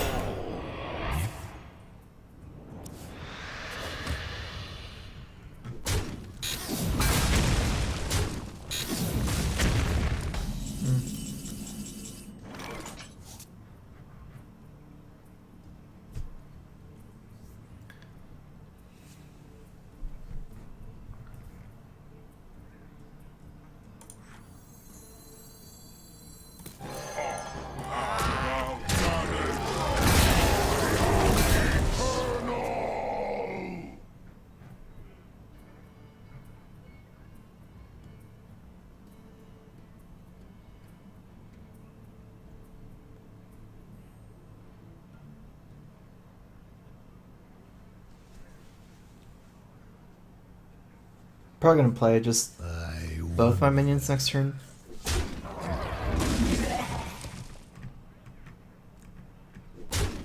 He has AoE? I guess that has to mean he has AoE.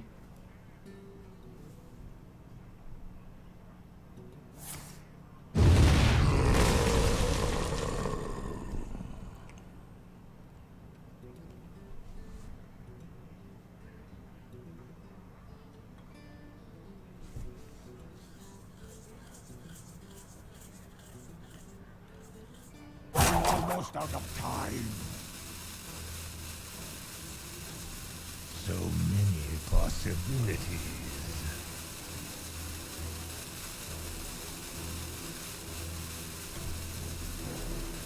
Who dares summon me?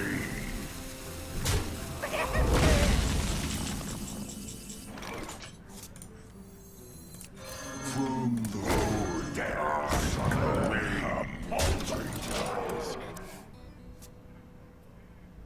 Zoo's mid-range. Aggro control. I think it's mid-range. This is mid-range. The ones with that void color are aggro. It's like more leopard gnome style, I guess.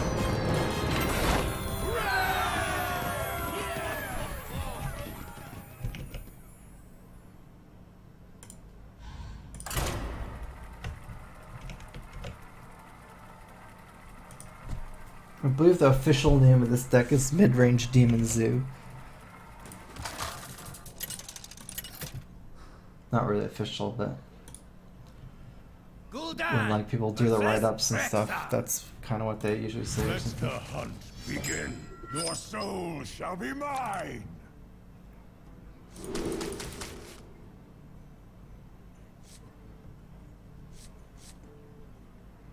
My hand's too slow. I need like the creepers and the little guys, basically.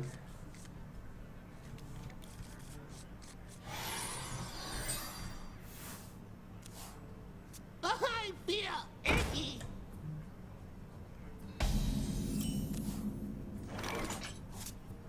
Wow, good, really good hand. A lot of options. Woodwalker is first hand comes to my mind. So I think comes to mind is Hunter Creeper. Let me think about some stuff. Weapon. So many possibilities.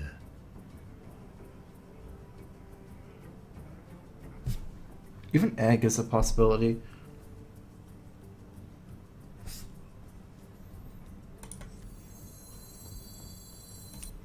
I like Creeper, probably into egg, into turn 3 Knife Juggler. Unless I have a really good Knife Juggler on turn 2.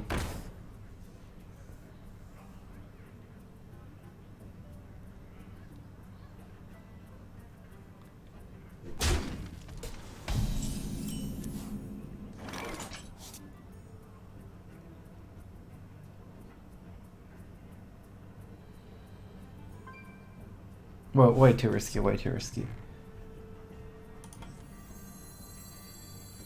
Get in there and fight, maggot! Why do you fall? The Juggler there is way too risky. Especially since I Unleash the Hounds this turn. If I leave up Knife Juggler, I would just lose the game.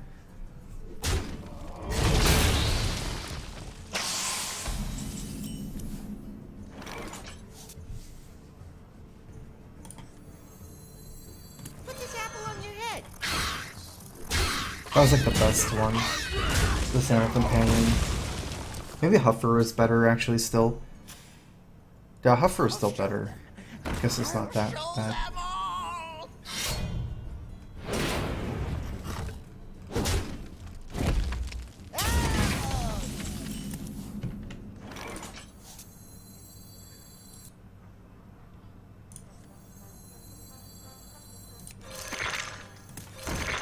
I want to play out my hand for Doomguard. Also, it's kind of likely its Explosive Trap comes out.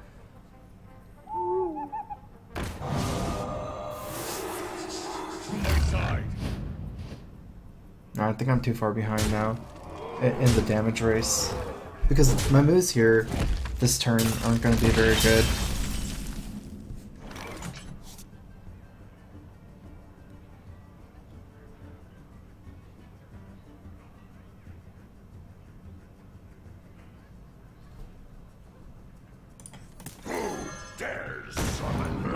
become paltry.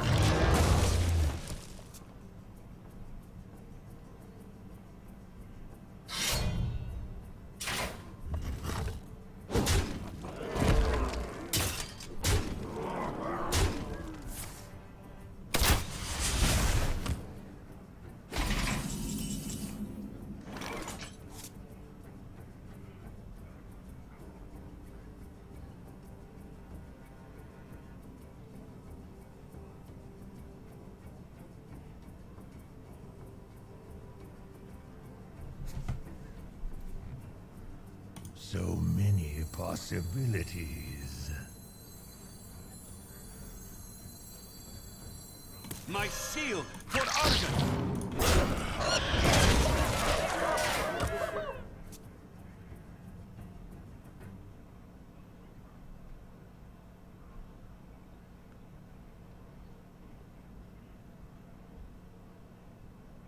Ready to ride.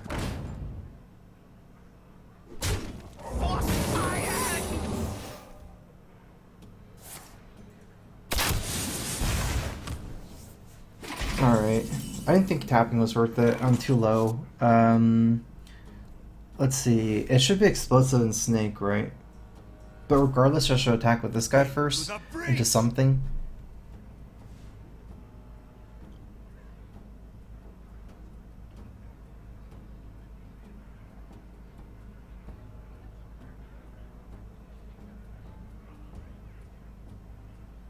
Wait, no, it could be explosive and freezing trap. Be like this.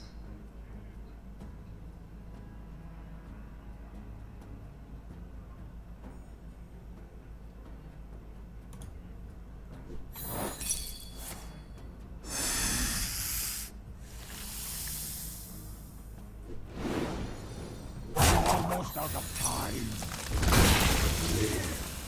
A paltry task. Okay, so that's explosive trap.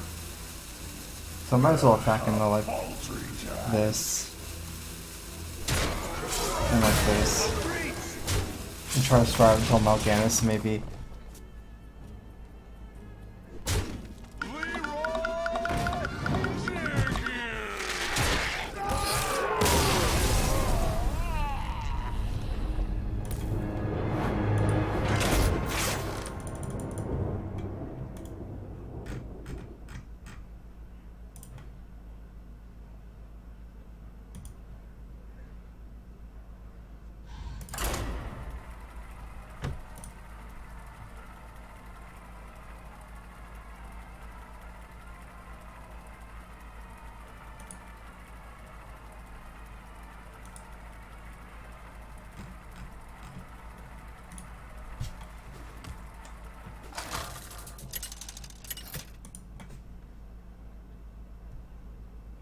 Gul'dan versus Garrosh.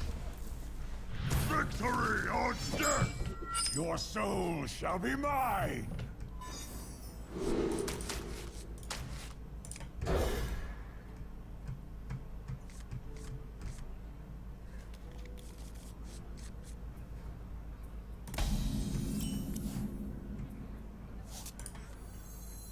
Why do you fall? I greet you. He kept a lot of cards.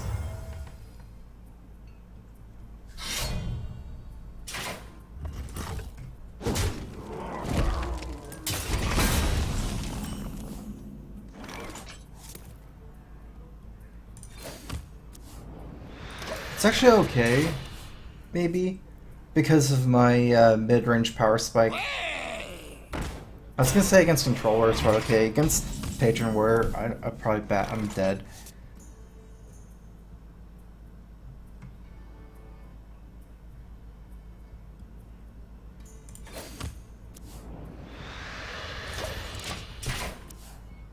I have this Void Caller though. It's just like, Let the it's tough. pain speak to me.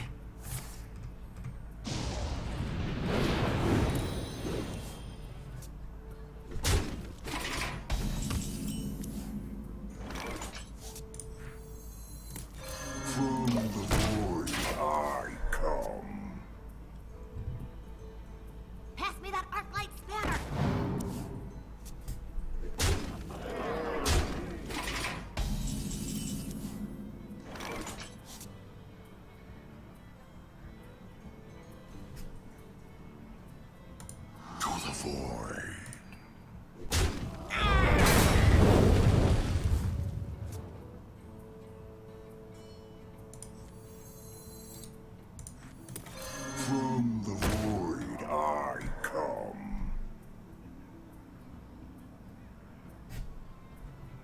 Thinking if I should play abusive here.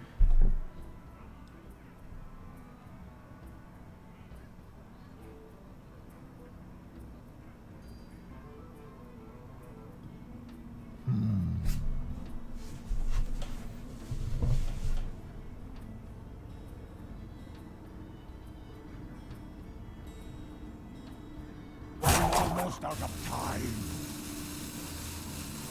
Get in there and fight, maggot! I think I should play it. Just absorb 2 damage. I'm taking a lot of damage, and my hand's pretty bulky.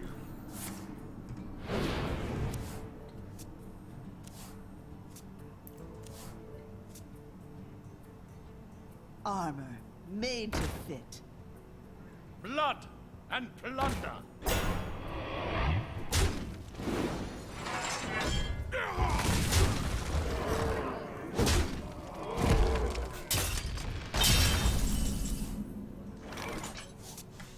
Implosion is maybe okay.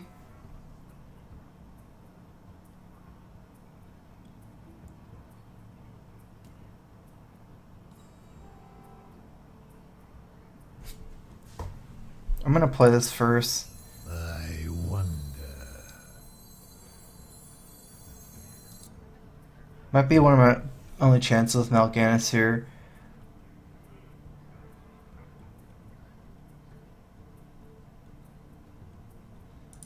Just not play it first. I wonder.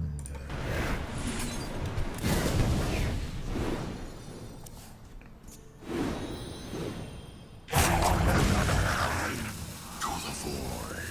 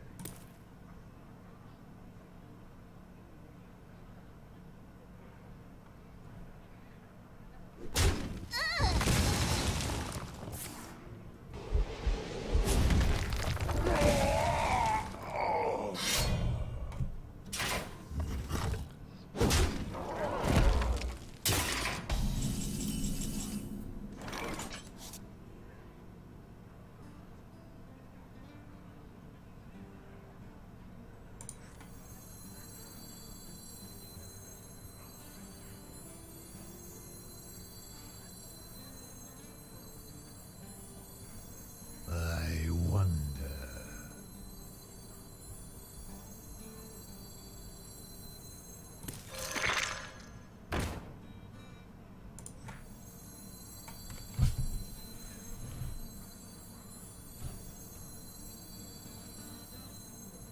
My shield for Argus!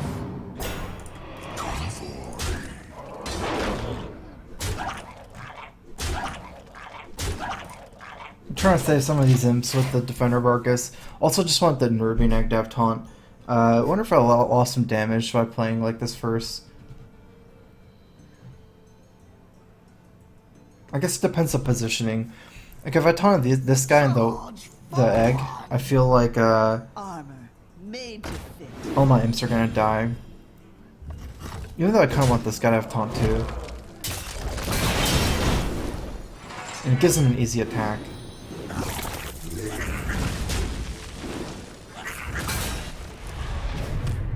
Use one of these guys. I think he doesn't have Grim Patron in his hand. Or no, he has another set of combo in his hand. It's the most likely thing that can happen here.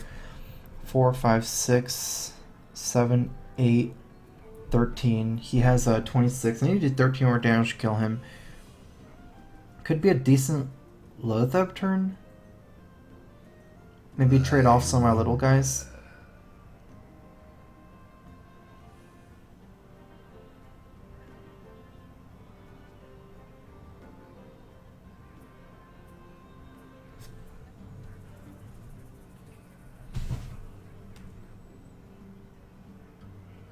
So many possibilities. 9 damage here. I can't win like that. Actually, I guess I could.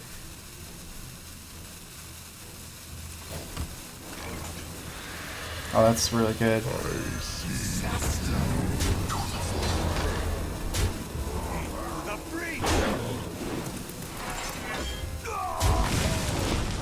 Give him an extra armor.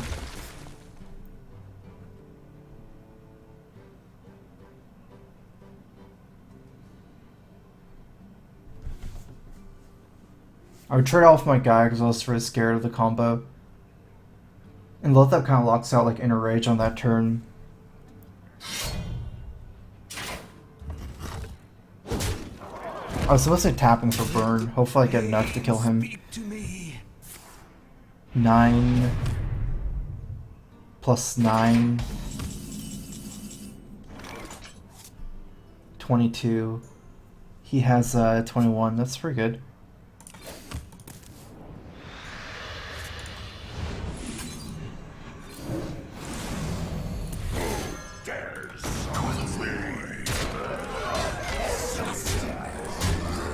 Oh, that's exactly. I thought he had 22 life, or maybe I miscounted. 9 plus 12 is 21. I guess I didn't have 22 damage. Yeah, well, this is towards the end of the 4 hours. So I think I should probably play Zoo first and then play Druid if I was gonna do that actually, because Zoo is pretty complicated. Probably more so than Druid. Pizza Buddy, thanks for resubbing. 5 months. Here's a Crow Fist. Tomorrow I'm fixing my sub alerter. I had it down for today. And if I'm playing Zoo, I'll probably play it first, since at the end of the 4 hours, my brain feels like it's gonna explode every day.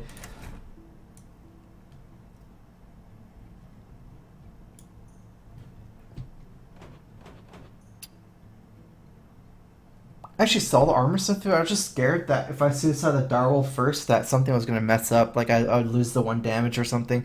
So I can't believe I won that. I guess he had just had a very, very bad like hand or something, because it seemed like with the amount of cards he drew, he should have just been able to either get off a OTK or a Grim Patron like turn where you just kill the whole board, but he wasn't able. He wasn't able to get off the scary stuff. He's just like was that like the Fire War X? It almost seems like Control War, like Fire War X, Death Bite, a lot of just individual face hits.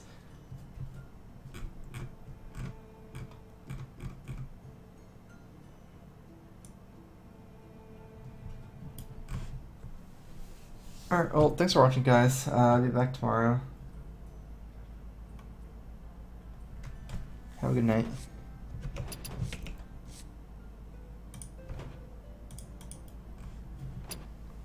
Alright, well, thanks for watching, guys. I'll be back tomorrow.